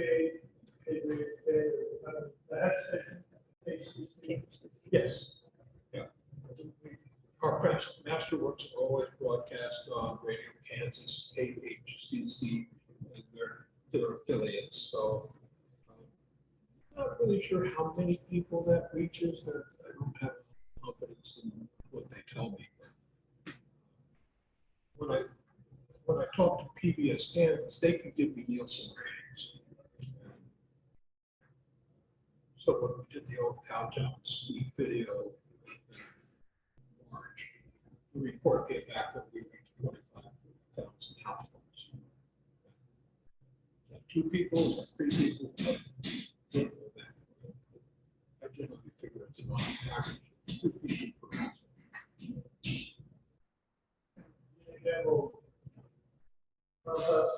In-person attendance in future years.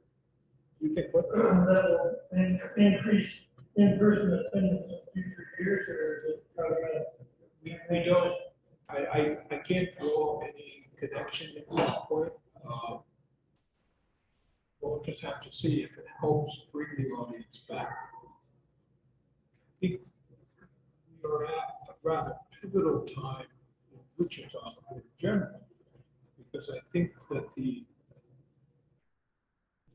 older generation that built these entities back in the 80s and the 90s are leaving the scene.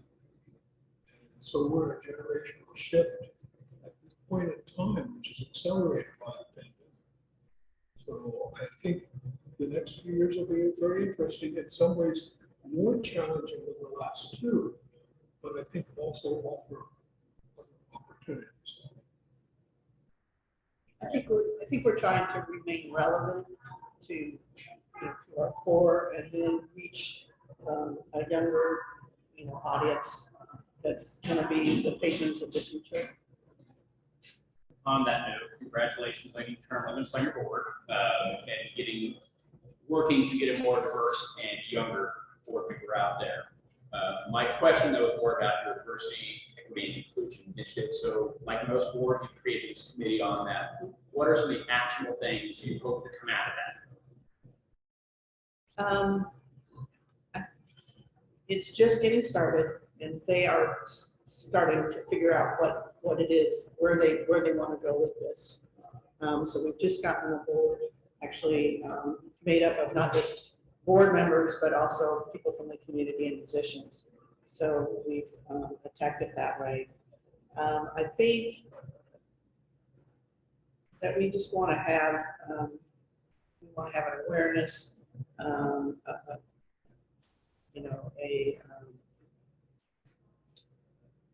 a foot in the door, so to speak, of making sure that we are reflecting the community in which we live. What kind of opportunities do you see coming out of that? I think there's opportunities for collaboration with new demographics in the city that we haven't maybe reached before. Some of our concerts have done that, where we've gone to different areas of town and maybe haven't made it down to Century 2 to a concert hall. The education aspects that the board, the organization's been involved with for many years, and I think making classical music accessible to everyone in the community and making sure we reflect that with our organization. I think one needs to understand that this is not something that we can. It's not something that, it's a long journey. And we've demonstrated a change in our programming that reflects gender, ethnic diversity that you can see in our programming, in our soloists. Even within the orchestra, it's a little bit slower to change because of the way auditions take place. Same as they do every. But I think that this is an interesting process, and we have some interesting works coming up next year, including a very new piano concerto by Joseph will be performed by Rodney Miller in March. So I think as far as the EDI committee, they just submitted us to both of us this week. They've added 4 or 5 community members. They're making progress, but I think we're giving them a free way to develop it.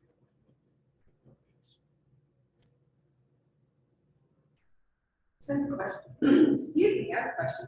So in your application and your target audience, you indicated that you tested geofencing to reach diverse and underserved populations. What are the results of that?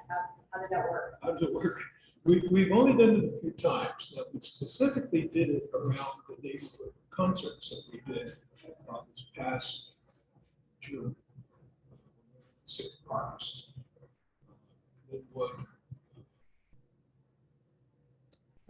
Central Riverside.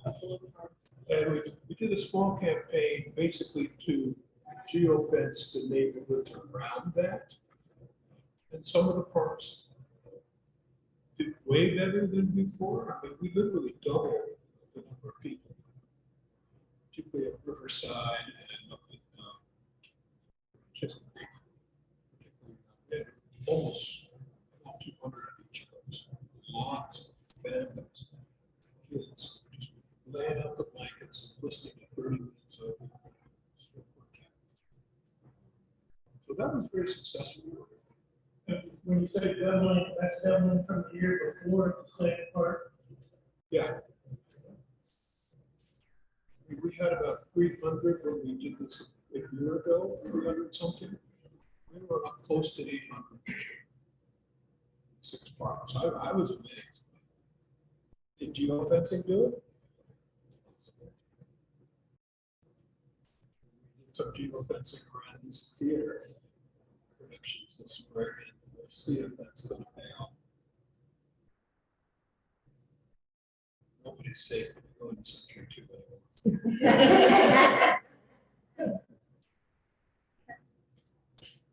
Either Fenton Are you following the Salina Symphony's sort of rejuvenated program? Not particularly. I know that they've been searching for a new music director. I think it was announced. They hired a sexier foreign guy, and they're doing the same thing with their guest artists. And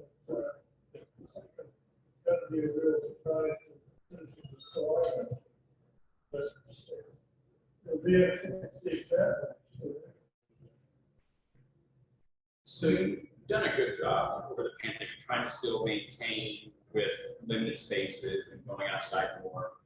What of your upcoming lessons you learned from that? I see you kind of in your upcoming programming. What is the one thing you have coming up you're most excited about that you received that was created through the lessons you learned through COVID?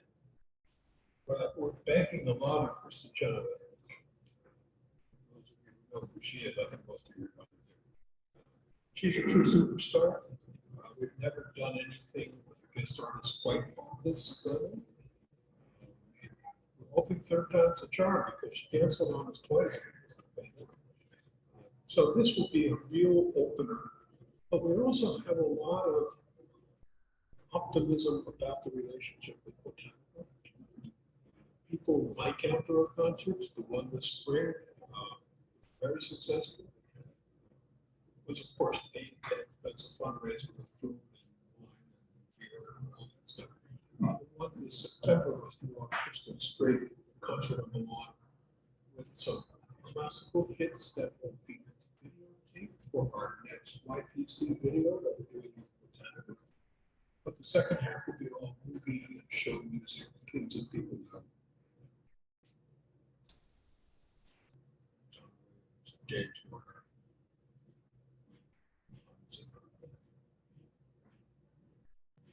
I think the collaboration with Botanica, getting outside the traditional concert hall, has been one of the lessons that we've learned from the pandemic that we want to continue doing. And that's a true collaboration, which I think is rather unique in town because we combine the expenses and at the end when we take the revenue, we split 50-50. Each of us covers our baseline of expense and the net profit from this past one is about $45,000 to each entity. So that was right at that level of. But the venue really worked well. We built out the stage because it's too small. Built it out with risers.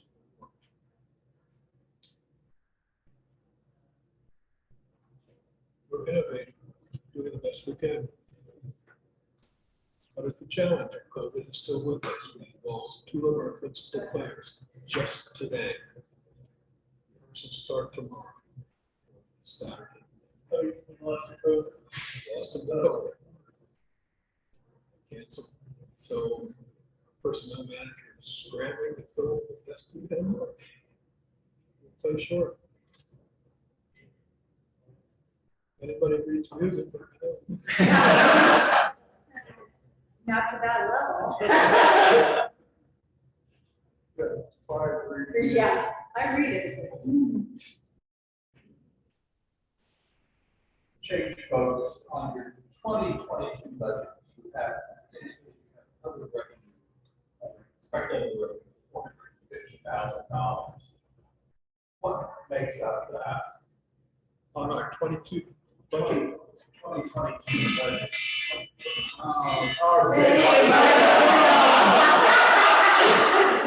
Saved by the bell. I'm gonna say, it's government revenue. It's labeled other revenues. Other I'm guessing maybe one of the government grants. Maybe it's the revenue you all You dreaming.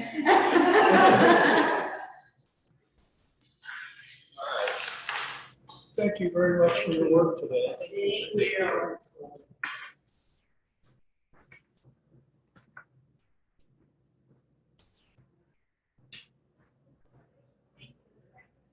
Thank you.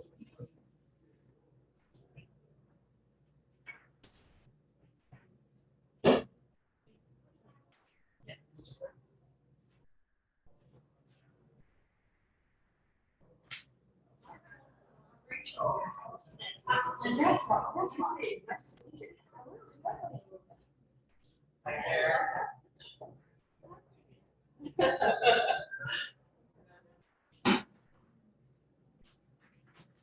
Brought a copy of this just so I can refer to it.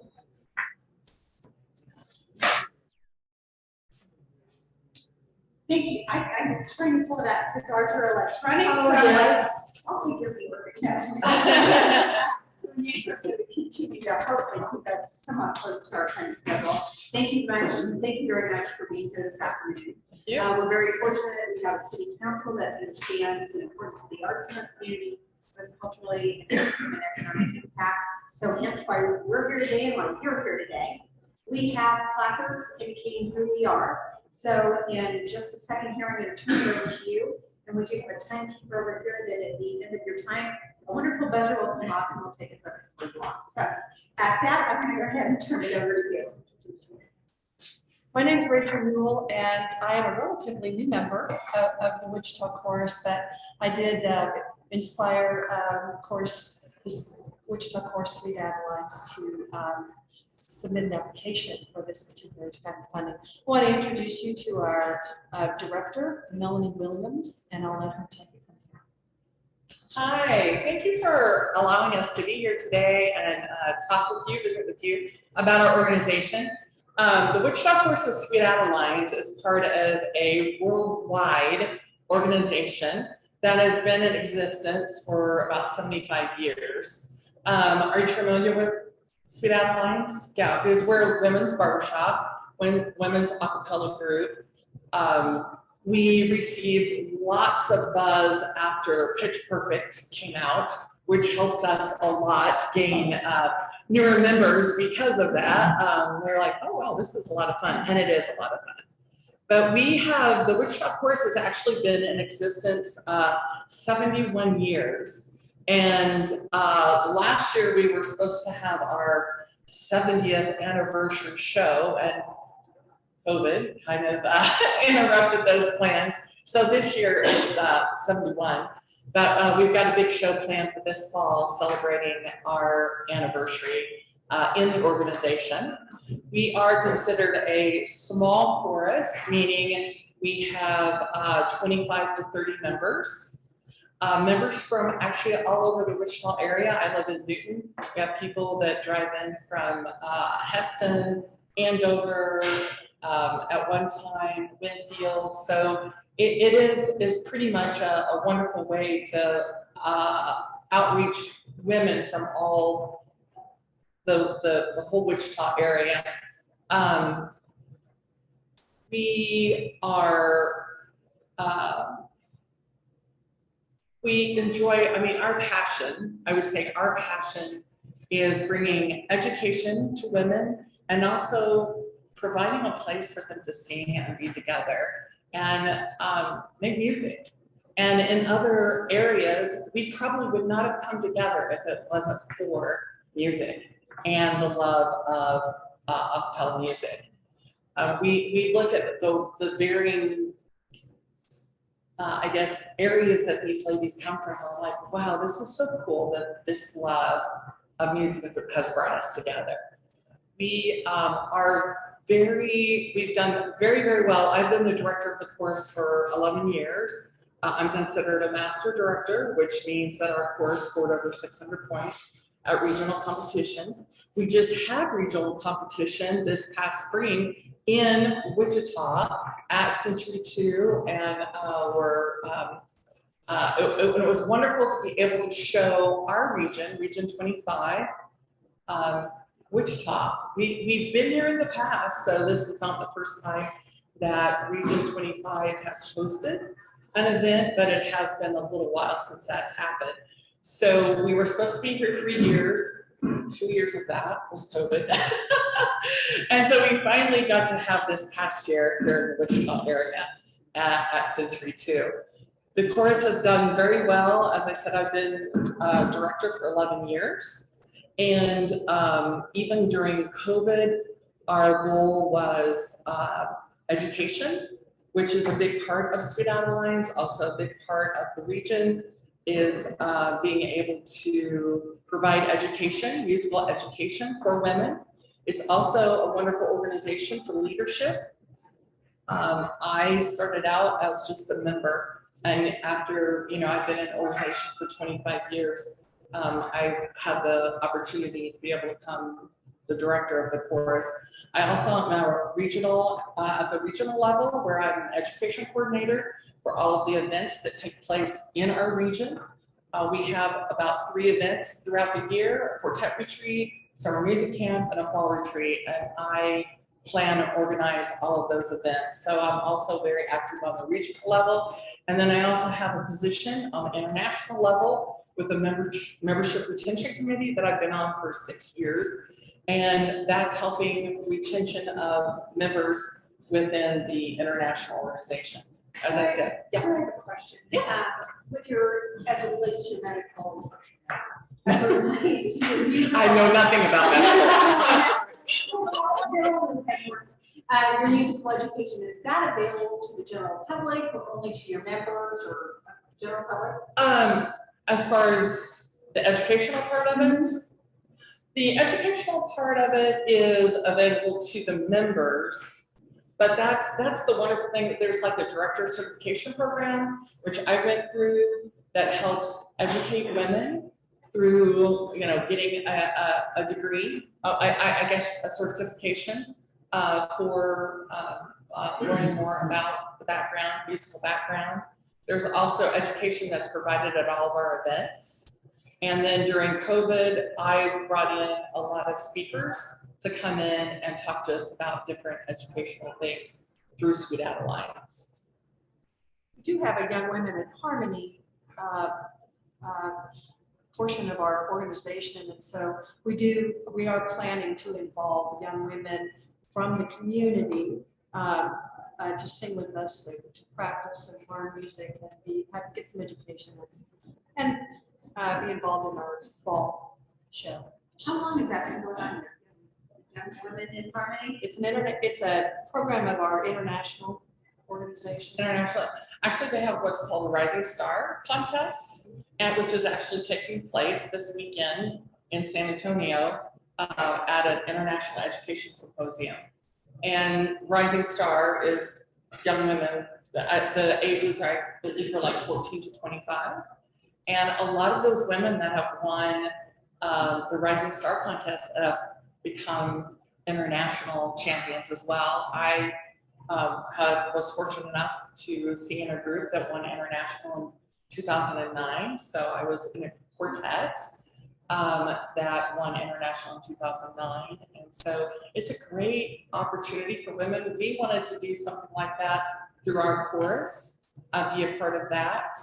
To just give young women realize that there's another place to see, they can become very involved in music in middle school, high school, college. This is what they can do after that. We provide a place for them to do that. Outside of your collaborations with the SAI and DHS, what other local groups have you collaborated with? Nonprofits or arts organizations? Yes, we had the pleasure and opportunity to work with Dress for Success.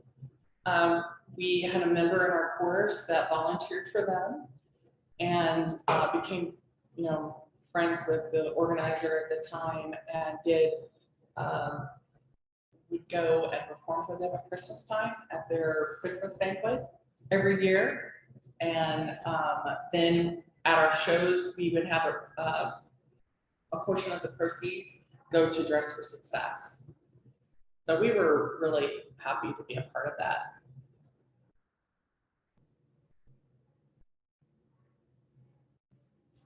On your attendance data page, down in the section on unpaid attendance, you list unpaid admissions for single tickets and outreach, but then you assign dollar amounts. Right, yeah.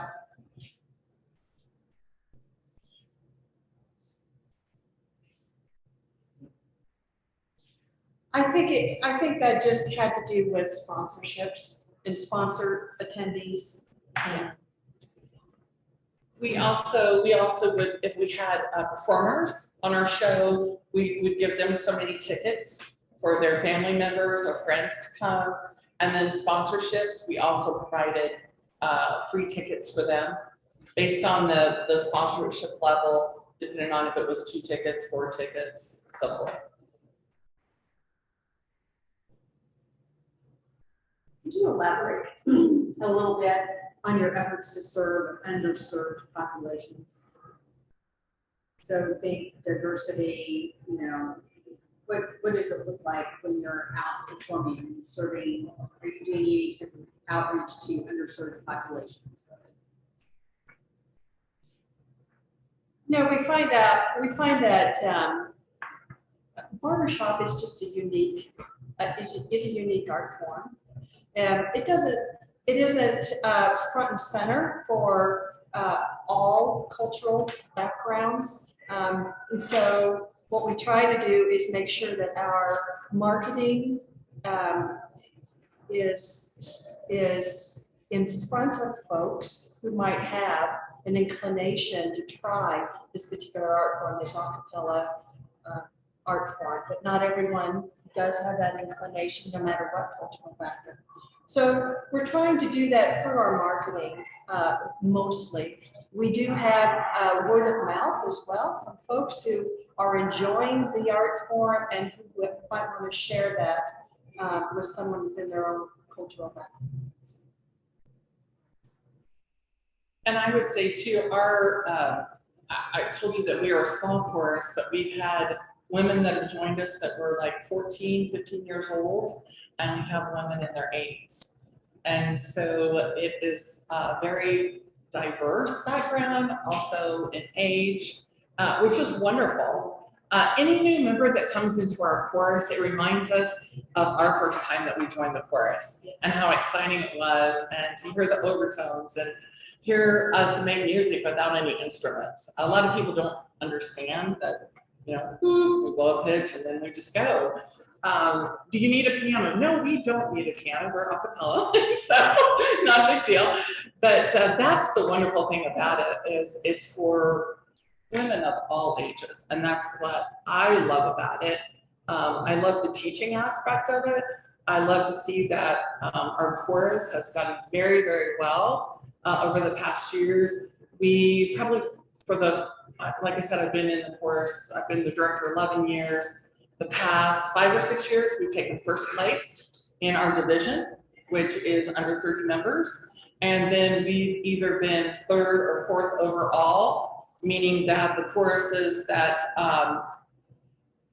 were 2nd or 1st were double or triple the size of us. We were competing against choruses that were 70, 80, 50 members, and we would have about 25 on stage. So the passion is there. We've also ranked as high in the organization on the worldwide level that we were invited to compete at Harmony Classic, which means they take the top 5 small courses and mid-sized courses, being 30 to 60, and you compete at the international level in Harmony Classic. And they take the top 5, and we've ranked as high as 2nd and 3rd in 2017 and 2019. You think about all of those opportunities, and in general, women after their college age, college experience, and even after their family experience, don't have opportunities to hone their vocal skills and to perform on stage on a regular basis. That is an underserved population in this particular place. Women, a little bit older women, don't have those opportunities very often, and this organization provides.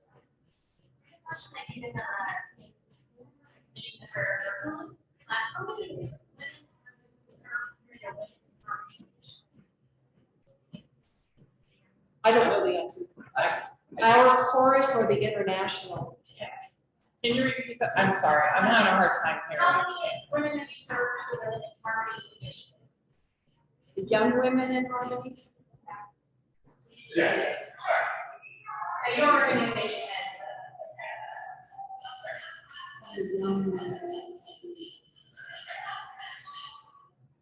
We've worked with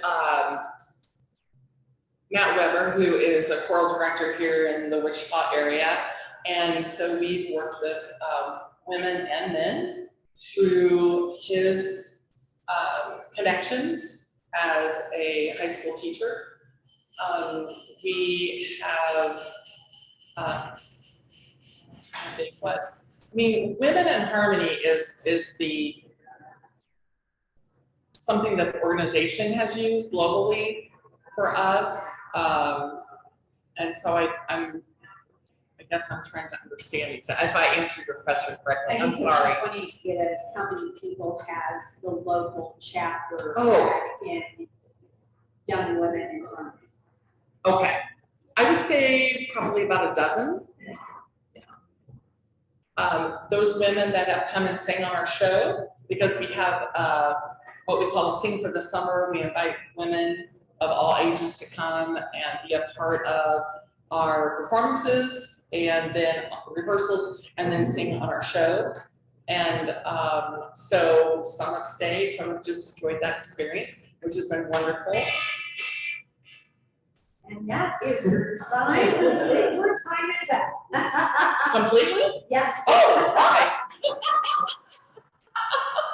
Thank you. Yes. Thank you so much. I really appreciate getting to be with you all. Thank you. Thank you. It always goes by much faster. It does. It does. Yeah. Thank you. Thanks. Thank you.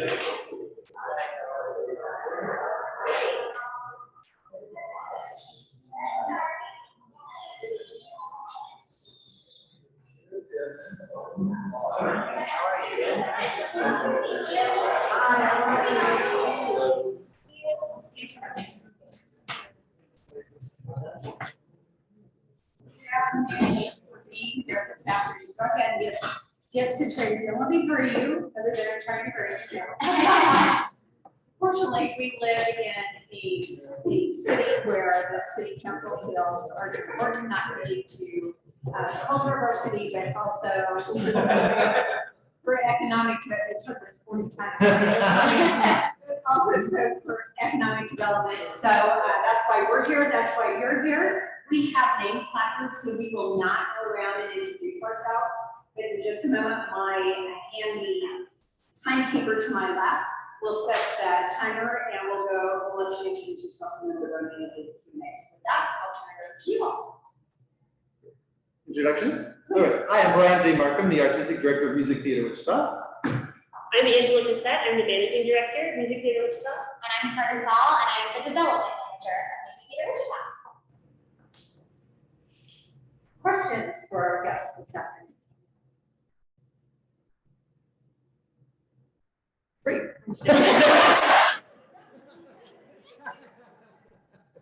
So when you're discussing your strategic plan, you say you're hoping to help children with their social and emotional learning. How do you intend? We have something that has not been announced yet. This will be announced next week, so you'll get a sneak peek. One of the things we're doing this year is we are bringing on a teaching artist who is relocating from State College, Pennsylvania. And she spent 20 years really building her own business, working with and creating a curriculum for music musical theater that's really innovative and starts with like Mommy and Me and works all the way through high school. And it's really focused, it's like very much inspired by like Fred Rogers, like really how do we allow children to stay children? How do we unlock the creativity that is in them already? We are going to announce a whole group of classes for the fall. And we're also starting an experiment this year where we're going to have a pilot program over at Evergreen, and she's going to do a class over at the Evergreen Library that will be provided free of charge to families there, because we envision a reality where we can go into a number of different communities where families might not be able to go to Wichita State, where a lot of these classes will be held, or to Century 2, but they can go to their local community center. So we're piloting it this year because we want to make sure that we get things right before we try to do it a number of different places, and that we really have time to interact with the people already working in these communities and making sure we serve them the way that, you know, that fits their needs rather than the way we imagine it might fit their needs. So that's, I don't know if that answers your question. Yes. Answer mine too. Under integration, you listed at the beginning of the membership program called Spotlight Society. What are your goals? Well, that was something we started during the pandemic to help give our audience something to view while they couldn't come to live theater. So we created lots of online things that were that they were able to access if they were part of that membership. Moving forward, we hope to continue some online stuff as well, but and developing other things that they can access that will just be for them, kind of like like a membership portal, kind of, where they'll get special events and special classes and opportunities that aren't open for everyone, but you know, because they're a Spotlight Society, they get an added benefit of being part of it, a wider MTW audience or family. So you're we hope to be able to do something in the future with that. So there was obviously such a huge opportunity for virtual content during the pandemic, when we couldn't have what we have always done for, you know, at that point almost 50 years, with live and in-person events. And now that those are a possibility, again, we really see a chance to take what was working and what people were saying, oh my gosh, I never had this before and I love it, and then incorporating with more live events as a way for folks who want to be even more connected than just being a season ticket holder. They want to have that extra, you know, in-depth backstage knowledge. I'm not mistaken, I think I heard you all last year saying that you were really good on the varsity, but you wanted to do more. Do you all feel like you all are getting closer to the metrics that you all? Well, I don't know. We are closer. We're still not doing enough. We're there. I mean, there's a lot. There's so much that there's so much that we want to do, and it's taking us time to do it. But we are creating lots of diversity in our casting, in our creative teams. With this all this new education stuff, we're really hoping to offer access to more diverse communities, so that everyone has a place at the table. As the artistic guy, it's important for me to, for people of the community to be able to see themselves represented on stage. And we've done really well with that. We think we can always do better with this season specifically, with people being able to come and see people who look like them on stage, which is great. But the hope is that we can continue to grow and do more and more. So. Wanted to brag about Brian a little bit. One of the things that I've been really gratified to see is, like, instead of saying, okay, well, this is a show that needs to have a person of color directing it because of the themes of the show, he's looking at the whole season and saying, well, like, we have a Black woman directing The Wizard of Oz, because there's no reason not to. She's really well qualified. She's bringing a great, you know, so it's not limited to, like, okay, here are the places where we traditionally put people who are representing like the Black community or the Asian community or anything like that, but he's saying, what needs do we have? And the people who have these skills for stories that aren't necessarily seen as stories for a specific community. Same thing with Jersey Boys. We had a director choreographer who was Asian American, and he normally only gets to work on like the King and I, you know. So to be able to say, you have a great voice, you can tell the story. That's been really neat to see. How are you finding those directors and those partners? Did you subscribe? I know lots of people. I'm only being very defiant about it. It's getting your network. So what are you doing? Well, I know these people. I've worked with them because I was in New York for a long time, and I worked quite a bit. Not to toot my own horn, but I know them. So Darren Lee was a friend of mine in New York, and he's a dancer, and he had branched out into choreography and direction, and he's worked here before. So I knew like it'd be great to bring him in to do a show that he's not from Jersey. He's never done Jersey Boys. But I knew, I know his style and how it works, and I know how I wanted the show to work. So I found him.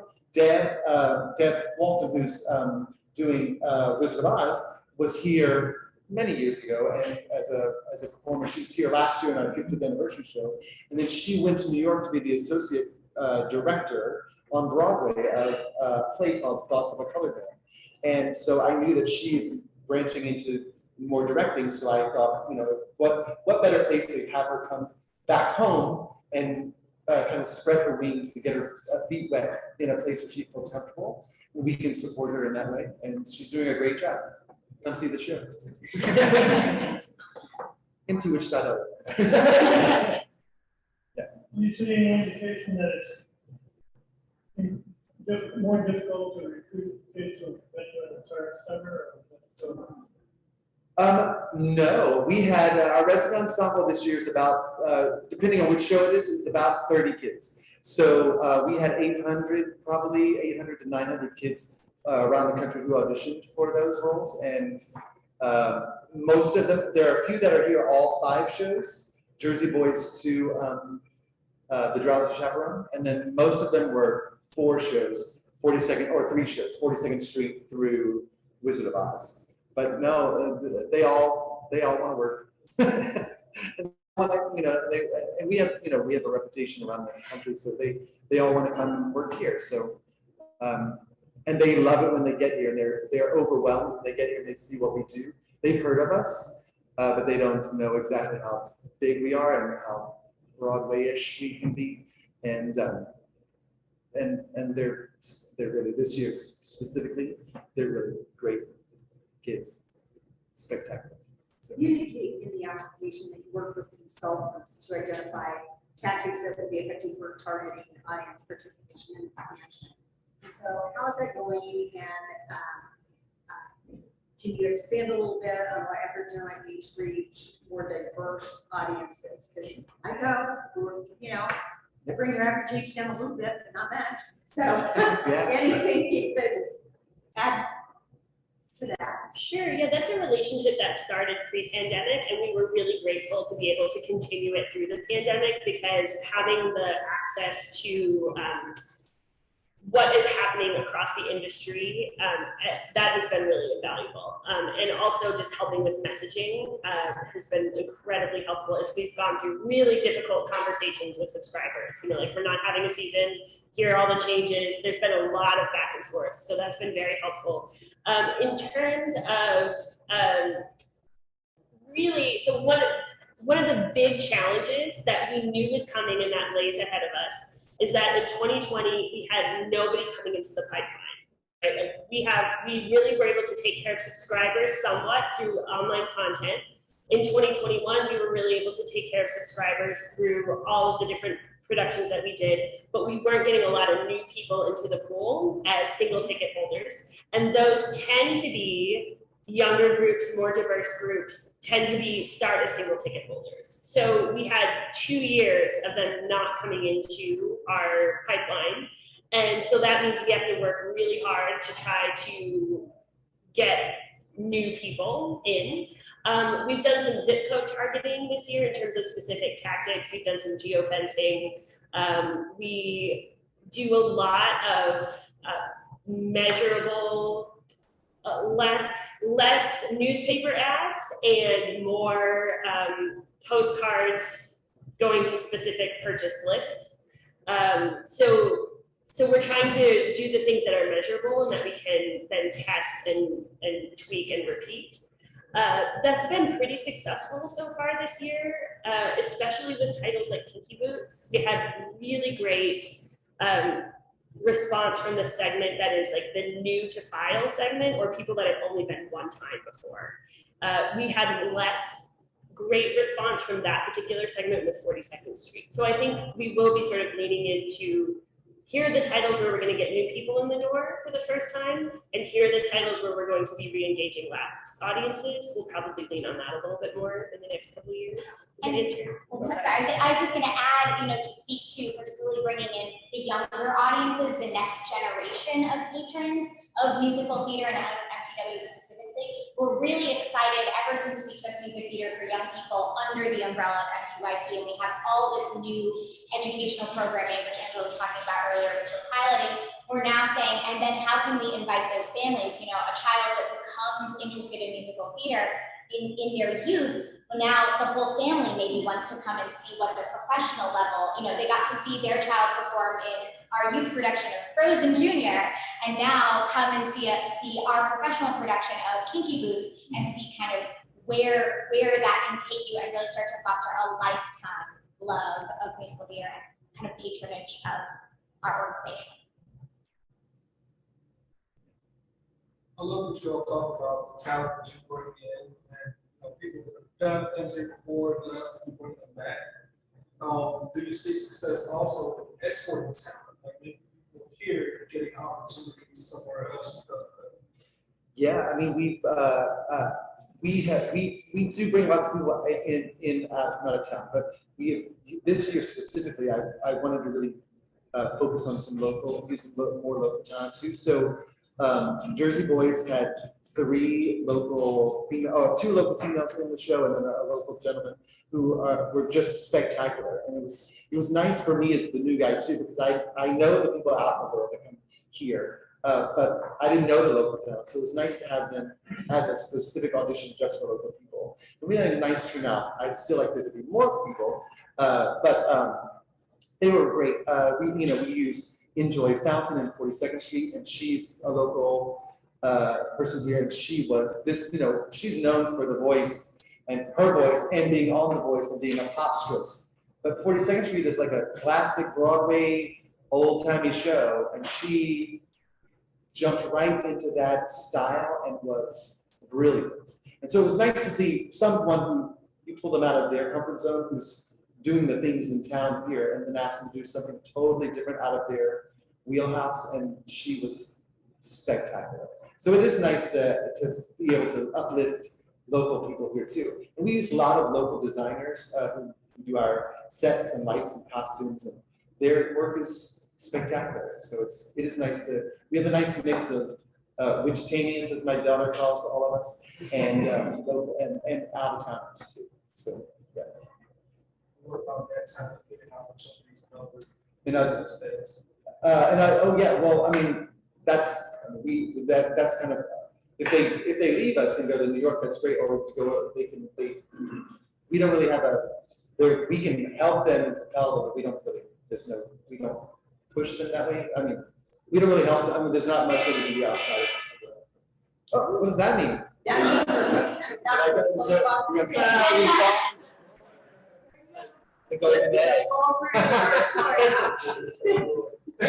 Thank you so much for your time. Thanks. Thanks. Thanks so much.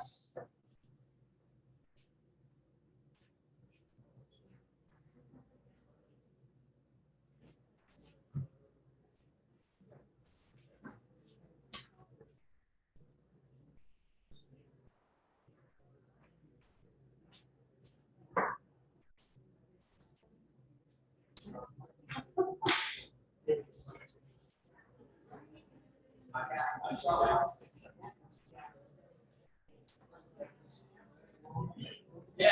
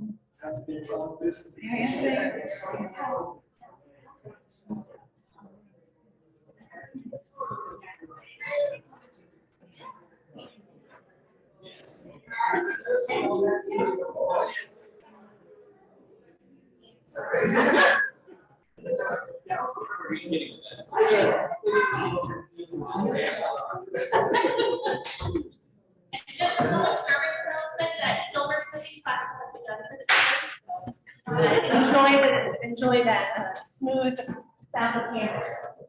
It's just a little extra music. So, yeah, so we'll try to keep to the beat, or the rhythm of the beat, right? Thank you so much for being here this afternoon. We're very fortunate that we have a city council that values the arts and how much they're important to us, not only culturally, but economically. Hence why we're here today and why you're here today. We have name placards, so we are not going to introduce ourselves, but I'm going to turn it over to you and have you introduce yourself, and then we'll go into Q&A. Very good. Well, I'm Christy Oberg, and I'm the CEO and president of the Wichita Public Library Foundation. I'm Jamie Prothrow. I'm the director of libraries at Wichita Public. I'm Kevin Porter. I'm the president of the Wichita Library Board and vice president of the Wichita Library Foundation. Hey, any questions for our guests this afternoon?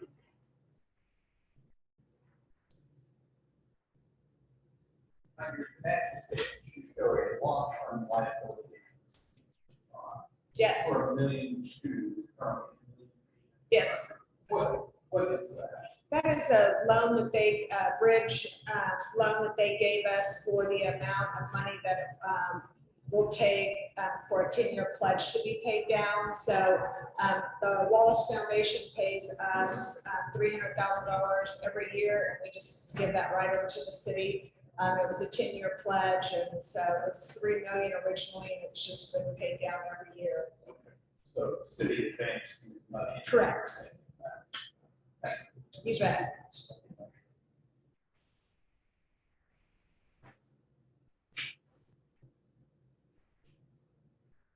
Under your continued achievement, show outreach programs, what do you think about?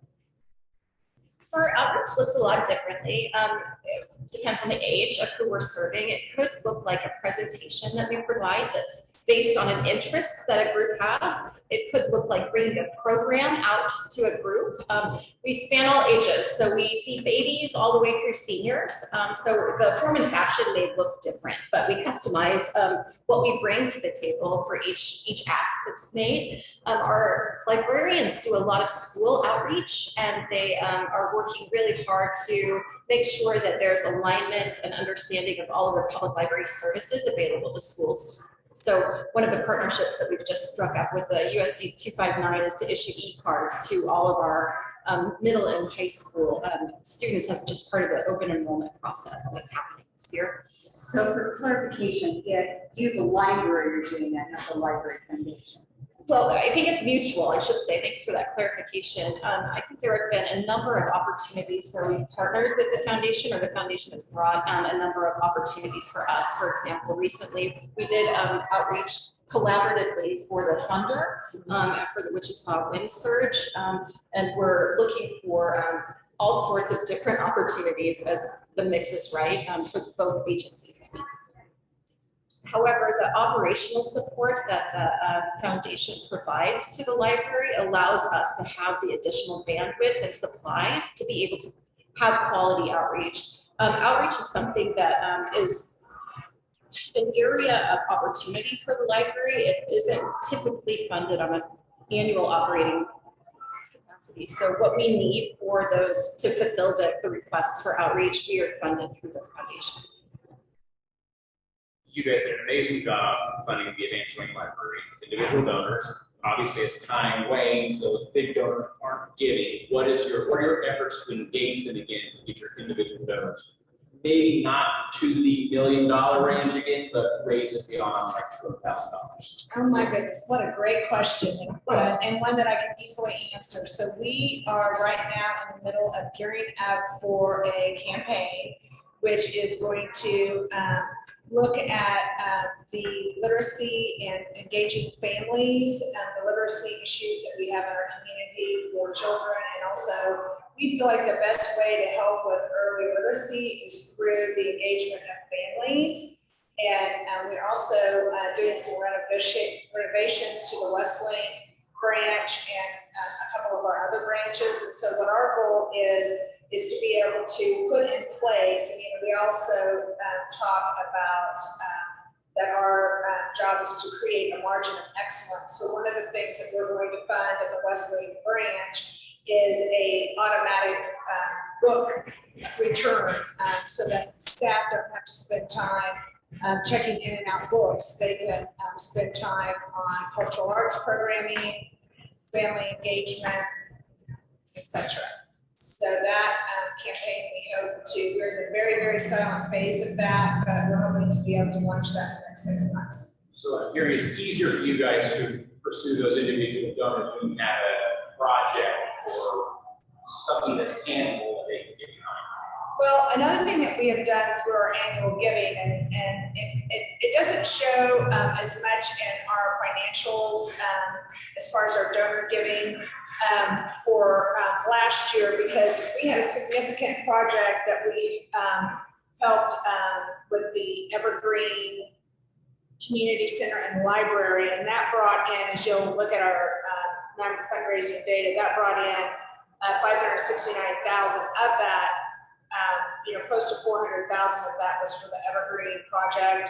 And so last year we raised $294,000 or $295,000, and that did not include the Evergreen project. So those are individual people and organizations that we went to and requested money from. We also are engaging customers through and donors through our annual giving program, which we do 2 mailings a year to past donors, and we have targeted efforts that we made through our board where they write to folks that have made gifts in the past that have been significant, or they know the person individually to try to engage them in the mission of the library, and the Library Foundation.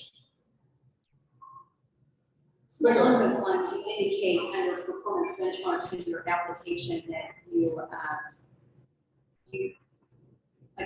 work against peer organizations to learn from them on what they're doing on new funding strategies, et cetera. What are some of those peer organizations you compare yourself to? Well, I think that with the Library Foundation, I think the peer organizations that the library chooses are far easier than the Library Foundation. Library foundations throughout the country are all run differently. So some of them are completely separate entities like we are. We are a 501c3. Some are part of the library system. So what I have done is I've reached out to those that have done some really outstanding work, and that would be the Louisville Library, and also I've had conversations with the Tacoma Library. They are the ones that started the Library Giving Day, which is an annual event that we participate in, and they've just been doing a really good job of growing their foundation for a good time. It's the same with the Louisville. The way that their foundations are set up are very similar to how ours is. So along the same lines, what metrics do you utilize at the foundation to show your success, or what do you measure yourself against to see, yes, we're performing what we should, or we need to do more of this or less of that, or whatever? Well, a lot of it has to do with community need. And so we set a budget every year for fundraising, and every year that budget has increased in the amount of money that we are raising for our annual campaign. And then we also, based on community need, we then go out and speak to individual donors. For instance, we talk in the application about our library of things, which is a new, well, we started in 2020. It's a new collection that we now have available for people to check out all kinds of items. And this particular one was interested in doing things for children. And so we did a lot of STEAM kits.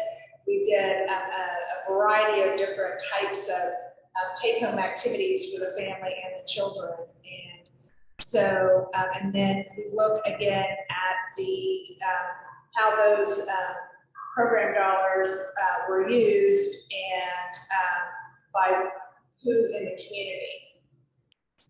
So like with our hotspots as an example, that was a specific funding request that we had, and the foundation wanted the money to go specifically to families that were didn't have the internet at home. And so we were able to show through our statistics that a large percentage of the hotspot checkouts were in low-income neighborhoods. So we work jointly with the library to gather that type of information so that we can share that with our grantors and our members.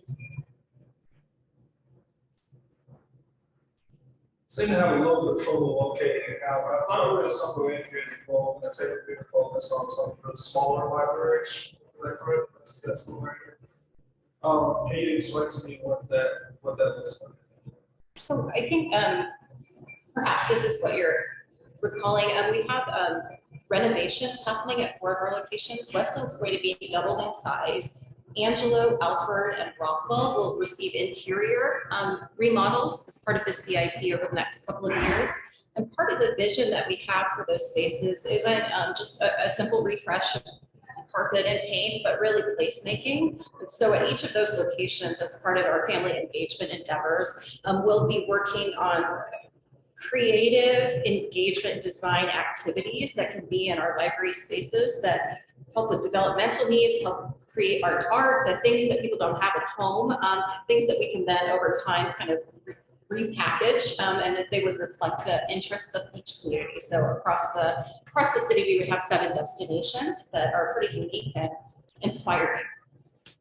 And one other thing I'd like to speak to is we are really working on in our new campaign, reaching out to the community through a mobile book van, where we will go to, and why don't you talk about how the child care centers and yeah, the Wichita Literacy Coalition, in our work with them, have identified a real gap in service is unlicensed child care providers. So family, friends, grandmas, neighbors who are watching kids and are connected to accredited or licensed kind of resources and curriculum. So the library is intentionally making strides and with the support of the foundation to get into that space so that we can create trusted relationships and then get them connected to the multitude of partners that are in the coalition. So that even if you aren't receiving service from licensed resources, they're aware of and they're also able to get connected. I might mention also to your question, back about the time and prior to the pandemic that the Advanced Learning Library opened. There was a group of library board members and city council members that got together and started what was called a branch master plan. And that was planned through the CIP that over a number of years that we would have improvements to each and every one of the library branch locations because all of the activity was centered around opening up the Advanced Learning Library. And as it should at the time. And we're very proud of the facility. I hope all of you have a chance to utilize it. But the branch master plan is part of the city CIP, and it is going to make sure that we have a benefit to each of the library locations in the city, which will in turn create more destination locations for cultural arts.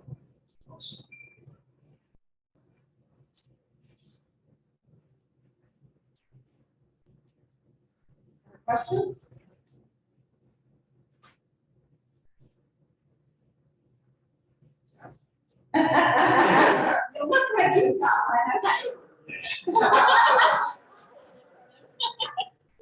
So there's a separate board of directors for the foundation versus the library. How are the responsibilities different? Sure. The Advanced Learning Library Board of Directors, we are responsible and we are part of the city, but independent to oversee the day-to-day operations of the library and the library branch system. And of course, we have our bylaws and all of the things that you would expect that the board of directors would have. The foundation board of directors is, and their sole purpose is to provide opportunities to the library that is not funded by the city. So as an example, Advanced Learning Library, that was a $38 million project. The city through the CIP, through bond, selling of bonds, was about 30 million. And we needed more to have the footprint that that facility now sits on. So it was a $38 million deal. So the Library Foundation said, we're going to make this happen. So the Library Foundation went out through their campaign, and over 2 years, we raised $8 million, 8.3 to be exact. And that facility that you see is about 15% larger, particularly in the early childhood literacy and the children's area in the STEAM. And it otherwise would have been. And that's where I grabbed her. Does the floor open? Does that answer your question? Yes. Okay. Well, and one last comment I would just like to make very briefly is last year, the Library Foundation gave the library $800,000 for cultural arts programming, operations, and services, and collections. Thank you.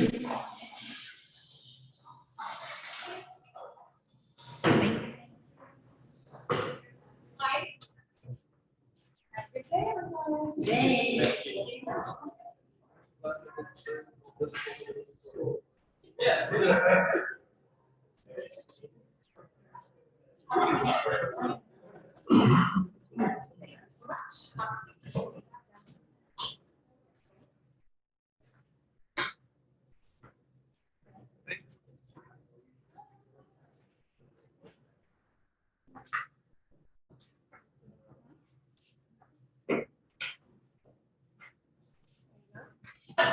Good afternoon. Thank you for being here this afternoon. As you know, we have a city council that has been very generous to us in that they have provided funding for cultural arts because they understand that it plays a vital role not only in the culture of the community, but also in the economic. So having said as much, we are not going to introduce ourselves. We have name placards, but I am going to turn it over to you in just a minute and ask you to introduce yourself as soon as my timekeeper gives me the thumbs up. So we're good to go. So Regina, you go ahead and introduce yourself and then we'll get started. Wonderful. Hi, everybody. My name is Regina Kondeski. I'm the artistic and currently executive director of Regina Kondeski Dance Company. With me is Dan Schwarzenhuber, a board member and president of Seraphic Communications, and Nick Johnson, who is faculty and artistic director at faculty at WSU, and artistic director of Alethea Mime Theater, and he is an advisory board member. So, would you like me to talk about the organization as well? Do you? I get questions? I don't know how many questions we have. How about questions? You better start with questions? Okay. So I noticed, your organizations have this, see a lot of people here, are they full-time, part-time, or mix? I am a full-time salaried position. It's the only full-time position in the company. We have dancers who are contract and part-time. We have teachers who are contract and part-time. And we have a social media manager that is contract and part-time. We have a managing director that was part-time, but we have earmarked some of our reserves.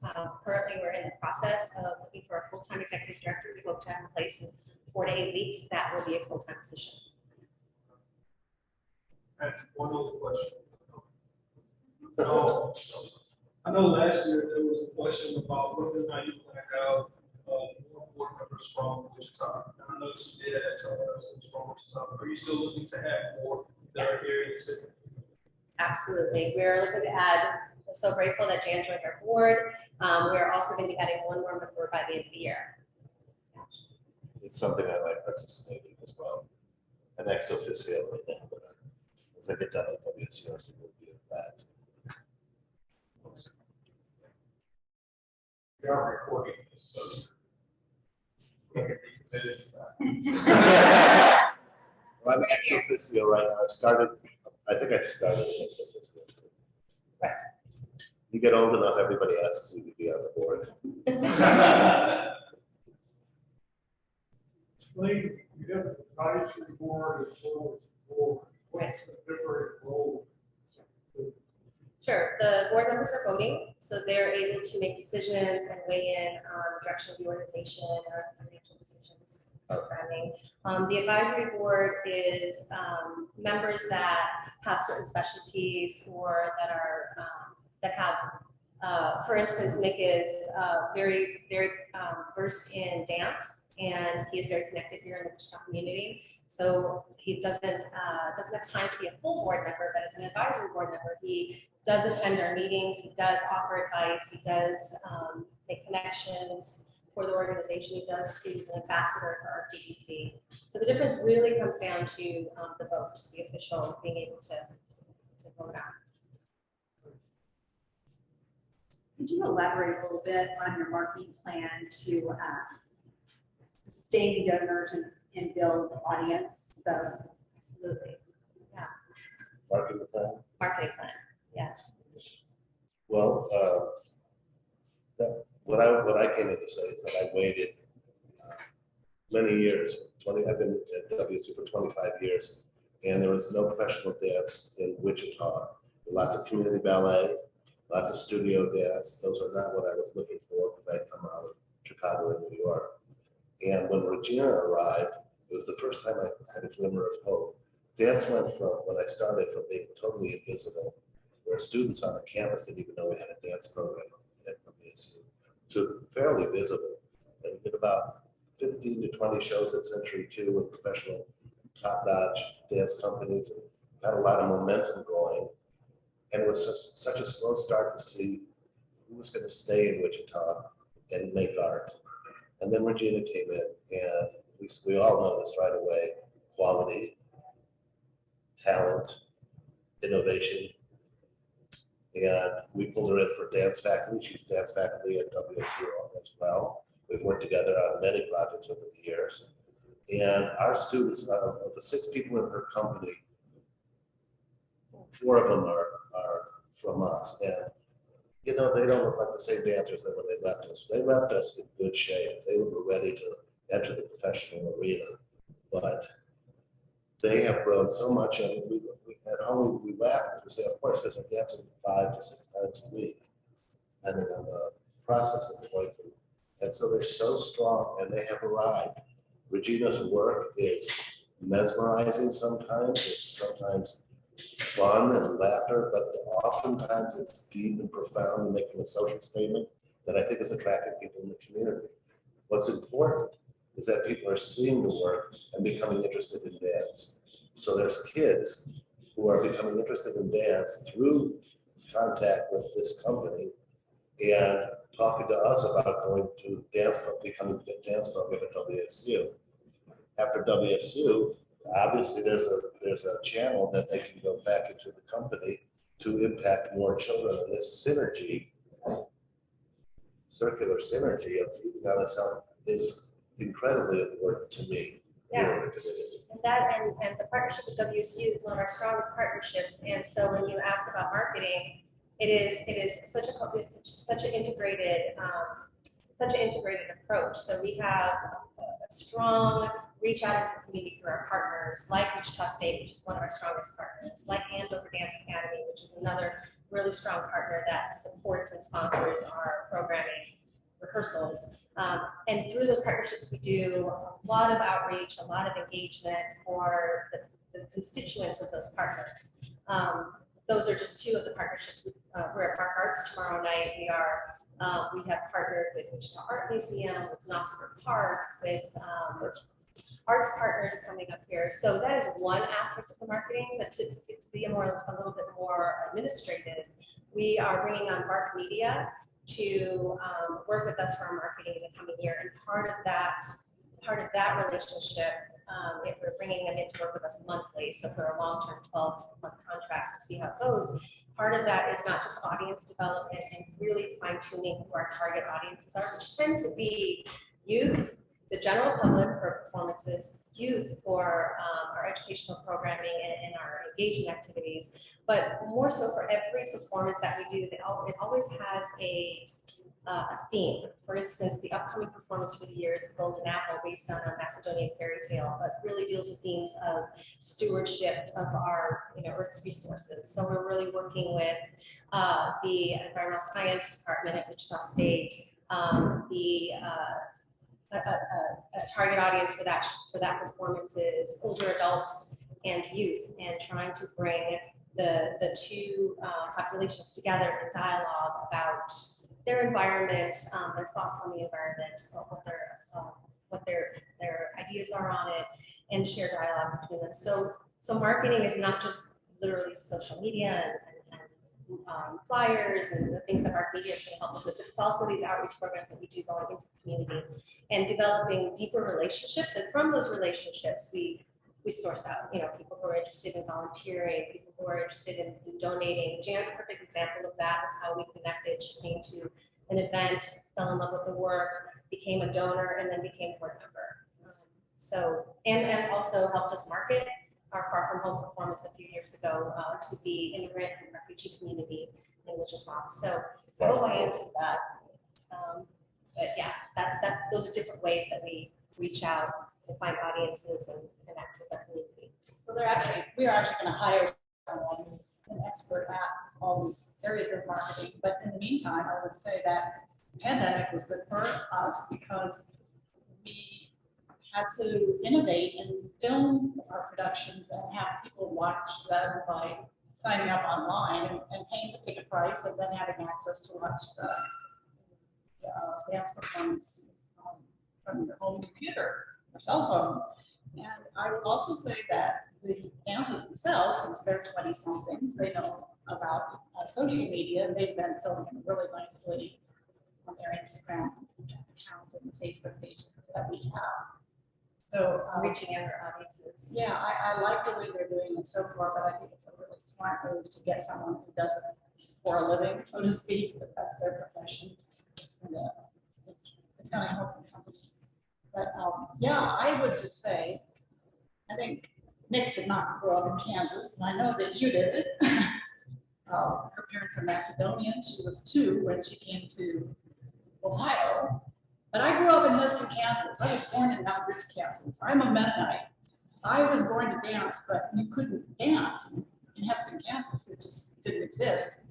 So my passion for dance has taken root in other places, including Washington, D.C., and internationally where I've lived. So imagine my surprise when I moved back to Kansas in 2008. And so I've been back here for, well, I was out of the country and I was out of Kansas for decades.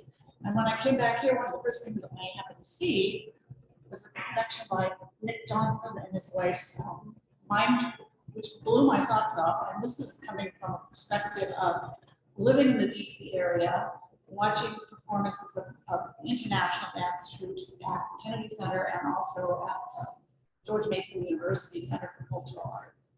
When I saw Nick's troupe made up of Wichita State dancers, I had never seen anything like it. I was stunned.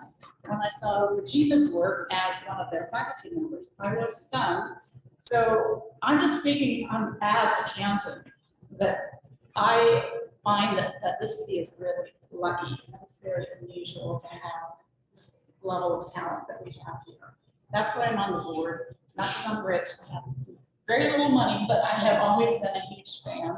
And I can just say they're getting better. Thank you, Jen. Everybody's growing. Regina's growing, the company's growing.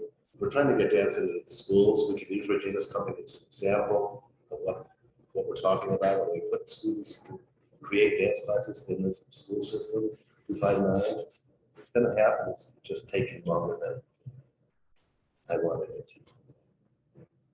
Quick question on your attendance, your attendance in your classes, are those all here or are they some combination of California? So it's a combination because it's difficult on the form to be able to separate things out easily. But we have about 400 students in California weekly. And here we don't have the same type of program. Here we do what we just described, the outreach programming, the partnership with Northeast Magnet High School, with coming up with arts partners. So with these mostly free programming here in Wichita, mostly paid programming in California. And of course, college level classes with WSU Dance. I might have the California classes take place in the city of Torrance facility, and it's a partnership. So the very fact that that's such an established program is because of cooperation issues. Always have this partnership with the city there. But Regina, in person, lives here. It's been 7 years, very good, lucky number. And it's just been a huge blessing for this community. Yeah, creative director and the companies here. Yeah, the paid dancers who are Wichita State grads and other cantons. So I think it's an immense benefit to the city that we have a strong WSU dance program in our dance community. You indicated in your application form that you didn't have any productions in 2020. But yet on your attendance form, you have 864 for Kansas. So could you help me understand where the 864 came from? That's virtual. We had a virtual Duets from a Valentine, usually at the Crown Uptown Theater every February. We partner with them. This will be our 4th year coming up. So we had Duets from a Valentine. We had we had a virtual gala. And we had a film that was created that then was presented not only independently by our KDC, but also by Wichita State in their state dance festival. So I think those numbers are, and we had a lot of, a decent number of virtual talkbacks about work that had already been created, as well as workshops. So online Zoom workshops in poetry and movement in the fall of 2020. And a film at Botanica. We were supposed to perform at Illuminations. They ended up canceling live performances in December because of, well, everybody knows COVID was so bad. And then we created a film instead on the grounds of Botanica and released that for free in the community as an alternate. I think so how did you count those virtuals? Is it one long end? So one yet, even though it might be 5 people watching, or? I go off of metrics, so YouTube metrics, Facebook metrics. They're pretty advanced and they don't count. If I was to hop on and count and see it 5 times, it doesn't count me. So it counts individual views. Yeah, Vimeo, YouTube, Facebook. Yeah. And that is your signal that time is up. All right. Thank you for your time, everybody.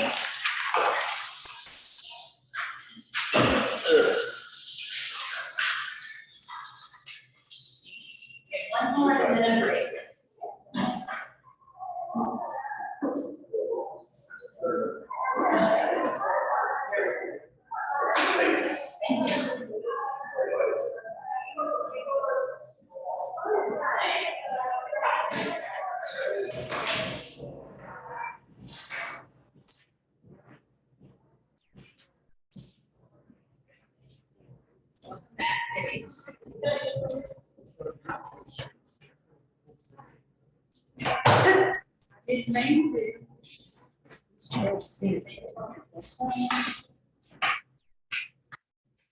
Good afternoon. Thank you all for being here. See you again. Yes.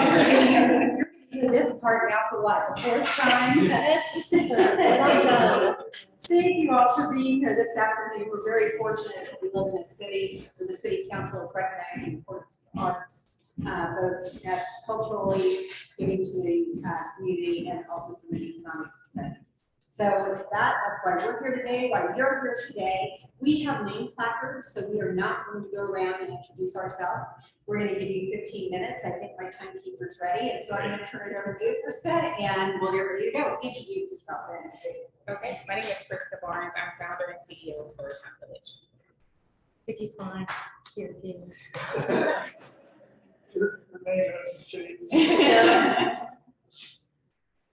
What questions do we have for our guests this afternoon?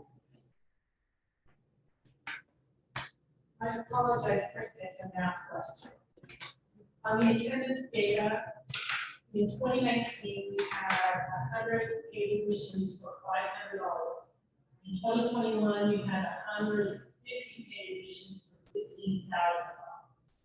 So the difference is we began our literacy through the arts conference, and we had 150 participants at $100 each. So we didn't have that.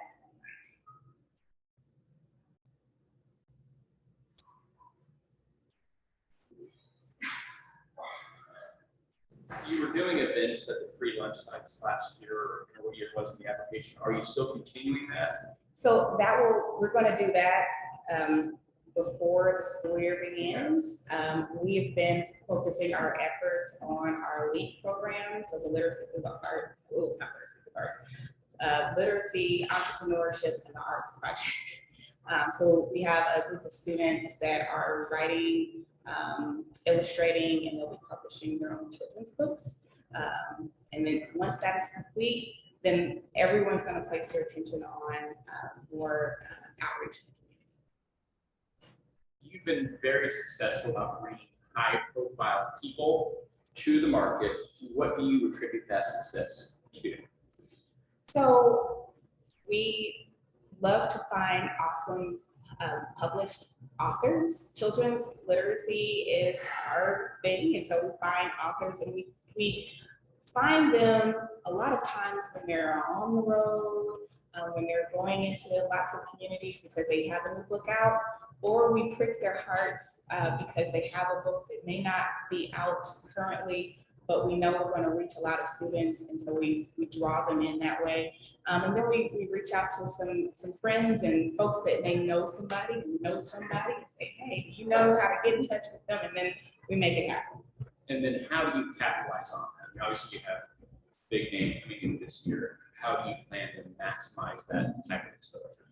So collaboration and partnership is the way we are going to hopefully be successful in sharing with the world our mission and providing the community another great opportunity to celebrate literacy and celebrate the arts.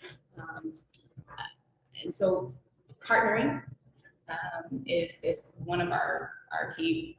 Storytime Village is our name. So we believe in that village mentality and locking arms with others to accomplish our goals.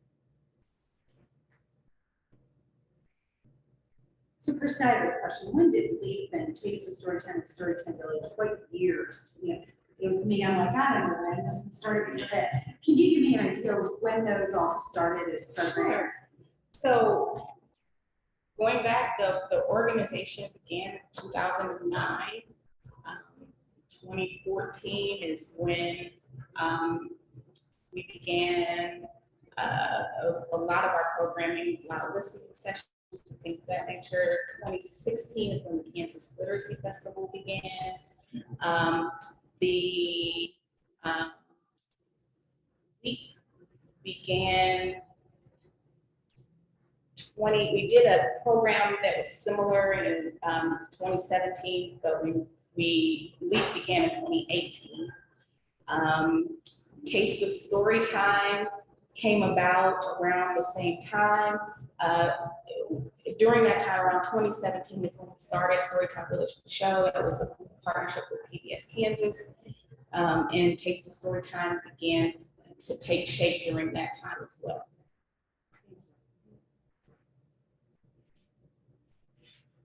So throughout your narrative, you mentioned that many of your services are provided to Kansas, excuse me, not to this solution. What portion of your service do you provide out of state?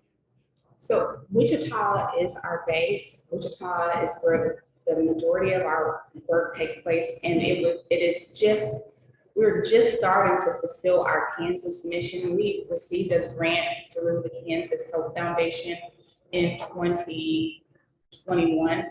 And that is helping us to expand into Kansas City, Kansas, Lawrence, Topeka, Junction City. But that work is on its way. That has been our goal, but our focus work is in the Wichita community.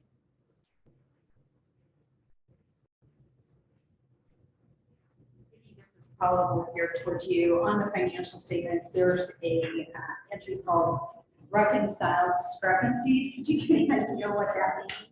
What year are you looking? Oh, I knew you were gonna say that. I'm looking for a year, like, yeah, I think you've got it on there every year.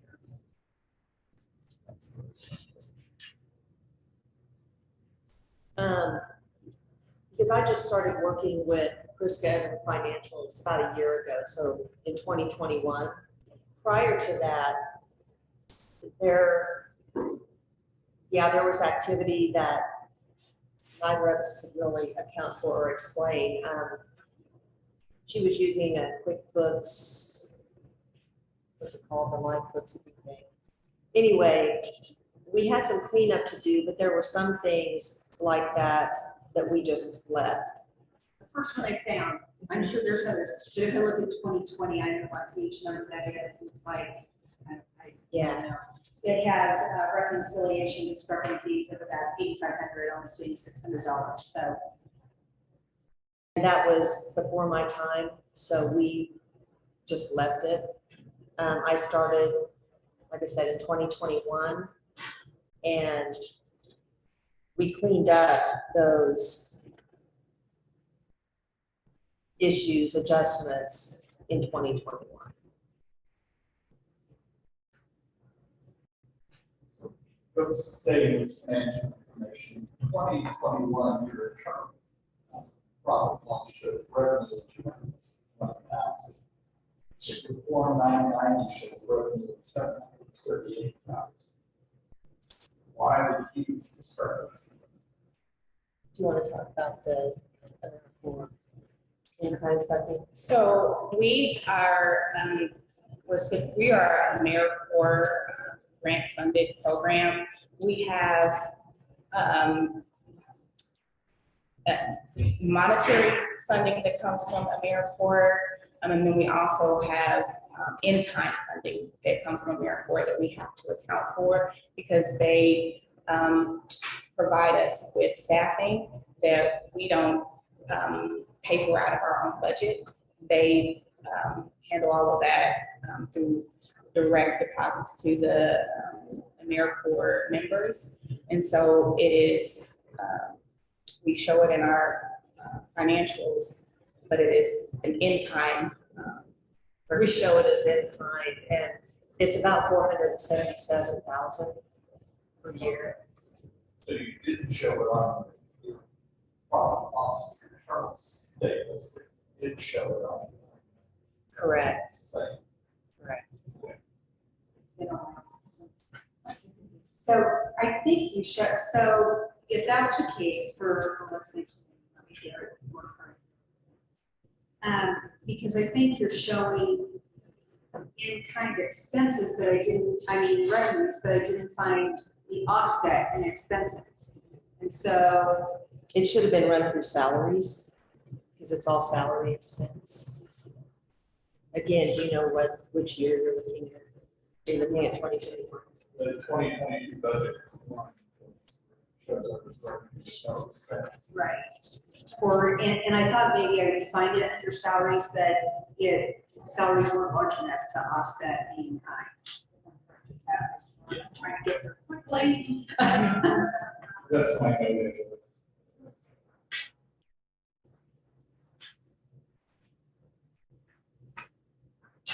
Yeah, a good portion of it is in salaries, and some of the other is distributed through the different programming.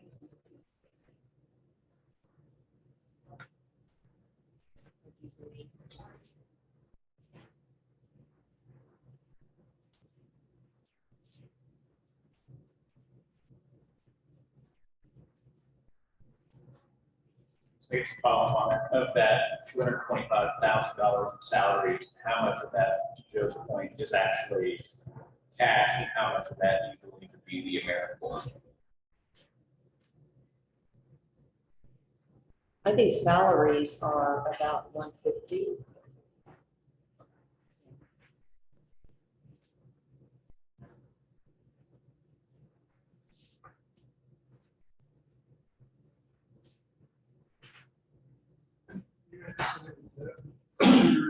City funds part of the integration director. I've done enough, I don't know what that person would do. So our integration for us is very important because that is how we inspire our mission. Our mission is to inspire a lifelong love of reading, and that is our way of inspiring. So to integrate the arts into, we currently do that. We integrate the arts through all of our programs and activities, but to have someone to oversee that and to connect and connect with artists in the community in a more strategic way, connect with the community in a different way, connect with schools, and bringing the arts and literacy together to help children to be lifelong lovers of reading. That is the goal of that.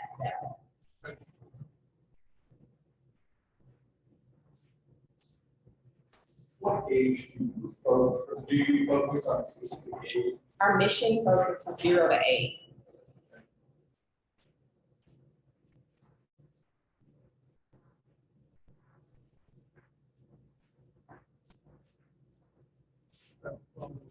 Guidelines up until third grade. Yes. Yes. You're right on it. What new programs or initiatives do you see happening next year? New programs. Or initiatives, either one. We like to be consistent, and so we've been consistent over the years. One of the things that we are expanding, which we started this year, is our Imagine, Learn, Grow initiative. So it is an early literacy program. It provides a curriculum. It connects that curriculum to our television show. So what we've been doing is totally revamping our PBS show, going back to the drawing board and creating something that is targeted to a 3 to 5 demographic. And so that means we have to create new music, we have to create new, and we're in the process of pairing the show, the curriculum, with new children's books. So we're in the process of writing children's books that are going to go along with that curriculum. So it's a large undertaking. It's going to take a while, but that is what we're going to be putting our efforts into this coming year.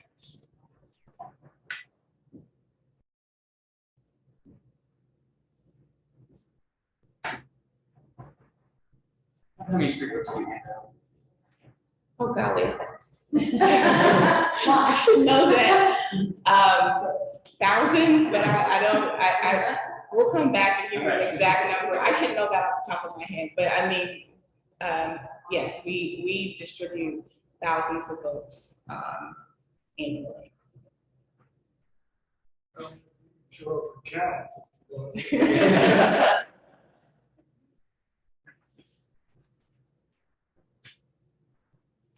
I really feel bad about it. Crystal, how do you define success? Success looks like all children, no matter their socioeconomic status or the community that the zip code that they live in, that they have access to books, They have family engagement around literacy. They have the information, the tools that they need to be successful. So basically all of that saying that all kids are able to read at grade level by the end of 3rd grade.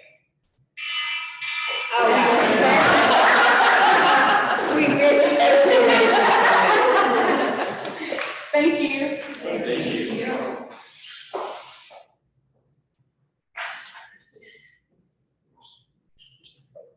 Thank you very much for being here this afternoon. We're having a, final ditch effort here for our last flight.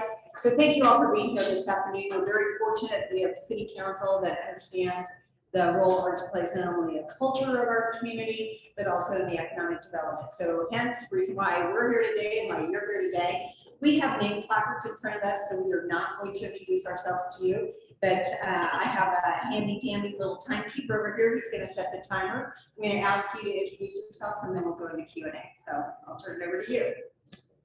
Okay, I'll start. I'm Kristen Beal. I'm the program director for Harvester Arts. I'm Kate Van Steenhouse. I'm the co-founder and stepping away from executive director. Yeah. I'm Emily Christensen. I'm the president of the board. And I'm Ina Estrada. I'm the managing director. So I want to give a brief overview of what we do. Harvester increases the capacity for creatives in our community by giving them tools for success, things they need like studios, career coaching, volunteers to help them, and actually paying artists for work. In the past year, we have doubled our programming. We now program in our headquarters, which is on Washington. And we have started facilitating the Chain Link Gallery Place location that is the location of the former pop-up park downtown. Chain Link Gallery Place is a creative sandbox that's designed to engage the public in creative action. And we are measuring attachment and belonging with the team that we work with at that space. To date, we have received over $200,000 in support from the Wichita Community Foundation through the Knight Foundation for that project. In its first year, we received $75,400 for Chain Link Gallery Place, and $57,021 was paid to 38 local artists for their work on that site. In 2021, 75% of Harvester Arts' $125,000 budget is paid directly to artists for their services. It's $94,000 in the pocket of local artists. Regular programming at Harvester Arts is being taken over by Mina Estrada, our managing director. We have built new studios in the space. I should say we're bringing in revenue through the programming at the space. We have new studios at the space that are all rented. We have been fortunate through Mina to program some shows that are bringing in some gallery sales. In the past, that's not ever something we've really strived to do. There's a new artist showcase series called Hungry that is kind of like a performance sketchbook for local artists to perform in the space and get immediate feedback. Mina forged a partnership with the Crown Arts Collaborative, and we've been showing work alongside their productions there. We have a fancy new door system with a fob. We're all really excited about that. It might not sound like much, but it's Artist Inc., our fourth cohort of Artist Inc. was a huge success. We're looking forward to doing that again next year. We've really evaluated the processes for bringing people into Artist Inc., and we're working closely with Mid-America Arts Alliance to look at that so that we are more accessible to the greater creative community in doing that. We wrapped the Fellows Program, and from that program, Be Seen, if you've seen that group around town, it's a group of young Asian Americans that are invested in civic leadership in the community and bringing more more young people into that. They're absolutely killing it, probably going to become their own nonprofit from that. As Kate said, she's transitioning away from the executive director role. Kate is now the interim director of the Kansas Creative Arts and Industries Commission in the state of Kansas, which is a huge win for the city of Wichita. I'm transitioning into the executive director role. I've also transitioned away from Shift Space. I used to be the Shift Space gallery manager at Wichita State University. And I'll say it's been really wonderful to have my creative work hyper-focused in one place rather than scattered. It's been nice. And Nina is coming in as the managing director. We also received ARPA funding this year, and we actually received twice what we asked for. We asked for 10, they gave us 20. And with that funding, we have been able to hire development consultants, and we've developed a 6-month plan for fundraising. We just shot our first sizzle reel this week. That's also very exciting for us. And we're very excited about partnering with the City of Wichita for an Our Town grant application. We're partnering with Exploration Place and expanding the Chainlink Gallery Place mission and programming to activate the riverfront in partnership with Exploration Place. With that, I'll hand it over to questions. You say you want your measurements of community engagement is through volunteer participation. How many volunteers do you think you have, and how are you growing that aspect of your mission? Well, through any public art projects that we do a call for volunteers to connect the local creative community to, it's typically a visiting artist or something like that. We have, with the Chainlink Gallery Place programming, instead of asking people to volunteer their time, we've been able to pay creatives for their time.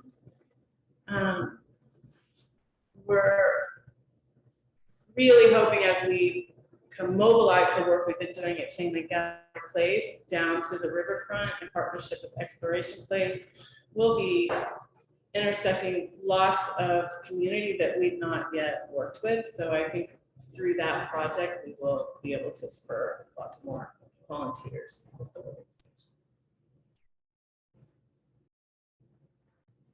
So you've all done a lot that has really paid a lot of different artists and spurred a lot of artists on.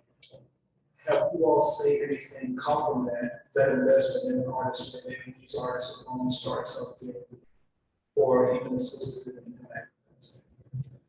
Absolutely. I feel like all of the work we do is about raising the creative capacity in the community and really sparking that creative ecosystem here. Chainlink Gallery Place, I like to think of it as a sort of open outdoor studio. And I've taught for 22 years in the arts. So typically that sort of community is born in academia, right? Students come in and they learn from each other and they experiment. There's lots of low stakes experimentation that happens there. But if you're an artist that hasn't had access to education like that, you haven't experienced that. And we're seeing that happen at Chainlink Gallery Place, where artists are utilizing the site. There's a community mural wall where people can come and paint anytime we're open, and we supply the materials. So we're seeing artists utilize that wall as their sort of studio. And then Artist Inc. Through the artists that we work with in the Artist Inc. program, we've seen almost all of them are, Artist Inc. teaches you how to be an entrepreneur in your community and make money from your practice. Yes. I mean, Mama Film.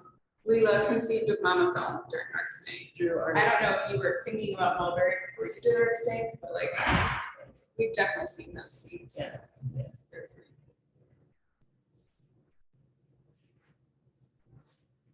You mentioned in your narrative that you have created a tiered sponsorship development program. What is that? We've hired consultants to develop that, and we actually meet with them next week to see what they're proposing.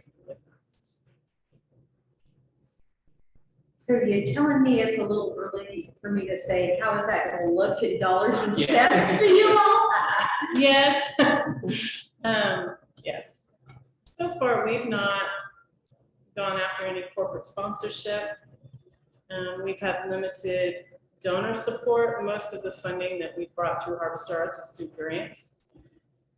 So we're very hopeful for this. We see the work that we're doing. We see the impact that it's making on the community, and I'm thrilled to hire professionals to develop that for us and go out and seek the funding as well. Yeah, and there have been efforts over the past year to kind of research what that could look like and what would be actually useful for the local creative community, because we can offer, you know, different membership levels, but like, what does that mean for people? We want to make sure that it's a meaningful membership program and it doesn't create an administrative burden that makes pulling it off, you know, we don't want it to be a wash. So they've been researching it quite a bit, and then, yeah, we'll kind of see what makes sense.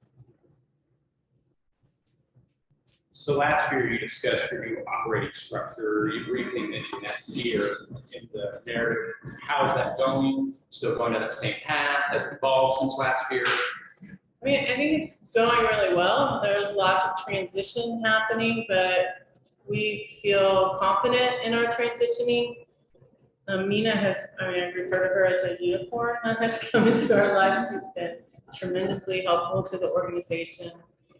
Chainlink Gallery Place, the partnerships that we're forging. I mean, we feel really good about the transition.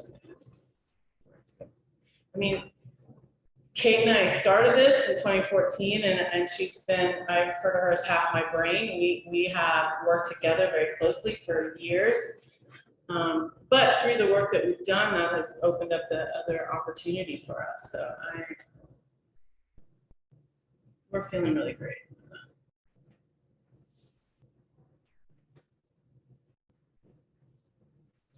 Well, last year, part of the topic of the conversation was that you all were not taking.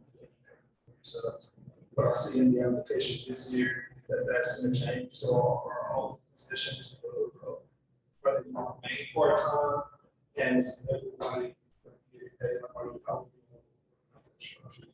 Yes, I mean, they'll remain part-time. We have to take baby steps here. And we'll continue to seek grant support. That's not going to stop. We'll be able to supplement income through administrative work on grants. But it's, you know, we always, through Artist Inc., and when we're mentoring artists, we're telling them, you don't work for free. If somebody wants your time and wants your expertise, you need to be paid. And, you know, all the while, we're working for free. Yeah, we need to change that. Yeah. And I think too, it's important to note, I mean, co-founders working for free is one thing, right? Bringing somebody else into our organization, we cannot expect them to work for free. Fortunately, the ARPA funding has allowed us to pay Mina, but that's gonna run out. We're gonna have to raise some money to be able to, we're working on it, continue to pay Mina.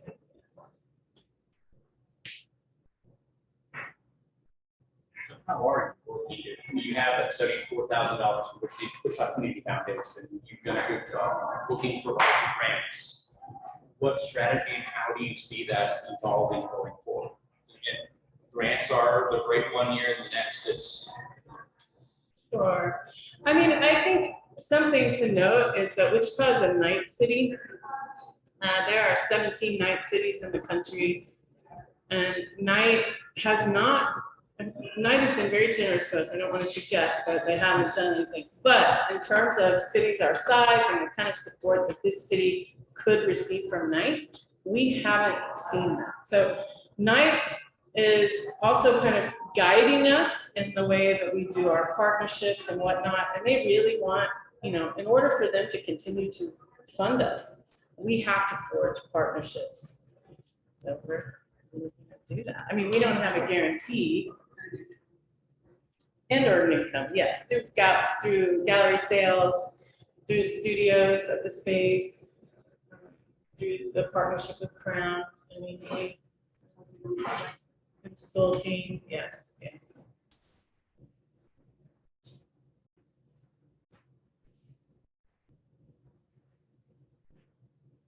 This question can get in trouble. I noticed on your board status that why it's on. It is not, although I'm not necessarily against that, but no, it is not. And actually, we're in talks with a couple of people to join the board now, and they're both men. Along that line, Ann Keeper is on your board, and she's also being sure she's going to say something. What's that? Ann Kiefer and Terry Mott have been hired to do development for us. And she consulted on something else, right? Or is it all under the development? Yeah.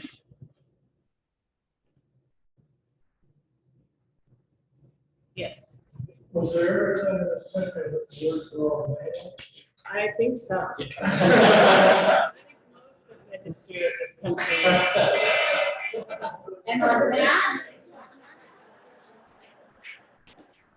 And you might go back.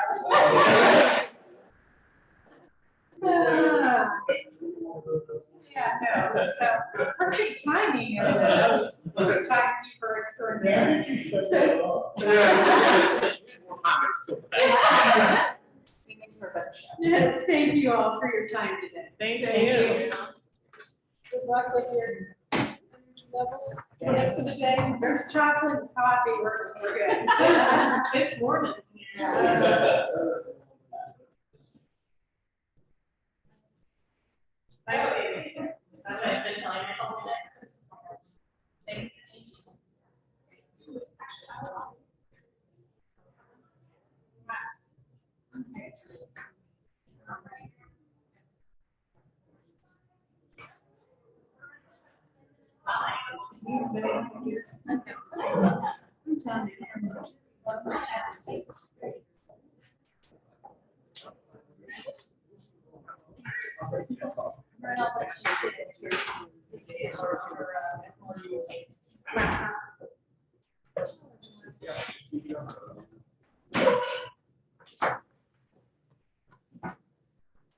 Thank you very much for being here this afternoon.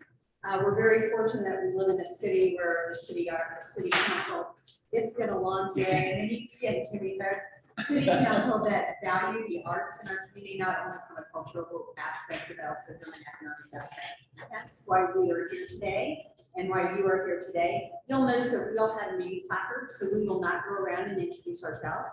But in just a moment here, and I actually, when I say moment, in just a second here, I'm going to turn it over to you. We have a timekeeper to my immediate left. So when our times run out for Q&A, you'll hear the buzzer, the book will come out, and we'll drag it out. So with that, if you go ahead and introduce yourselves, please. Okay, well, I'm Denise Sherman. I serve as the Executive Director of the Kansas African American Museum. I'm John Roth, and I have the privilege of serving as president of the board this year. I'm Ebony Jabalade. I am the chair-elect. I'm Vern Huckins with Nancy Solar Solutions. I do the book work. What questions do we have for this group this afternoon? I noticed there are 2 vacant positions. So two-part question, how are you handling those responsibilities currently, and how do you plan on those positions? Yes, well, good question, and thank you for asking. Yes, so we do have 2 vacant positions. One position is the curator position, and we are currently sourcing a new curator for our museum. The position is though being covered by our longtime curator volunteer who was with us since 2008. Ms. Carol Branda is serving in that capacity and is with us weekly to provide coverage for our collections, work with our exhibits. In fact, we just had a new exhibition go up this past week, and then work with any volunteers in our arts and exhibits and collections area. The education department, we also are looking for a new education specialist or director, depending on what the market will allow us to see what, who's available. But with this, we are still fulfilling all of our education programs within our current staff and volunteers. And we have had a summer intern fill that position to cover our summer programs, as well as several volunteers who take care of our others besides myself. So we have not missed a beat on any of our programs.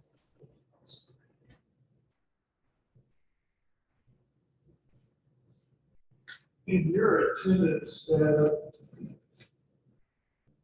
showed Trailblazer online. In 2020, it showed 85,000 people with no revenue. In 2021, 90,000 with $79,180. Yes. What's the difference here? Why no revenue? Where the revenue came from? Sure. Well, first of all, our Trailblazer program is one that we repositioned during COVID. It was our signature, or it is our signature annual fundraiser.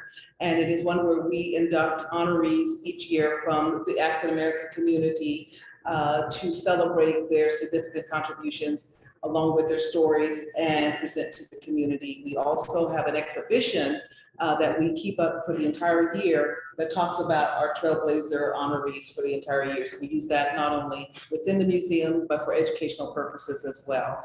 During COVID, we reformatted that from a dinner where we would normally have at the Hyatt for 300, 350 people to an online 1-hour program, which was broadcast here locally in Wichita, Kansas, as well as Topeka and Kansas City. And so that's where our numbers come from, actually, is our reach was much greater than what it had been in the past, and there's no charge to watch on TV. The other part of that is that we also stream virtually or digitally various platforms. And so not only is this program available throughout the year for those who would like to look at the program, and we do keep through those numbers as well, but we had reach beyond those 3 markets, which took us to Australia, Africa, Germany, South America, England, Canada. And we actually have, I would like to call them supporters of the museum throughout the globe. So with that, our reach was very much expanded, and we were hearing from people while the initial broadcast was going, as well as afterwards. So people still source that program today, and we use it for the entire year. And we're preparing for our next one. Where did the $79,000 in revenue? Sure. So the $79,000, we actually captured the funds, the sponsorships differently this year, and it was direct sponsorships for the Trailblazer program. The first year we didn't capture it in that manner, but it was still reflected in our total dollars, and we wanted to have a better understanding of our impact, our reach, and our sponsorships. And so now, as we have had people interested in being a part of this global presentation, we wanted to, make sure that we capture that support differently, and that's why we separated it this year. Does that explain why your full corporate gifts for 2021 are 0? Yes. Okay. And before, corporate gifts were mainly sponsorships for our programs, and so this was a brand new program for us, in a way. I apologize, I'm just really dense this afternoon. So you have the 79,180 under your fundraising data, but you also have 79,180 in attendance numbers. So wouldn't that be overstating? Because I'm gonna look at your attendance data, the last line on attendance data for pay says Trailblazer Online, and that was what Jerry was referencing, 85,000 and 0 and 90,000 and 79,180. But the very next page for fundraising data has a Trailblazers event that has gross income of 79,180.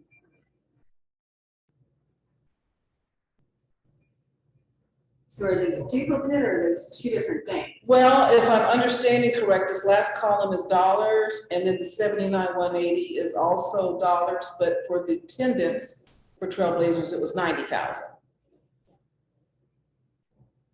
for the first night. 90,000 in attendance. Correct. But you have that 90,000 in attendance makes 79,180 in revenue. The revenue came from sponsorships. The 79 are just all of the viewers and those who watch the programs. They did not pay a fee because it was broadcast and streamed. And we were able to capture that data. Are you concerned that the two numbers are so close? Is that Well, what you're saying? Or if is you it- had, at first I thought, well, maybe the 90,000 was folks that were coming to the door to actually see, I'm gonna use the term exhibit, a community exhibit that's gone year round, and that then the 79,180 would have been for the dinner, the one-time event. And so what I'm fearful of is that you've overstated revenue by a net amount of 26,000, but a gross amount of 79,180. The way I understand, I don't have it in front of me, it sounds like 90,000 was the number of viewers. Correct. And then 79,000 happens to be the dollars. The dollars. Right, but they're in two different places. So one is attendance, so think of earned income, and one is under fundraising. Okay. You're referring to the second page, fundraising data, where you have Right, gross income 79. at 79,480, your total net revenue for the event is only 28,000, I think is what you were. Well, and so Yes. did we do you ticket did, sales or yes. did we do? Sponsorship. Yeah, sponsor, or did we? do It was fundraising? totally sponsored, no ticket sales, and no fees throughout the year, whether they watched it that day or throughout the remainder of the year. Thank you. I hope we'll make sure that we make that clear. Yeah, there's no dinner. Yeah, unless you have your own watch party at home. Yeah, what I get, trust me. So in your financial statement, you show development campaign. 397,400.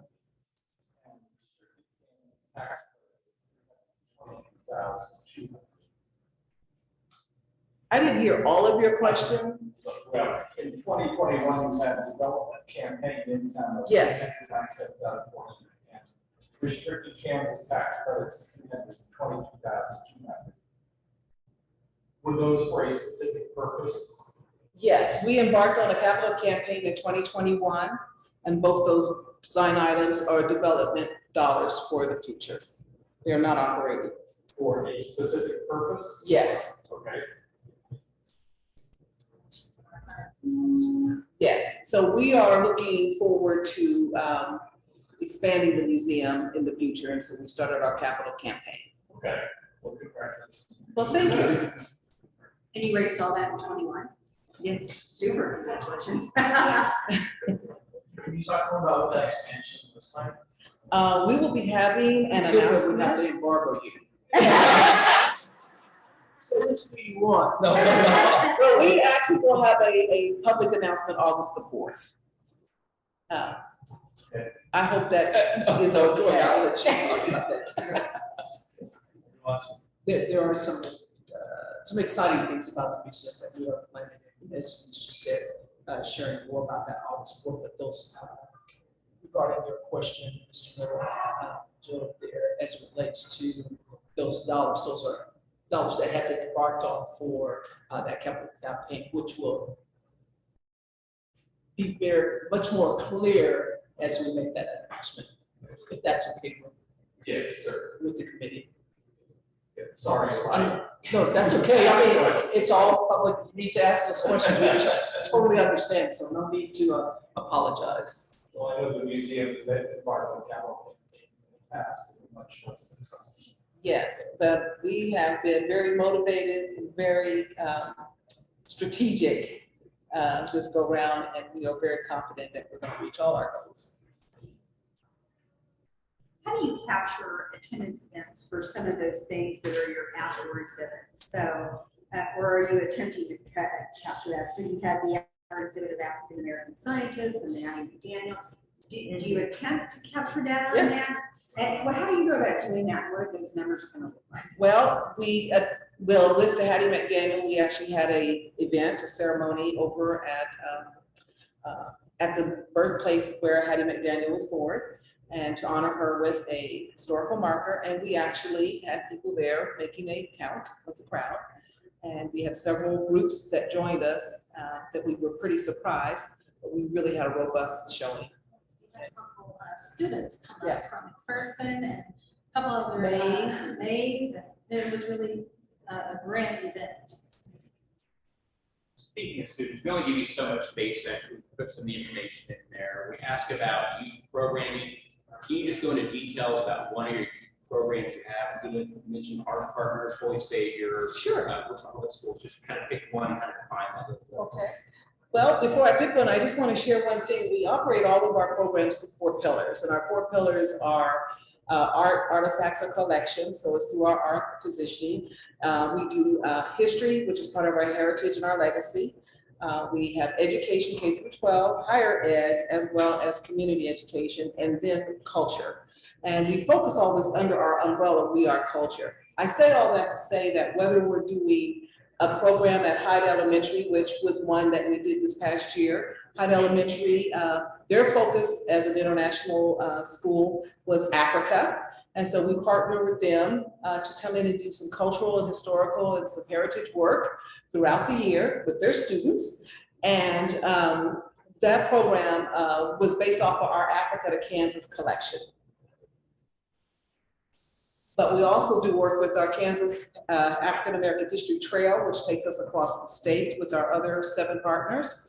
And then we work with all the colleges and universities, whether it's their multicultural department or whether it's one of their performing arts or whatever. They feel that we are best suited to bring all 4 of those elements. So regardless of what we do, it may have maybe more prominence in one of the pillars, but all 4 pillars are always incorporated in all that we do. So they're going to get a little history, a little education, a little bit of culture. And what kind of outcomes are you really hoping to get out of that for those youth programs? Did I say that? What kind of outcomes are you hoping to get from out of your youth programs? Well, one of the things that we're hoping is to fill the gap and help strengthen their cultural awareness, engagement, and enrichment. Also learn more about the contributions and how African culture fits in and how much influence it has over society today. It's not something that just started, this year or 20 years ago or 50 years ago. It's been prevalent throughout. And so we take it all the way back to the diaspora, the Africa diaspora, back from Africa to Kansas to the United States. And we tell the story however it is appropriate, and we make sure it's age appropriate. So whatever that the initiative or the specifics that we are working under, we help them achieve the outcomes that they want to achieve, meaning our partners. So we did a program just recently with African Mask. And so talking about mask, we bridged the gap about the influence and the relevance of African mask, but also bridge that to today's society. I mean, we're wearing masks now, and how does that, change your perception and your presence in the community? But more importantly, we make sure that all 4 of those elements, as you say, an outcome, that everyone is more culturally aware, educated, and have a historical reference. And some type of a visual or some type of an immersive experience from the arts. And one last piece, and I know that's time, but to piggyback off of that, some of the things that the teachers were really interested in this past year was creating a sense of Kansas pride and Kansas history. We don't get a lot of that in the schools, the very surface level. So we're able to come in and talk about our trailblazers and how we've had more of an impact, not just in Kansas, but on American history. Talking about George Washington Carver, talking about Hattie McDaniel. These are national figures, and having Wichita and Kansas pride instilled in kids at a very early age is really critical. And I think that's one of the pieces that they really reach out to us for to instill. And the connection to Kansas, because you mentioned George Washington Carver, many people don't know that he lived in Kansas as a youth before he became worldwide known as a scientist from Tuskegee, Alabama, with the sweet potato and the peanut. Yeah. Many people don't know that. They didn't know Hattie McDaniel was born just a few blocks from our location, but they know her from Gone with the Wind. So we bridge those gaps. Thank you so much. You're welcome. I just want to say also thanks to you all as well. We appreciate it. I know we didn't share much about that August 4th, but if there's someone we can send information to on the 4th, we'd be happy to send it to each of you individually or to whoever. Spread the love. All Okay, right. we're gonna be ready to do it. Thank you. Thank you so much. Thank you. No, I like sharing. It's always a pleasure to see you here.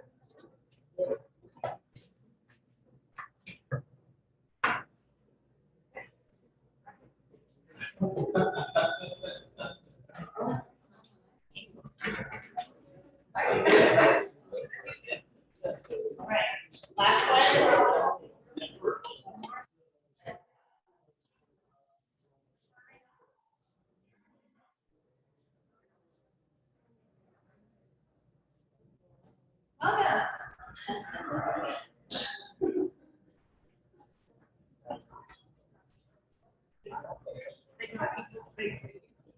No, the guy that just left.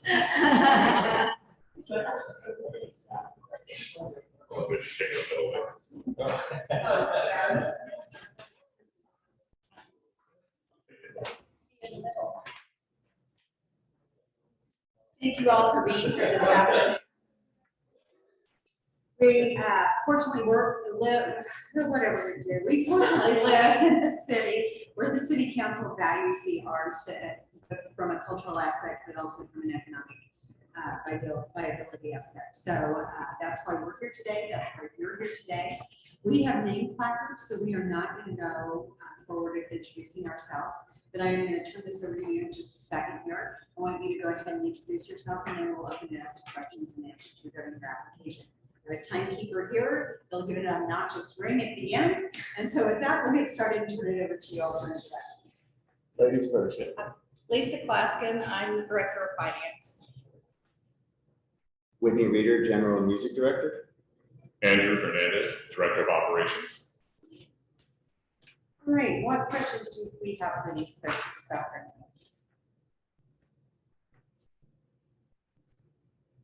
In your narrative under innovation, you mentioned a youth vocal competition where the winner receives a scholarship.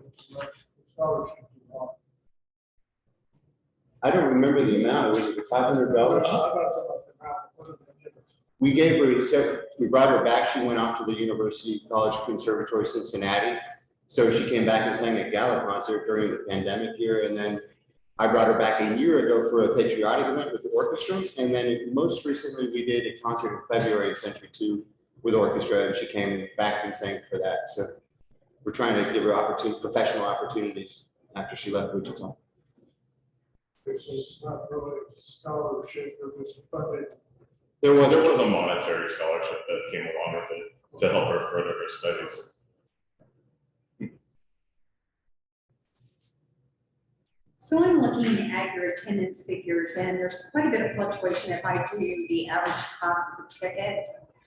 Taking like in 2019, that 246,000 and dividing by 4,743. So the fluctuation goes from $52.19 to $92.20 to about $36.21. Can you help me understand the fluctuation in this dollar amounts per ticket?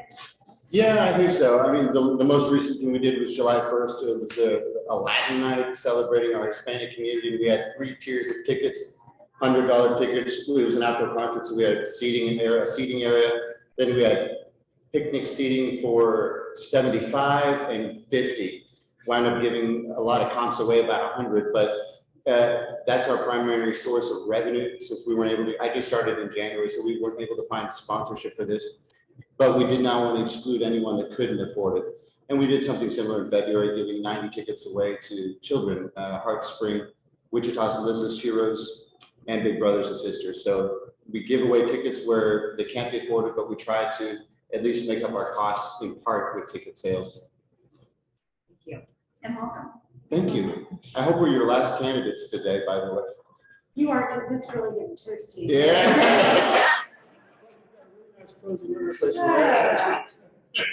I'm going to add to that a little bit because through the past years, we have actually changed our management, and so this is where we are now. In the past, we've had different leadership, and so hopefully we're back on track going forward. But so through the past, it has fluctuated. In your application, you talk about using questionnaires and phone calls to audience members to measure engagement. What sorts of questions do you ask, and what sorts of feedback do you get? With our production of Don Giovanni, we did a more deconstructed kind of version of it. And so we asked them, did you miss, we didn't have, it was a concert opera because of COVID concerns, obviously. And so we asked them, did you kind of miss the sets? And then so, we sent out a little email questionnaire, and then with some of our board members also, we talked to them directly and to see what they liked and didn't like about that.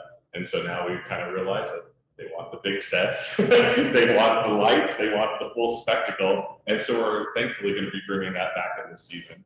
We listen to them. We're small operations, so we can be really nimble. One thing I'm doing now to follow up on our July 1st concert, which was, as I said, to honor our Hispanic community, is following up with a lot of the leaders of that community that were at the concert. So meeting with them, saying, how did we do on this? We wanted to do it with a lot of style and elegance, obviously, but also with a lot of humility. So I spent time asking advice on how to reach out to this part of our community. And I want to know, what kind of impression it made. Did we put the spotlight on the right things? I did a lot of moderation, talking about the music, but also our community in general. It's one of our goals is to reach out to the different segments of Wichita. So verbal feedback, just meeting with people is a big one. I was gonna say, so there weren't really specific questions. It was more feedback and what we've heard from people. In addition to your talent tomorrow is local competition, which is there. What other kind of engagement do you have with children, elementary, middle school, high school age students? Well, I think I mentioned in the February concert, we gave 90 tickets away to more or less underprivileged children because we wanted to bring them in, people that wouldn't otherwise have that opportunity. One thing, it's not that age group, but we're doing co-production with WSU in November, an opera there, bringing in as many of the students into a professional setting, both on the stage and in the orchestra, giving them a professional opportunity and experience, paying them also. One thing I used to do back when I grew up in Wichita, left for 15 years and just came back, used to go out into the schools regularly for Opera Kansas, whom you probably know, and play for the kids in classrooms. I was the pianist, we'd go with the singers, and that's something I'd really like to start doing as soon as the fall already, going out into the schools again. We had a really fun experience in July. I can only talk about two things because that's all I've done since I came. But we brought, first of all, Andrew and I spent 3 months planning this concert with the repertoire and the singers. There were two singers from Uruguay based in Miami, came to Wichita, so that was fun. But we found a local dance group. I went to Open Streets out in Nomar in the spring, and a group of Mexican children were dancing, and we had about 27 of these kids come and dance. We paid them to come and dance in our concert, and it was great because, of course, they all brought their families, and I doubled their audience like that. So it was a good trick. But no, it was great because they felt such pride in being a part of this. They'd never been with a professional orchestra. For us, it was a huge win because everyone loves kids. So I'd like to start including them, not just the Talent of Tomorrow competition, but children in performances on stage as much as possible. And we used to do that. My first production with WGO was when I was a student at WSU. We did Carmen at Bradley Fair, it was Opera on the Lake, and there was a huge children's chorus. And I think that that's super important, not just going to schools, but giving them chances to get on the stage. I noticed that your board dues are down and same additional board contributions. I'm assuming the 1920 large additional board contributions was people supporting the opera because of COVID. However, though, COVID was still raging on in last fiscal year. What do you attribute that lower board dues to and even the additional gift? I think that, as I made the comment about our leadership change, we had Parvon and Margaret here, and when they left, we have kind of struggled to get the right person in. I will have to say this year, which this is going forward, we already have 42 board members, and so we've increased by what, 10 or 15 just this year. So I think that Whitney has re-energized the opera to keep us going, and we have the interest in there again. So, and yes, we do know our numbers have been bad, but we're really re-energized, and going forward, I think that we have a lot of things in the works. Board giving tradition at 100%, or where's board contributions typically sitting? I'm gonna say, because we also have some board members that make additional contributions, but I would say maybe, and I just updated, I'm getting ready, our year is from July 1st through June 30th, so I'm getting ready to do the tax return. I would say the board is probably a third of our income. And then Every board member contributes though. Huh? Everyone contributes on the board? Yes, yes, that is part, everyone is a contributor. The board, we asked the board president to sign the applications to make sure that the board is ready for applying for the studies. I noticed that didn't happen on this application. Yeah, that would have been an oversight on my part in that case. Are you gonna keep growing your board? As much as possible. Not, is this question towards Lisa? Well, I think that our bylaws, we have a certain number, and I can't remember if it's 60. So we would like to get it back up to 60 if we can. Have they? Where do you meet? Well, we at the Wichita Country Club, I think and they're they give next us, year. and they give us space over at the Wichita Country Club. So in the bigger picture, where do you want to be at the end of this decade? What was the question? In a bigger picture, where do you want this organization to be at the end of this decade, and how do you intend to? What do we want? Where do we want us to be? The organization. Oh, well, a couple of things. We want to be doing regular performing. The opera used to do 3 to 4 big productions a year. I'd like to get back to that. But in a broader sense, I'm reaching out as much as possible to other arts organizations to look at collaboration opportunities. I have one lined up with Wichita Ballet in November. We've reached out quite a bit to Applicants to see about possibilities of working together. I'm doing my second show in 3 months at Roxy's Downtown Theater. I was just asked today to do one for the Forum Theater. So I'd like for the opera to start collaborating as much as possible with the other organizations, not only because we're gaining in our audience, but in the way of working together, looking at calendars together, looking at planning, artistic planning, themes that go through seasons, so that it all aligns. We already use the Wichita Symphony for all of our productions. You know, the big part of our orchestra comes right out of the symphony. So that's one thing I'd like to see grow more and more, is this collaboration, you know, inter-organizationally.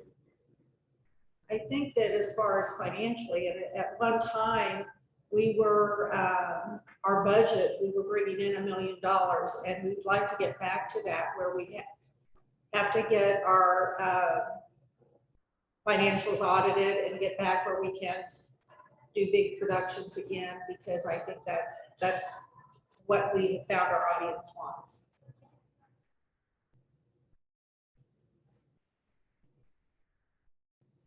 So what's going on with Upper Kansas?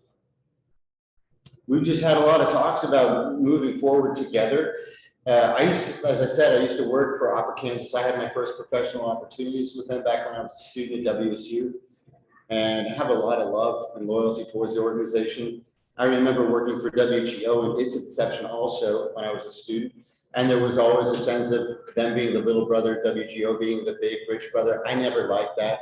So the first thing I did in January was reach out to members of their board to see how we can work together, how we can have a future together. how we can share resources, utilize their talents, give them what we can.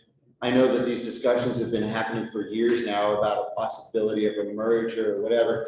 And I said to them, if we merge or if we don't merge, I want us to work together. I want to do what we can to support you. And I want to get the benefit because they have a lot of talent on the board.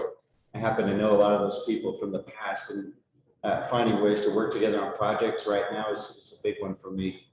I don't know that Wichita's big enough for two opera companies. Sometimes I wonder if it's big enough for one. So if we can join in our talent pool, that would be a great win for both sides.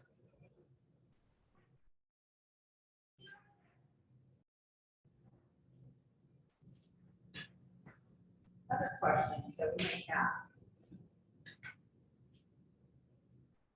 I want to do scale down and you doing some different things. How are you going about getting the word out and marketing to the community, what you're doing so you can build your audience? And That's a great question. If you have advice on that,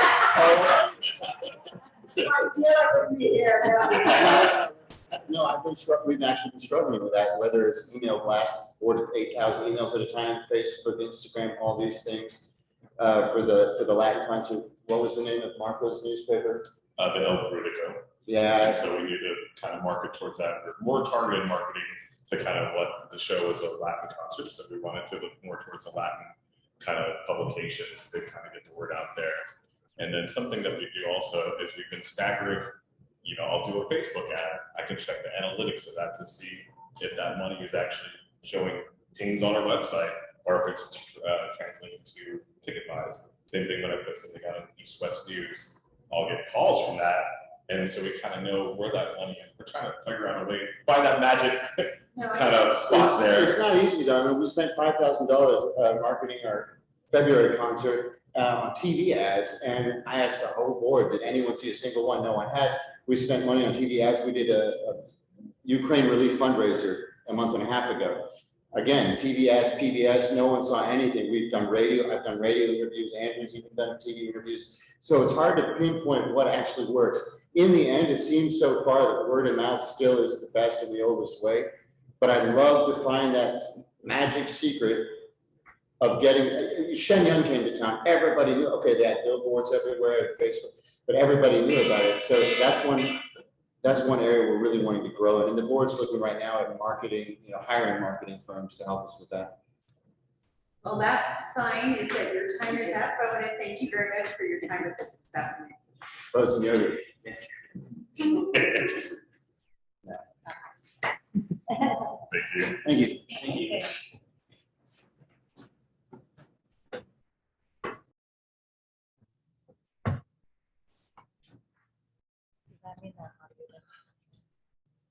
It's possible, yes, I'm sorry.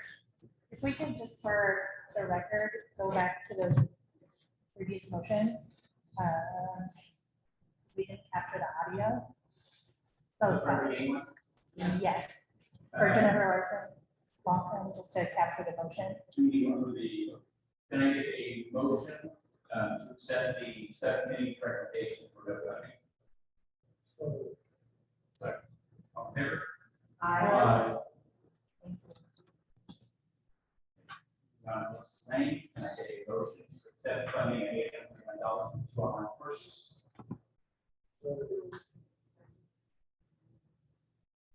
All in favor?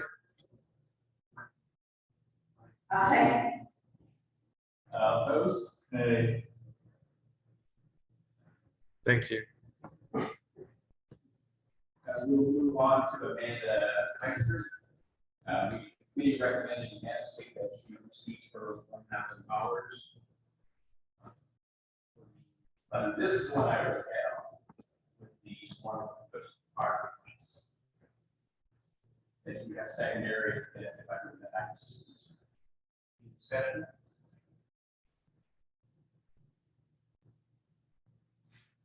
You said you had a government? Yeah, there was some discussion about the educational value that is kind of and some teachers will have to try to continue the education portion, try to through this process. Continuing education, maybe not go back to education, get out of discussion. Indicate your application that students. that it was clear that she was going to with her professional development. It's collateral and primary. Discussion, thank you, motion for $71,000 for management. Second. All in favor? Aye. Final one, we will go into non-public and have a state for this. We voted for both for online classes, the actual payments and courses for $948.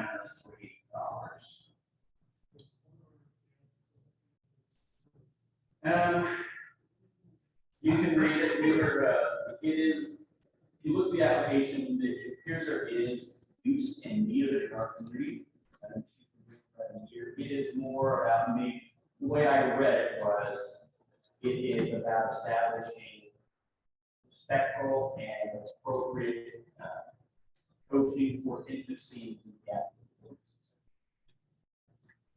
It's pretty little overstated how I describe it. That's the right. It can't just be just like anything from like state and see if it's something more explicit, like how would you different approaches in ways that make people on stage feel safe and respected. So it's how do you assist different things from the point of view of primarily performers, but also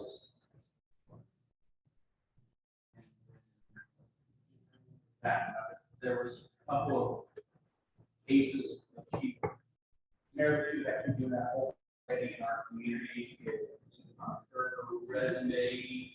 She's been with employees asking for, she's doing a job this year. Yeah, her voice and the crown. Yeah.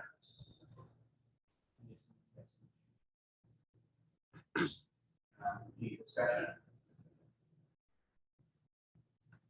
No discussion. Already at $948.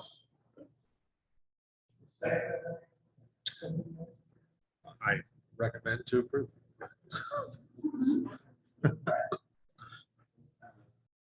Yes. Yeah. All in favor? Aye. Opposed? That's for the record, we didn't take. And then possibly we should have some discussion on the arts grant.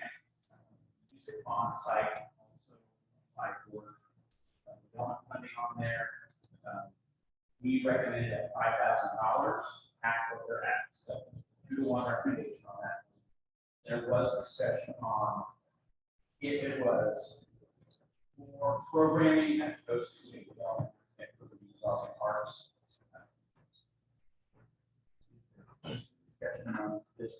Is there any discussion there about how this serves? Yes. Same potential working on that. Both same idea for this educational aspect of opera. So back to our organization. So they're asking for money to support the specific young artist program, which is basically provide stage experiences for young artists who might be interested in the program.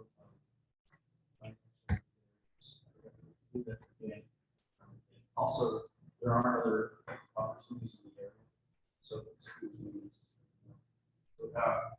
as they said this morning, they started the program here. As they see this great part so it's actually professional development for these younger students.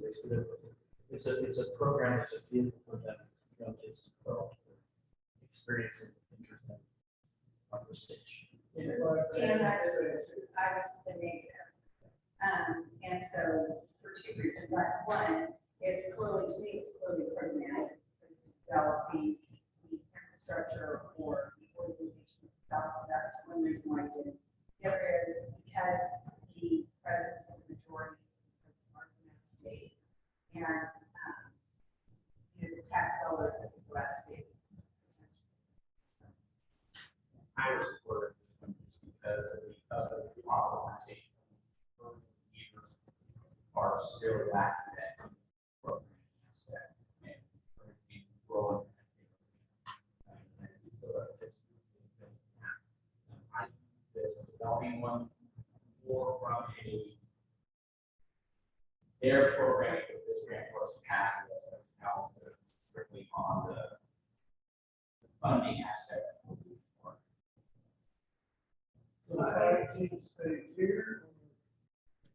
It's for the program that they do it directly over the holidays. Yeah, they don't do anything.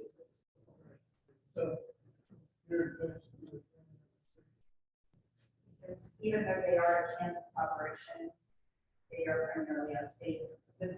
So I was questioning whether we should consider them at all, but in this particular aspect, I feel that they would develop the organization, that develop more, asking more for the next.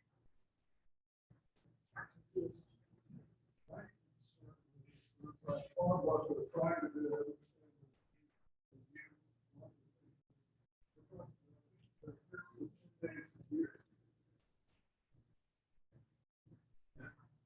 There's a window there.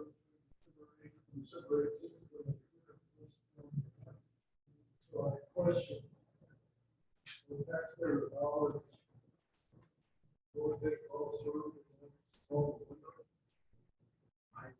That lack of so we're being informed here at all is that any bit of trying to maintain that housing discussion, large challenge, funding operators, need that or not, right? Even that our specific form.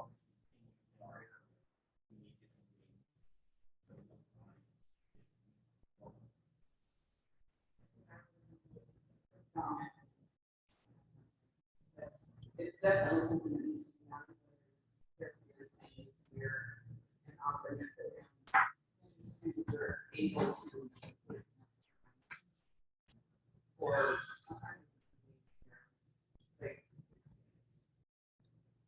it's something. The second question is that if any groups have more throughout us, it's not, we're going to need some support.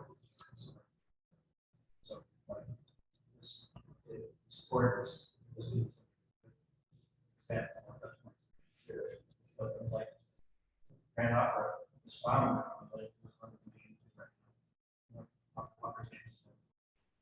so it's hard to start to scale this, but like, if we support it after we scale, we might be getting.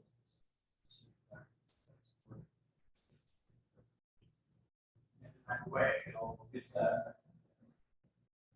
I judge what our funding grants, I feel $5,000 all that money to provide capacity for this organization to grow and see how they are. That's what you reassured, they reassured us that money being spent on 10-day period. I don't have qualms with what they're attempting to do. I have qualms with the bucket that they've asked us to take out. And I understand that it's such a small organization.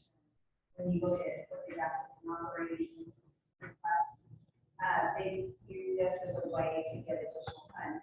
I don't think that we're doing this, what we felt in developing our spending bucket was just my interpretation or my understanding of it, I guess I should say, was to build the capacity of the organization, such as maybe help with strategic planning or a marketing plan or website presence. So that's what it is, something that really helped that infrastructure of the organization. Where I see that they applied for and felt in ours is what I would consider really Or did they give you any indication of how they spend the money?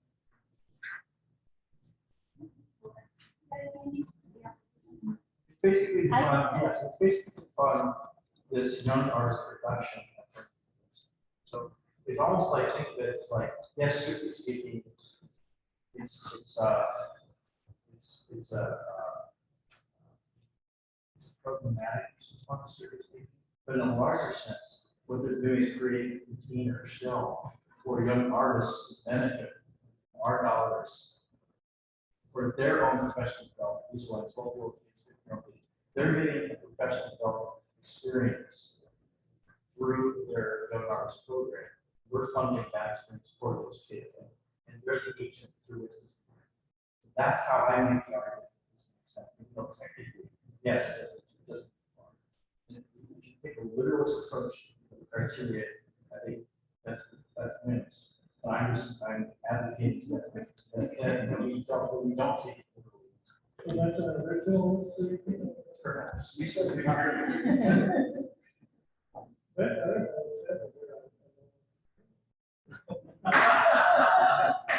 Did we feel an earthquake? I think You all died. from a compliance question, this definitely came up, and this is an organization that I work personally with on their applications early on, so you can see if they could be compliant. In terms of the developing arts grant specifically, versus the other ones that say what we don't fund, this one just says what we could fund out of that, which would include what that just described. Board development, marketing, website development, accounting services, really the infrastructure of an organization, but it does not have to be limited to that list. They've interpreted it as perhaps Sam has in programmatic, oh gosh, programmatic setting to build an infrastructure within their personnel, if you will. So what they specifically requested to use the funds for is basically labor, skilled labor, a stage director, costume props designers, and a 10-member orchestra to execute this program for young artists. So it could be professional development in that sense, where they're pairing young up-and-coming artists with professional development team to kind of build that next level of what their staffing could look like. So that doesn't help because it could still go either way, but from a compliance standpoint, that's why it's up for deliberation versus us pulling it and saying it's not compliant. So there is some ambiguity, or potentially ambiguity, about the list of uses of government grant. That's a restricted list, or not limited to this, right? That's the question. Yes, one. Restricted in only these things. Don't think it's a design.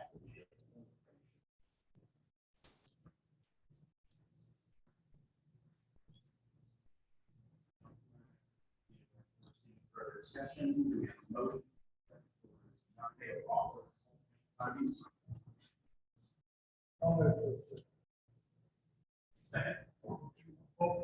What did we say? I move to accept.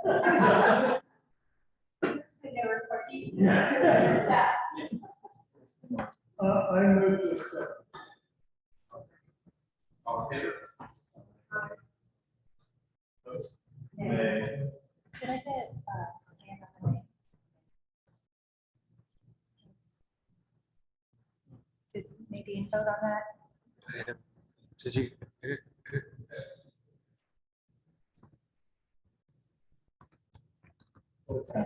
Stand by.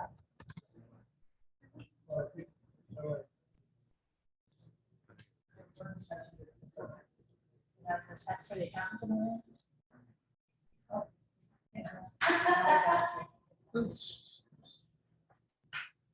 I don't know what she is.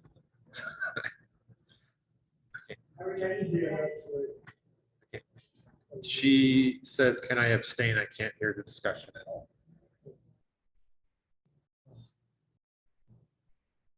Yes. Yes?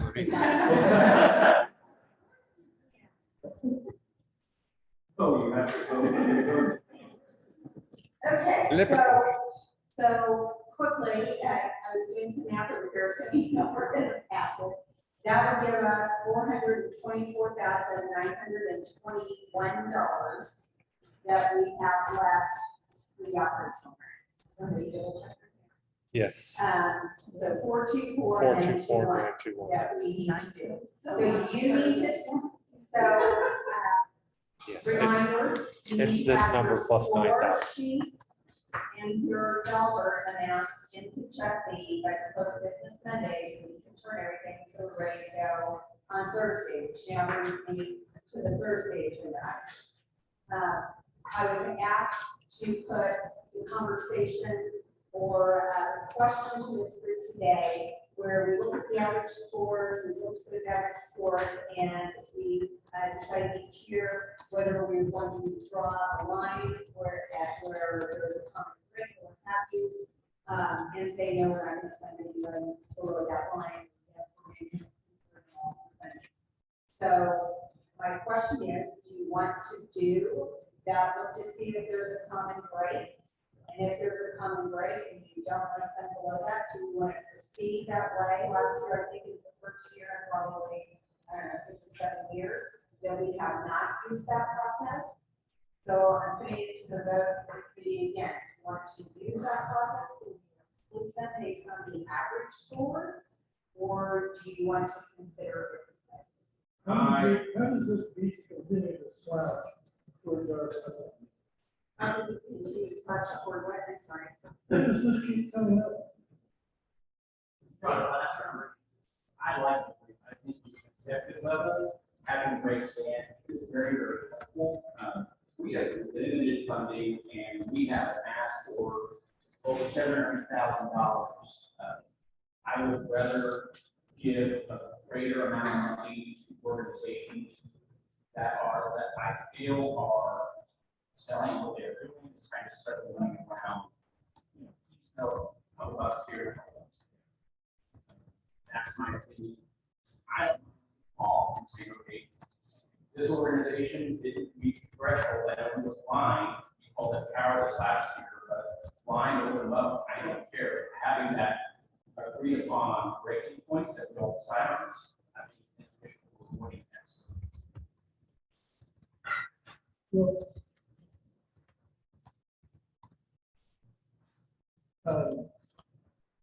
yes, we can agree to not fund an organization at any time that's 6 votes. Anytime during the discussion. The only time this committee has run into the problem with the city council and the manager has been with the blind arbitrary and capricious. But Dan, it's only been one. Well, no, I have a slide to it, so.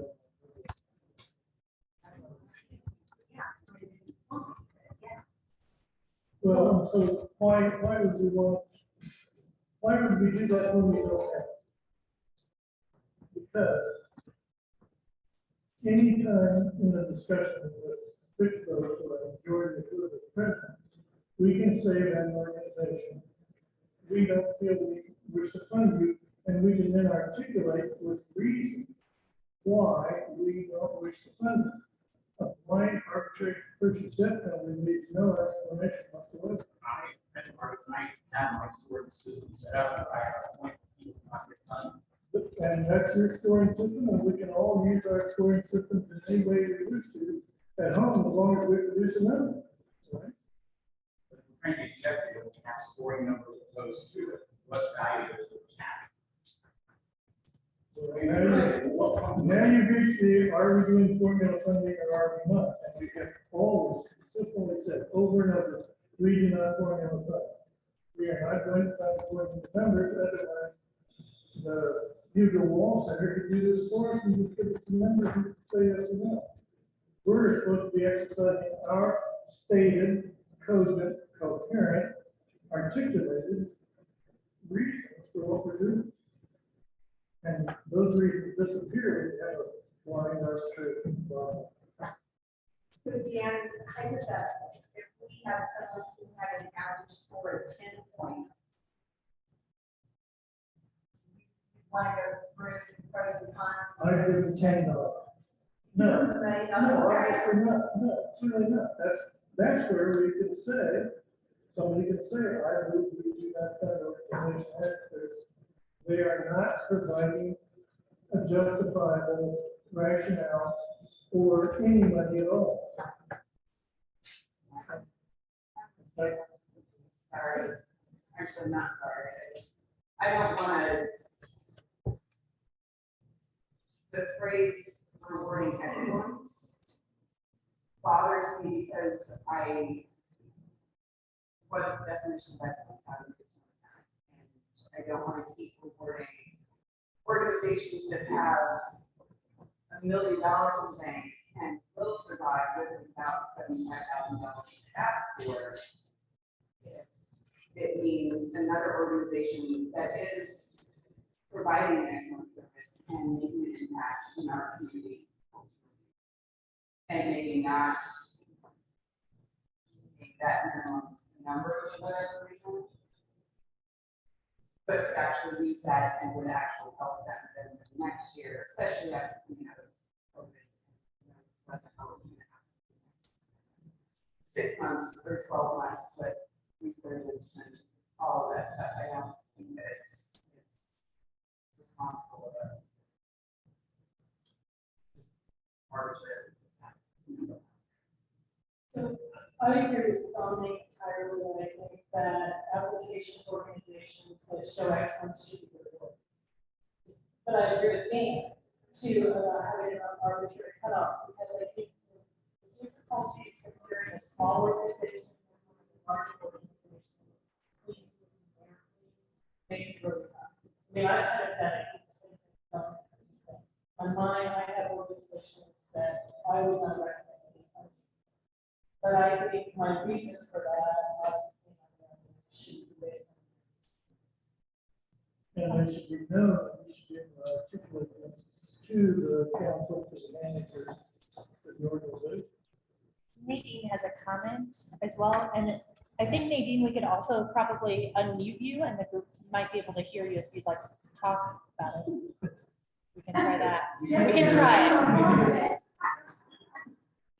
Sure, let's give it a go. Can you hear me? Yes.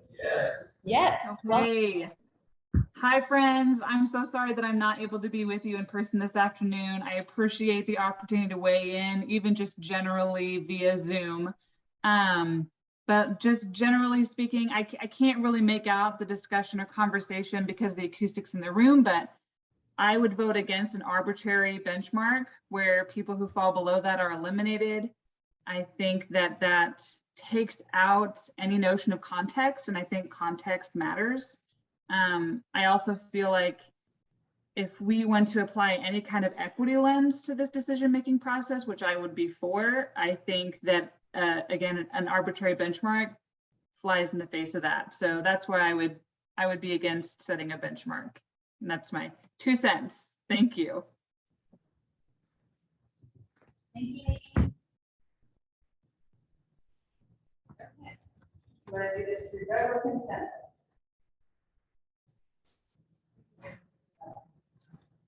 So, I guess we have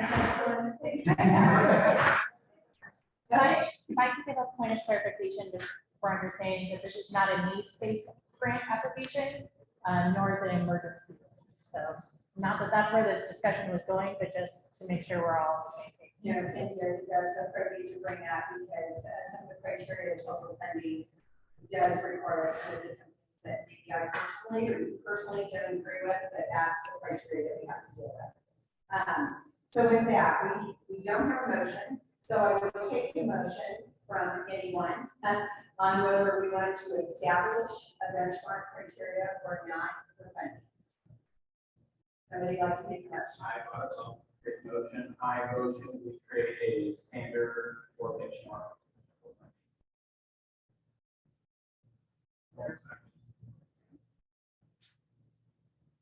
Any further discussion? I just have one more establish 50 as a benchmark. Tell them that they have one point, you would have got somebody. Sorry that you're all outside of this.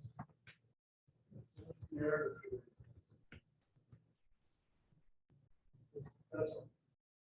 Any other comments or discussion? All those in favor of the motion to create a benchmark, say aye. Opposed, oh, sorry. Opposed, same sign. Motion carries. Okay, so there won't be a benchmark. So two things. Oh, do anybody abstain? You didn't hear it? No. Could I get the nays then?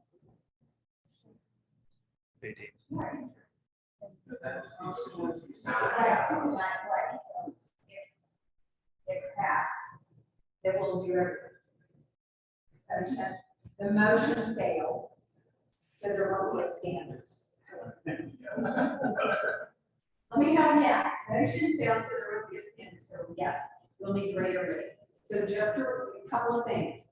We have deliberations next Thursday. Make sure you get your scoring sheets. Jesse will need your scoring sheets for each organization and the totals and the dollar amounts. It's trained by close of business Monday. Please think ahead. Since we are not setting a cutoff standpoint, please come prepared for Thursday so we can have the pros and cons as to why we want to receive the funding and what level we are to have. That'll be our standing point. Then we need to have a discussion at each organization as to their strengths and weaknesses. Are we going to see the average score and the average dollar? That's what we saw last time. Yes. And will the identity of the people providing that? We did not last year. I know, I wondered how that squared with the city attorney's opinion that we needed to be more transparent and just could not score at home. I think as long as nobody has grievances, and if you remember from last year, there were some slight modifications made to funding levels during the discussion that we did not have to open it up to see all the individual scores and dollar amounts, even though it would have covered the names. And we have not always done that. I mean, there are times that we've looked at the averages and we've had a cutoff and we didn't look at any of the additional data. Yes, but for a while there, we did show in columns, ABC, and then there was a time before that, once they showed the identity of the people who provided these columns. And then we could self-identify or self-assess. So it's not been all these ways. I just believe that if there's real transparency. As a point of public record, whatever you submit will be on the public record, whether you choose to entertain it as a committee. But will our identity be associated with what we submit? Absolutely, that's part of public record. Should the committee wish to look at everything as a blind average to here's where the total aggregates came in, and should you want to break those out, you absolutely have the open record request ability to do that as a committee, as does the general public and the applicants. So we'll see the columns and all the numbers, and we'll see an average of the scores and an average of the columns. I don't know why we need to start with that thing. I don't know if we just have to look at the average of the scores and the average of the numbers. I don't know why I need to look at 11 columns if they have the average. I trust them to just happy with the average. Well, it's all for the public record, then What is math? I guess from an administrative purposes, how would you like us to present you with the data? Because we can do it either way. I think that we look at the average scores and these were well last year. So, you know, they. Well, the thing about seeing all those columns is even if they're not identified for someone, you can see if someone is low on or high on. And we've had that problem in the past. I don't anticipate for this year that we would have that problem. But that was one of the reasons that we did that, because we did have many members several times would get some of that seven.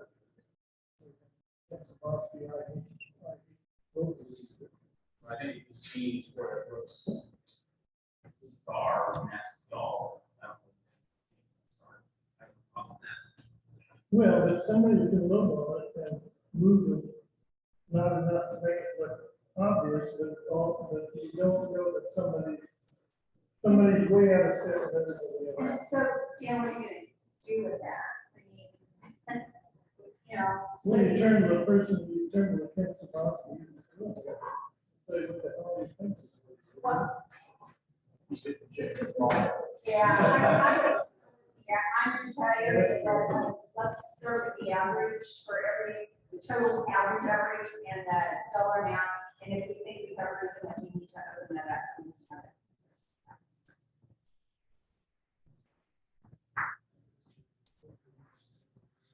And if you don't get them to me, I'll make them up. No. Joking.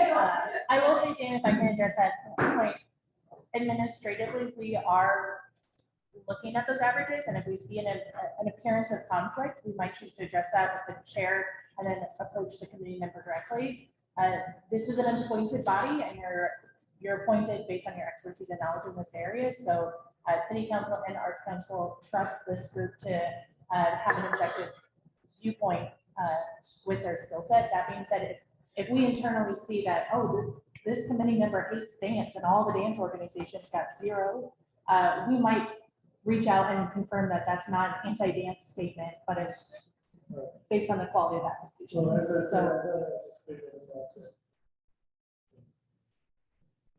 So then we'll never talk about this again. Oh, I wouldn't count on that. Okay, anything else for the good of the cause? If not, see you all next Thursday. Thank you. And we will be here at a time that we will send a reminder to you about. And thank you, Nadine, so much for sticking with us all day. Hopefully your household is on the mend. Hopefully you can hear me and say. Yes, I can. Thank you so much. Yes, we're doing fine. Thank you. I appreciate the opportunity. Thank you. And with that, let's meet close and we will end the recording.